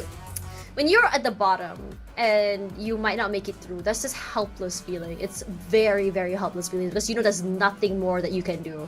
And I think that's the scariest part for CFU here, just waiting to see. But I feel like they've already accumulated such a big lead, so they might be okay. 10 points. 10 points will determine whether they survive it or not. If Magna gets the 10 points, then Magna will push them down and Magna will go through. Yeah, again, this is based on my rough calculation, ladies and gentlemen. So just putting a disclaimer out there, you know. Yeah, he is the mathematician. There's a reason why he wears the cap. It's the thinking cap. Aha! Ding! I should get one with a light bulb on top, you know. I think that would Oh, be you pretty should. nice, You yeah. should. Oh, maybe you can have like the little Timmy hat, the one with the little propellers on top. Oh yeah, actually I kind of window shopped for it. Yeah, okay. I kind of window shop for it, but I realized that most of it comes with, you know, it's a mix of colors and there's green in Yeah. it, so it's like, oh, that's not broadcast friendly. Oh, you know what you can do? You could paint over it into a broadcast-friendly color. Wow, big brain Tash.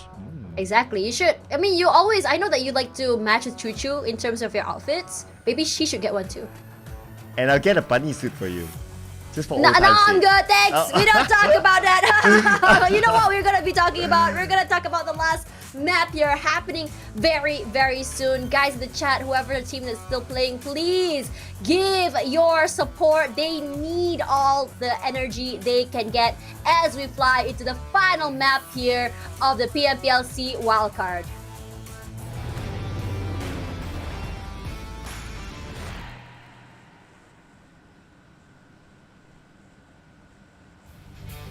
And put it in the comments if you want to see Tash Bunny in a bunny suit one day. Oh no. Probably get her to do that on the broadcast. That'll be the best. Not like this. Moment ever. Not like this. Yeah. Coming here will be Campo Militar all the way down to the southern side. What do you think? Normal circle finally? I mean, it's going to be the last game, right? You might as well Yeah. go all the way. Okay, give me a La Cabrera circle. Let's go all the way up. And I'll pick Yep. my favorite one, Impala. All the way to the side. Let's go. Let's do it. Let's have the islands. I haven't seen that yet. Okay. Please give me an island circle. The islands on the right side of Impala. That'll be perfect.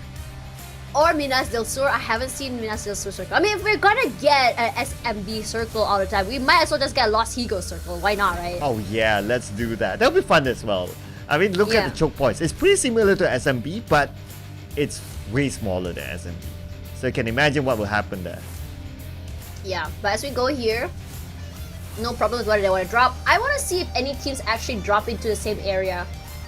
I really enjoy watching these early fights. Let's see how fast people go. We've seen some teams who are just super fast. And look at Enigma. They've covered this entire town on their own.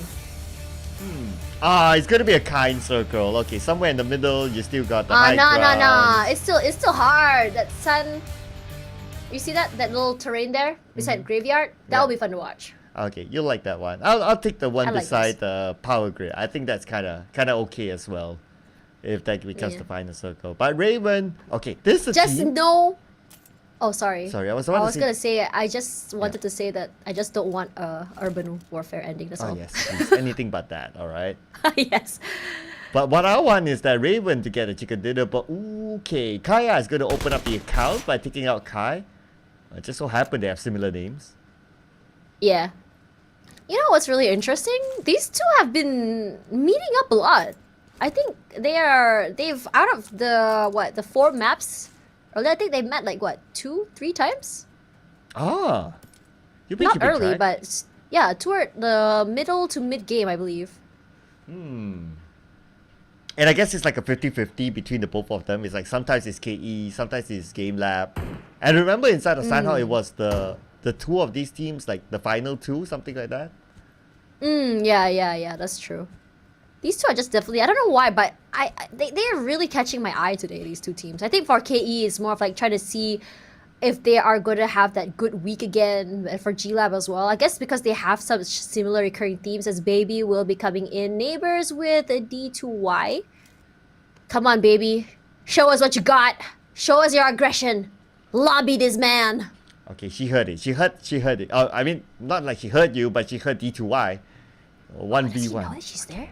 UMP and S12K. Let's go. I don't know. I feel like a UMP might be better, no? Than a CQC? I guess it's arguable. So the S12K is kind of like a shotgun, but it's not as damaging as the DBS. Oh, she's outside. Okay, here we go. D2Y. Alright. Oh, Oh, she got it! Yeah! Yay! Let's go, Ravenwood! Let's go, Ravenwood! Final chicken dinner for today and the lead. Hashtag biascaster. Only for Ravenwood, alright? Only for Ravenwood. Only for Ravenwood, yes. I think they deserve some love, okay? Yeah, I feel like for them, they've had a pretty rough run in the league. Coming as, I wouldn't say like, I mean, I know some of them have competed, but at the same time, not all of them have had the same experiences coming forward. And on top of that, the only girls in this entire league does bring a whole different pressure coming through. And, it's always exciting. And it's always good to give a little bit more support. Yeah, absolutely agree. I mean, like, come on, guys. It is the last game. Let's be a sport, all right? I mean, for them, it's all about just, trying to survive, just have fun with it. They already know they might not make it through. I think it's already pretty much confirmed they're not going to make it through because the gap between the points is a little bit too far. But, for them, I mean, coming into the last match, there's no pressure. It's a whole different feeling when you play. Yeah, absolutely. I mean, when you're in game, it's like, yeah, like for us, it's like, yeah, whatever happens in game, we just enjoy the show, we narrate it, and yeah. But for them, it's like, oh, we really, really gotta be on point. Like, all your senses need to be heightened by 300% or something. Yeah. I have a question for you, Sir Cloud. Do you mauled when you play this game? What's a mauled? You don't know what mauled means? Like rage. Oh, like rage. You get mad when you play. Yeah.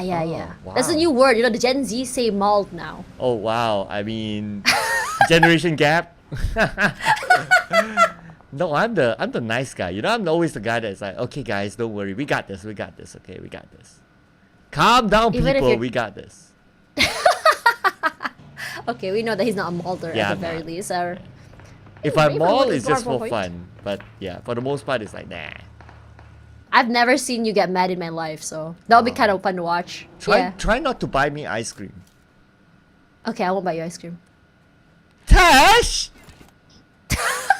I'm mad at you now. Why do you sound like SpongeBob? Oh no. Okay, that's my best depiction of me being mad. Okay, so you're not very scary. Regardless, here's Afghan. They're coming forward. Does he know the baby's there? Okay. Comes through. Baby waiting. Baby No! No! God! No! Not like this! You're not nice, Falcon. You're not nice. Yeah, man. We were so hoping for the Cinderella. No, it's okay. They still have another 2 more players. Or 3 if they can manage to go try to pick up. Okay. Oh no, they're coming. Okay. Cue the Jaws team. Just like the goblin he is. Yeah. Okay. Oh, Say Cloud's coming. Here's Say Cloud. Here's Sir Cloud's doppelganger. He has he's coming hair. through. Oh, he just needed out. They go forward. Gimme. Finds one more. Gimme not as well. Watch out. Can you do something about this? He's all alone. Can't go for to pick up Harley. Immediately lobbied. Chandlone all alone. He's trying to go for the flank. Oh no, Chandler going for the flag. Wak Chong doesn't know. Wak Chong's probably focused onto where Wakimi is at. He's going towards where Wakimi is at. Open road for him. Super duper low. And they became the first team to go out. Oh well. Wait, they still have one more. Oh no, they're done. Yeah. Don't cry. Well, there goes our hopes and dreams. Yep. I mean, that was pretty premature. I mean, would I wanted to cheer on for them like for a bit longer? Not gonna lie. Yeah. I would be okay to maybe top 10 maybe. I would be pretty happy with that. Yeah. Yeah, but oh well. So it looks like locked in. 31 points for Hyena Raven, and that's not gonna change now. So I guess we can say thank you so much for playing Hyena Raven. Hopefully we'll be able to see them in the next season and come back stronger. They say. Oh, I would really love to see them improve coming forward. I would love to see big changes for them. It's always very exciting to see new teams try out, get these 2 weeks done in the league, understand how the pressure feels like, and it's a whole different mindset when you go back to the grind, Yeah, it is. And maybe if you get to see other teams they're doing well, they go to PMSL, they go to PMGC, yada yada yada, that kind of fires you up to okay, I want to be like them, I want to have some of that. And maybe next season, things will change for them. Yeah, I want to be just like you, Sir Cloud. Not bald, but cool. Well, I want to be just like you, Tash, so they can wear a bunny suit. But you're not short, so. Okay, I can. Yeah. Yeah. Okay. That's where there's no comeback, girl. When I roast myself, right, you're like, how do I react to this, huh? Yeah. Okay. Coming down, I was gonna say Los Leones is full control by TGOA. Look at that. Oh yeah, the entire city just for them. That's like a treasure cove right now for TGOA. But since the circle moved all the way down, ooh, the great migration from the north to the south. Today has been such a day of hardship circles. I think today is like the most stressful day for all these teams. They want to do their usual rotations, they can't, because it's like when you think you have one area held down, you think when you have the high grounds or when you have a nice compound, you're like, oh man, I got a hardship down. All you think is fights. Wow, that can actually be a game voiceover, you know. Just say it, you know, like a voice pack. Say yo, oh man. Oh man. Yeah. I can't believe this happened. Oh wow. Oh man. I was trying to do my Brooklyn accent, but I don't know if it worked.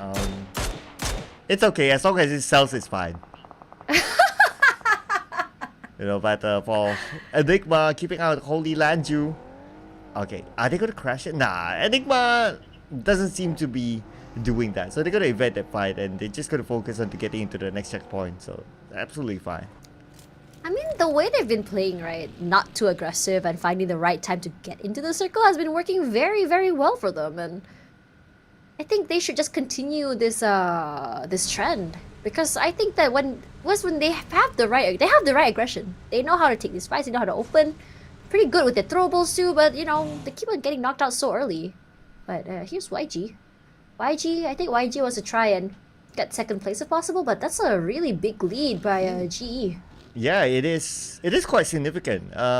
Let's see here. It is like 17, and yeah, 17 kind of significant. Like you need to get a chicken dinner with decent amount of elimination points, then you'll get the second place. And even so, you gotta hope that like GE don't add to their points. And GE wants to get the number one because they're like 5 points away from Austria, so they are motivated by their own cause. Regardless for GE, you know, GE is interesting because, like, you know, I was really sure they would get top point this week. I think for them, they want to, because imagine being the team to get the full bonus points coming forward. That'll be dope. They'll be perfect. That gives them like actually, yeah, a 40-point hit start in the grand finals. Wait, that's a lot. That puts them way ahead of everyone. Absolutely. So that's why you can see like, okay, it's gonna be worth it for them because they're like 5 points away from Austria Esports. And if you kind of think about it, it's like GE's comeback like towards the end. Like during the start of the week, it's like, yeah. But they steadily rise and now they're like 5 points away. So it's like, oh, a great story for GE as well. Let's just hope that KE manages to cripple down Austria. I think if they see the names Austria knocked out in the kill feed, they will be so happy. I don't think Austria wants that to happen because Austria wants to solidify this. I think Austria was what, top 3 in the first week, I believe. So still, I mean, both of them will be placed pretty high regardless of whether or not they get that first place. You know? Yeah, it's gonna be just a few points difference, frankly speaking. So yeah, it still can be. It still can be recovered later on in the grand finals. But for Enigma... Oh, okay. Speaking of Austria. Alright. One goes down. Astro-X comes in. Skynin is still alive, but I don't know about Sky though. Newbie goes down. So a little bit of a trade there. Skadi as well. But Skadi actually taken out by Davan from KE. So a little bit of a help there from afar. They got 1 point already. Scry needs to be picked up, so some smokes to come through. Gives a little bit of breathing space to the other members. But here's Enigma. They want to take this fight against Sin. Both Claire and Caps have their nades out. And immediately that nade by Spooky, beautifully done, takes one out of the way. Caps doesn't move at all. Tries to secure the kill as the other members of Enigma take up that space, just rushing out forward. Okay, Enigma onto Sin. Enigma wants to secure the elimination point. Spooky! Just by the last tick of his health. But Spooky, is he still around? Okay, no visual yet. Or was he taken out? Oh, you know, he's still alive. He has to be picked out here. But the other members of Sin wants to take up space. They come through. Oh, Lanju trying to go for that split coming out. Not able to survive, not able to pick up Spooky quite yet. Holy Lanju at the lower ground. Holy Lanju doing a lot of damage. Gets pincered from two different sides of the terrain. But joining this is also FCON on the bottom side. Have to be careful. Goblin finds Clear. Not the best situation to be in. Does have an answer back into Goblin. Goblin taken out at the very least. But we don't want to be a sin sandwich right now. Oh, Falcon! Cloud, the only last man standing. Enigma still has the high ground against him, so I think he gotta just bail. As Kayla gets eliminated, FV gets eliminated as well. So Enigma, okay, they become the kings of the hill. This is so interesting because honestly, despite Sin being sandwiched by Enigma and FCON, FCON still lost members. They were just so unlucky. Their timing was just not so good, but you also gotta give it to Sin as well. They were so aware that they were already prepped for that oncoming onslaught from FCON. Okay, now, prep for this, right? Circle.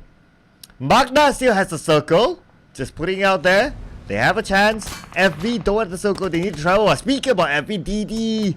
Gun down from afar. And that goes his hopes and dreams. So long range. Jeez.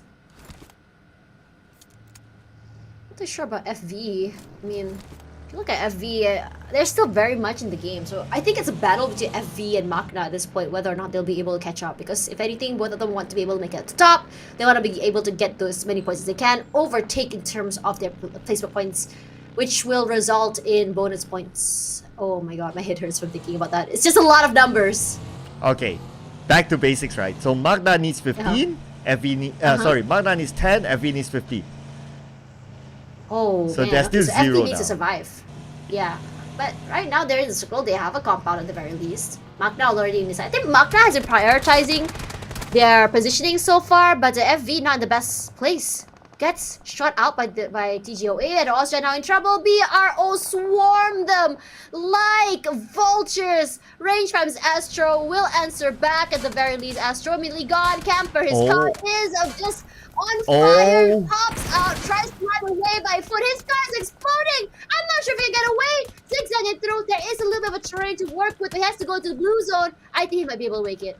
Okay, he has 3 first aids. We are talking about stage 4.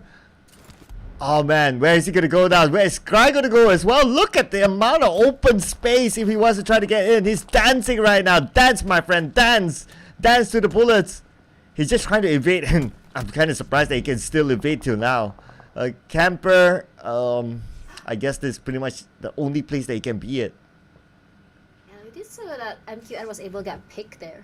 It's pretty huge, honestly, when you think about it. We would love to see that fight, but for now, Scry still play with the terrain. They just slowly make their way into the circle. They do have some supplies. I mean, if they want, they might be able to get a lucky nade forward, but I think he's just trying to make sure that MM doesn't flank them from the side. Ooh, yeah, so, but I don't know how they're going to survive this, you know? Like, there's so much open space. At the same time, the blue will put pressure onto them. It's definitely not looking good for Austria. But GE would like that though. But now for FV, they won't like this. So it looks like Juggy will need to pick up his teammate. Camper taken out by the zone finally. That means only 1 left for Austria. TGOA putting a lot of pressure onto FV, but so is MQN. If you saw just now, MQN was getting those picks.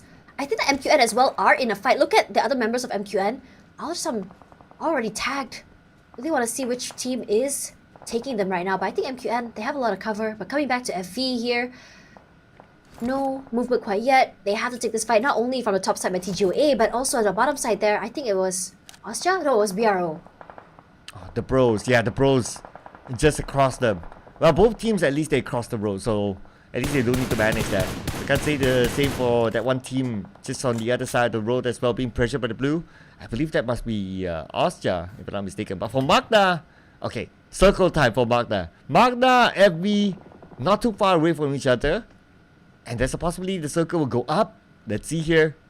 Yes, Magna still has a circle. Oh my goodness. But they need to gatekeep Younger Galacticos.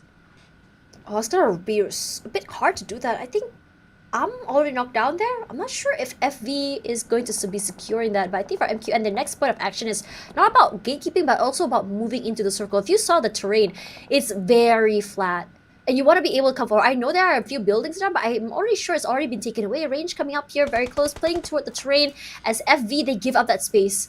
I would love to see them actually contest for it, but I think that they would just rather be able to move into the circle safely instead of being in this long-standing Mexican standoff as Caps finds SayCloud. Right, here we go. So the pros managed to get into the circle. They were at the lower ground, so no other teams challenging them. Edward will be knocked down. So right now the circle is closing. I wonder who else is out in the blue, but like KE, long range from few, putting pressure onto them instead. But now we did talk about this as Young Galacticos charge in onto Magna. Still, Boy with the huge opening onto Young Galacticos. Cute Loki comes forward. He wants to answer back. Takes up the space. Now MQN is in trouble as Bernard Boy not only takes him out, but also collects chaotic areas. They want to push up to top side. They know they are still members of MQN, but they're not even in this compound. MQN was holding 2 different compounds in a 3-1 area, so I don't think that anyone's going to be here. Look at that. The pre-fires come through. They're trying to be super safe right now, but Boy, all the way on the top side, will be eventually found and take it out. Last 2 members of MQN still around. Well, as long as there's still players in there, anything can happen. So, keeping hopes up for Magna. But for YG, they'll be happy to take more elimination points. Long range shots onto the other side. At the same time, the MM nails down Juggy. Ooh, FV. Only 1 left, I guess. Yeah, they weren't able to keep that. Losing so much control of the space as Caps tries to go through that opening onto GE. Smile does eventually know where he is. A beautiful nade from Smile, and he smiles happily as Koopa does try to take one out. He does find carry at the very least. Smile coming forward, but so is Bros. The Bros coming in for FV. They're just swarming them from all different areas. They are completely surrounded. Junkie is just so low. Range waits, but on the other side, Smile on the barbecue and deal blows Raul as well as Junkie out alive. Magix accidentally killed his teammate. Not the best way to go. Oh, not the best way at all. And now they go up to the second floor and Flash Vision. MPX is out at number 9. Unfortunately for them, but now for Magna, Mal is going to be the last man going up against the entire squad of Yangon Galacticos. 1v4. Can pull off an insane clutch here, but it looks like Magna is out as well. Well, I don't want to make the official announcement yet, but let's wait till the official scores come in. But, and this is a tough round for the both of them. They happen to meet with teams that are super aggressive. Not only that, they weren't able to get the positionings right as well. They were separated 2-2. They were just picked off from 2 different areas. Was not much that they can do. They had nowhere to go. This is a very, very difficult circle to work with. And look at the open area. Only TGOA has a compound to work with. Alright, GE now. GE, I wonder if they have enough points already to catch the number 1 team. But right now, we can see that they're on the northern side. The next opponent could be PBE. If they want to get into the circle, they need to cross that little bit of a small road. And PBE will be waiting for them. PBE is still not moving yet. Scary. Just play on this train, but have KE in front of them. You have TGOA on the other side. TGOA can go for long-range picks if they want to, but they've been generally pretty quiet. PBE on top side as well. They need to take this fight. So, like it or not, these two have to clash heads. Whether or not PBE is able to take out GE still remains a question mark for me because PBE has his compound in hand. Okay, so PBE, yeah, and it doesn't seem like PBE is interested to move. It seems like they want to take the fight against GE. So, okay, so GE says, nope, we're not going to take the fight with you. We know we have some space, so we'll get across without taking the fight with PBE. But that does not mean that they're in the circle just yet. They still need to fight their way through. KE is on the other side, PBE on the left side as well. So now GE will need to manage both teams as they get into the circle. Kind of rough when you think about it because there's just so many different angles and terrains to worry about. Now with Davan already on one side and the other members of KE moving forward, they're already into the circle. And because of that, they have a little terrain. If they want to cross, they have to take this fight because there's not a lot of cover or even cover for them at all if they want to cross through. Davan, we know that he's able to make this very phenomenal plays, but it's going to be Monboy with the opening, finds West Carry. We saw a lot of pressure put in by PBE.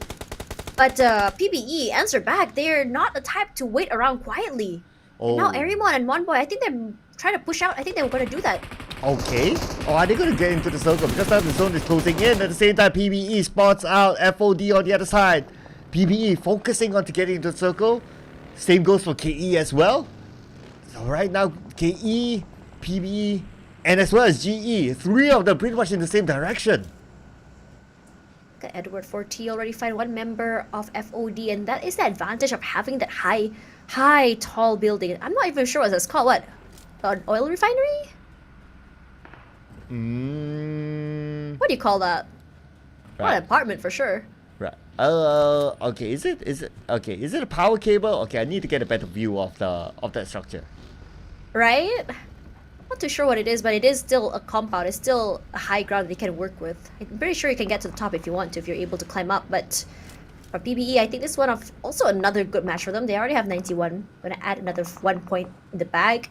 Might be able to overtake Enigma at this point because Enigma only went out with 4 points and quite early on top of that. does find the top. So for KE, positioning wise, not the best place to be in. Pool throws a nade, but I'm not sure it's gonna clip onto anyone. But look at this shot coming in by Manat Boy. Mon Boy knocked down. Where is Manat Boy? Oh, he's actually off screen. Okay, can't really get a good visual of him. Okay, but one thing that is quite clear is that GE, to overtake Austria Esports, they need 5 points. So right now, if they go out at this moment, that means second place is pretty much locked in. There we go. Is that a molly? No, it's a nade. Range does find Davan. Fortunately, Davan left behind just now. KE is already inside of circle. The only person that's outside was Davan, so Davan out. I don't think they're gonna go for the pickup. If anything, PBE just gonna rush into the area with their vehicle straight into GE. They run someone over. They missed, and they will be punished for it. Mon Boy tries to put in the damage coming through. It's so chaotic. You can't see anything but PBE finds 2 already. Blaster EG does answer back. H2R so far away. Oils from downtown saves his teammates. The hero for GE tonight. Wow, Zai off angle elimination, beautifully done by Zai. And now they're getting closer and closer to the #1 spot, but they need to reset quickly because the zone is closing. KE will be waiting for them as the next pass. But at the same time, we can see that FOD will be losing players to Yangon Galacticos. Yangon Galacticos will eliminate FOD, leaving us with the last 5 teams. Clock is slowly ticking, but every team seems pretty much complete. YG as well as PRO, I believe. PRO, one member already knocked down. GE, despite not having West carry, they don't stop the aggression. MM will be the first one lobbied. Smokes are out just to cover their flank on the other side. Here's one more, just for a little bit of assurance.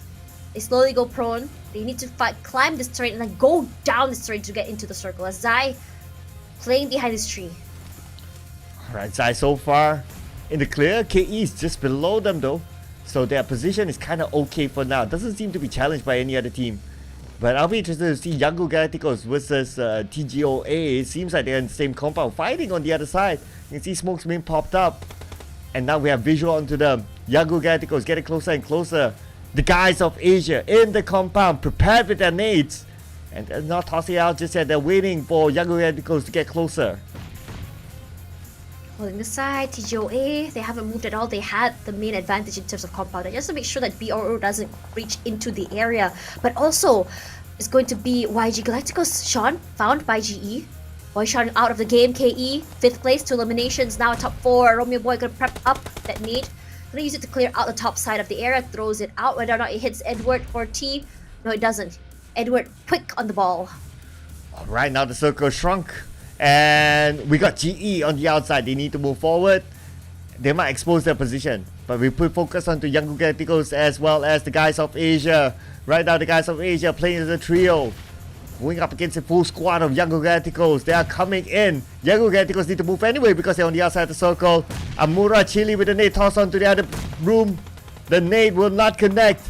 And now Yangon Galacticos surrounding their opponent, but nobody's making the big move yet. Because of that, nade comes out. Ooh, Edward survives that. Manat Boy does get clipped. Look at how many mollies have been thrown out here. Romeo Boy does go down here by range, not by the team inside of the area. Need to go for that pickup. It's going to be so hard. Andrew as well is on fire right now, trying to out-heal it. Does he? I think he does. He does? Still waiting? Yeah, he does. He's still holding down the line. Manat Boy is close by. At the very least, one more nade comes through. Romeo Boy still survives. Here we go. Edward 14 sprays out, but cannot out-damage the DBS. It's a little bit too much. Andrew props on the nade, and now TGOA just slowly falling apart. But Chili doesn't have Amura Chili nearly takes him out. Andrew surviving, but his scam is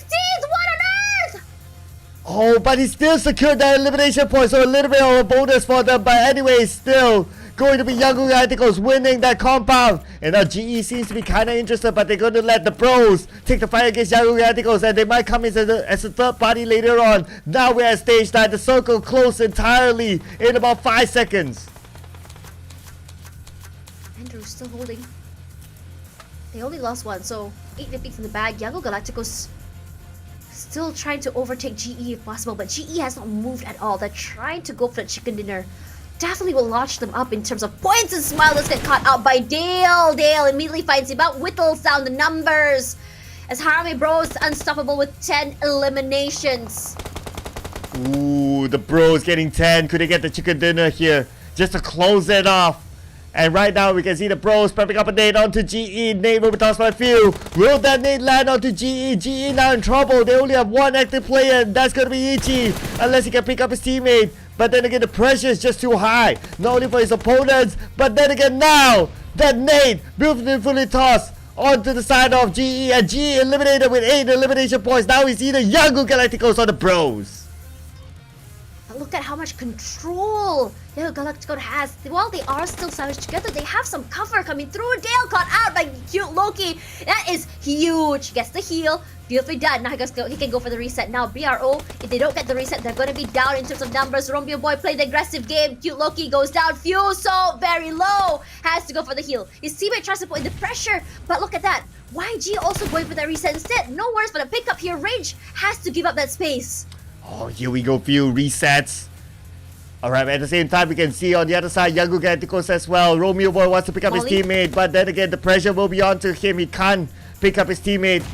And now Romeo Boy almost naded that with that last tick of health. Andrew with the DBS switches onto the M4, waiting for the right moment to use it for the nade and get the double nade. Will take them all out. It's going to be the bros wrapping up all league with the final chicken dinner. And this is their second chicken dinner of the night. That one nade just took Yangon Galacticos all out at the same time. It was so unfortunate because they were clumped together. There was nowhere to go. There was no cover. Only that terrain. And Harami, bro, not only are they getting so many picks in terms of eliminations, but on top of that, the 10 points from the chicken dinner. Now, could this be a surprise team for the grand finals? Ladies and gentlemen, you got to keep an eye on the bros. They have been on a rise, especially when it comes to week 2. And at the end of week 2, 2 chicken dinners in a day. The bros, they could be the surprise package. Man, honestly, I'm just wondering what on earth is going on in terms of what they learned this entire league. Regardless, here's Dale. Definitely, I would say MVP. He was just so aggressive. He's okay to play very separate from his teammate. He's okay with playing with these like very nasty terrains, these outside corners. He's rarely ever super close with his teammates. Yeah, and 2 MVPs for Dale. So every time he got a chicken dinner, it's him. So it's just showing that he's been stepping up his game as well. So now the pros, Yangon Galacticos, GE, and as well as the guys of Asia, they are our top 4 teams in this round. For the guys of Asia, interestingly, they didn't need to travel that much. Way lesser than the other teams. Yeah, I think because they had already, I mean, their drop spot was pretty close with where the circle was. That's why they didn't have to. And I think that because, if anything, I think a lot of circles, the travel distance was far because they had to go for these very big rotations. Remember that terrain beside Crater Fields that we saw those now? I think a lot of them may have decided to go for a long rotation instead of trying to fight on top of the terrain. Yeah, I guess that was one as well. So they didn't really need to move that much. But that's good for them as well because hey, if you get the luck of the circle, why not, right? But for some of these teams that we see in the highlight, man, as much as we would like to see a challenge, but if it's like 2v4, it's always very hard if you don't have the numbers. Yeah, I think if anything, a lot of teams were just not knocked out early, but rather they were caught off guard. You know, we saw a lot of pickoffs coming through. We saw all of these nades. Those long-range frags also happened, but I think a lot of the fights that really took place was near the crater fields, the high ground area, because there was just like 3-way, 4-way fights coming through because no one was able to be pushing down into the area itself. We have TGOA inside a compound, MQN inside a compound. it's hard to really find those angles, especially from the top side. Regardless, coming into the match rankings here, BRO with a whopping 24 points, putting themselves about 9 points ahead of the rest of the pack. Wow, I'm just seeing like 2, 3, 4, 5. It's all Myanmar teams. Just so happened. Yeah, and Falcon actually got up there with through only 6 elimination points, so all clear there. But okay, congratulations to GE! GE! It's the champions of week number 2 and the ultimate champion of the league. Clean 40 points as a starting point in the grand finals. Oh man, they managed to overtake Austria. I feel like Austria, the last 2 matches were just so unlucky for them.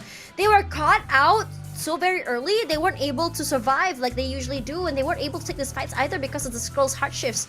Yango Galacticos goes down to 3rd, so I mean, they still maintain 3rd, sorry about that. But Ravenwood maintaining 31, FV with 69 and 75 will be MQN. And you start to see this gap between the teams as CFU got knocked down by TGOA. I think that it's pretty much solidified already. I think we already pretty much know who might be going through, but again, mathematics, not my strongest point. Okay. And as well as we'll wait for the official results too, and that will be sealing the deal, right? So I have my thoughts, I gave my predictions, I gave my numbers, but at the end of the day, it's all about the official results. So now, weekly bonus points. So this is a confirmation, ladies and gentlemen. Your top 16 teams, CFU, made it through. Oh man, this is definitely so heartbreaking for the Singaporean fans. All 3 of the Singaporean teams did not make it forward. Only 1 point behind of CFU. It's just so unfortunate. Yep, so based on this calculation, plus whatever last week, we'll get to see the total later on, but I can say that the CFU would have gone through. Okay, this is the big confirmation. Okay, we're going to get the first page first, alright? So let's hold our horses. So it's GE with 40 points. Alright, that one we already know. Also Esports, I mean it's 4 points difference, so not too bad though. But look at the amount of chickens from GE. 10 chickens! Holy my goodness! Crap. That's a lot! That's double of what Austria was able to get. That's insane! I mean, despite the chicken dinners have 10, look at the total point differential. It's not that much, honestly. Like 4 ahead of YG and Austria, so it's still about, like, I would say half a round, but I think it was still definitely be ahead of everyone else. But wait, what? What? Oh wait, what? Oh, not enough 1 point. Oh man! Wait, what? Magna made it! Oh wait! Oh my god, Magna made it! Plot This twist, is the ladies best and gentlemen. situation! Plot twist. We're giving out the plot twist right now. So Magna made it! Oh man! Okay, you know what? I take it back. Singapore can celebrate 1 team making it through out of 3. I think that is definitely worth celebrating. Magna coming back at the very last second. Crazy. But coming out here, the leaders, top 1, Skynet. In terms of eliminations, damage, but it's gonna be Moy with the assists. Okay. What do you think about this? Oh wow, Moy with the top assist. I mean, Moy has been one of the key players for Sid. In fact, if you ask me, the entire Sin squad has been performing really well. Well, except today is an exception. I think they kind of had an off day. But for the other days, it's like you can pick anyone from Sin to be the top 1, and I'll be absolutely fine with that. Yeah, but season MVP race, GE still holding down the top side here with 69 eliminations total. But if you ask me, right, I mean, like, it's really hard to choose among these players. I mean, for GE, if I could put the whole GE, I would, because all of them have been high impact. Austria, Skynin, I think his name is permanent fixture up here at the very least, as well as Federalis. So yeah, I think these 4 names, they have not changed since like for the longest time. So it's a matter of, I think it's going to go down to really this top 4 of like who really becomes the overall MVP for this tournament. But anyway, our qualified teams. So the plot twist is that Magna made it through, becomes the 2nd Singaporean team to represent Singapore inside of a PMPL Grand Finals. this is exciting, honestly, when you think about it. I mean, Magna has shown us potential. They have shown us that they have what it takes to just get the chicken dinner for able to taking these fights. And, you know, perhaps pressure doesn't really translate well to their last day plays. And I would love to see early week 2 as well as late week 1 Magna come back, because definitely it is there. They just need a little bit more polishing in terms of consistency. Yeah, and you know what, Magna I would say this mainly because they got the chicken dinner in the first game of week number 2. So that really shot them up, like that really kind of sealed this. If they didn't get that chicken dinner in the first game, I don't think they'll be up here. Yeah, would love to see more of Magna coming forward. I mean, we were talking about the underdog story. Seeing Harame Bros make it through, seeing Magna making it through is definitely very exciting for me coming forward. I think TGOA as well, another new team that I think is worth talking about. Yeah, and also because of the bonus points, it made us. It was quite difficult to really calculate on the fly, right? Because of how the bonus points system I was so sad. I was so sad for the Singaporean teams until the plot twist happened. But you know what? This is part of the storytelling, you know? It's like, you see, get your emotions up and down. Yeah, that kind of work as well. Not bad, right? Not bad. But anyway, Tash. just scammed me. Yeah, I guess today is your last day casting for the PMPL Southeast Asia Wildcard as well. So I'll leave the last words to you. Thank you so much, everyone, for spending time and, watching us. If you guys haven't, please follow PUBG Mobile on all their social medias to find out the latest about all of your favorite teams, as well as the latest games and updates coming forward. Tash Bunny here alongside Sir Cloud. It's been a pleasure casting with you, Sir Cloud, as well as you guys. Let us know about your feedbacks about what you want to say about this game, and let us know who you think will be winning it forward in the grand finals. Good luck, everyone, and good night.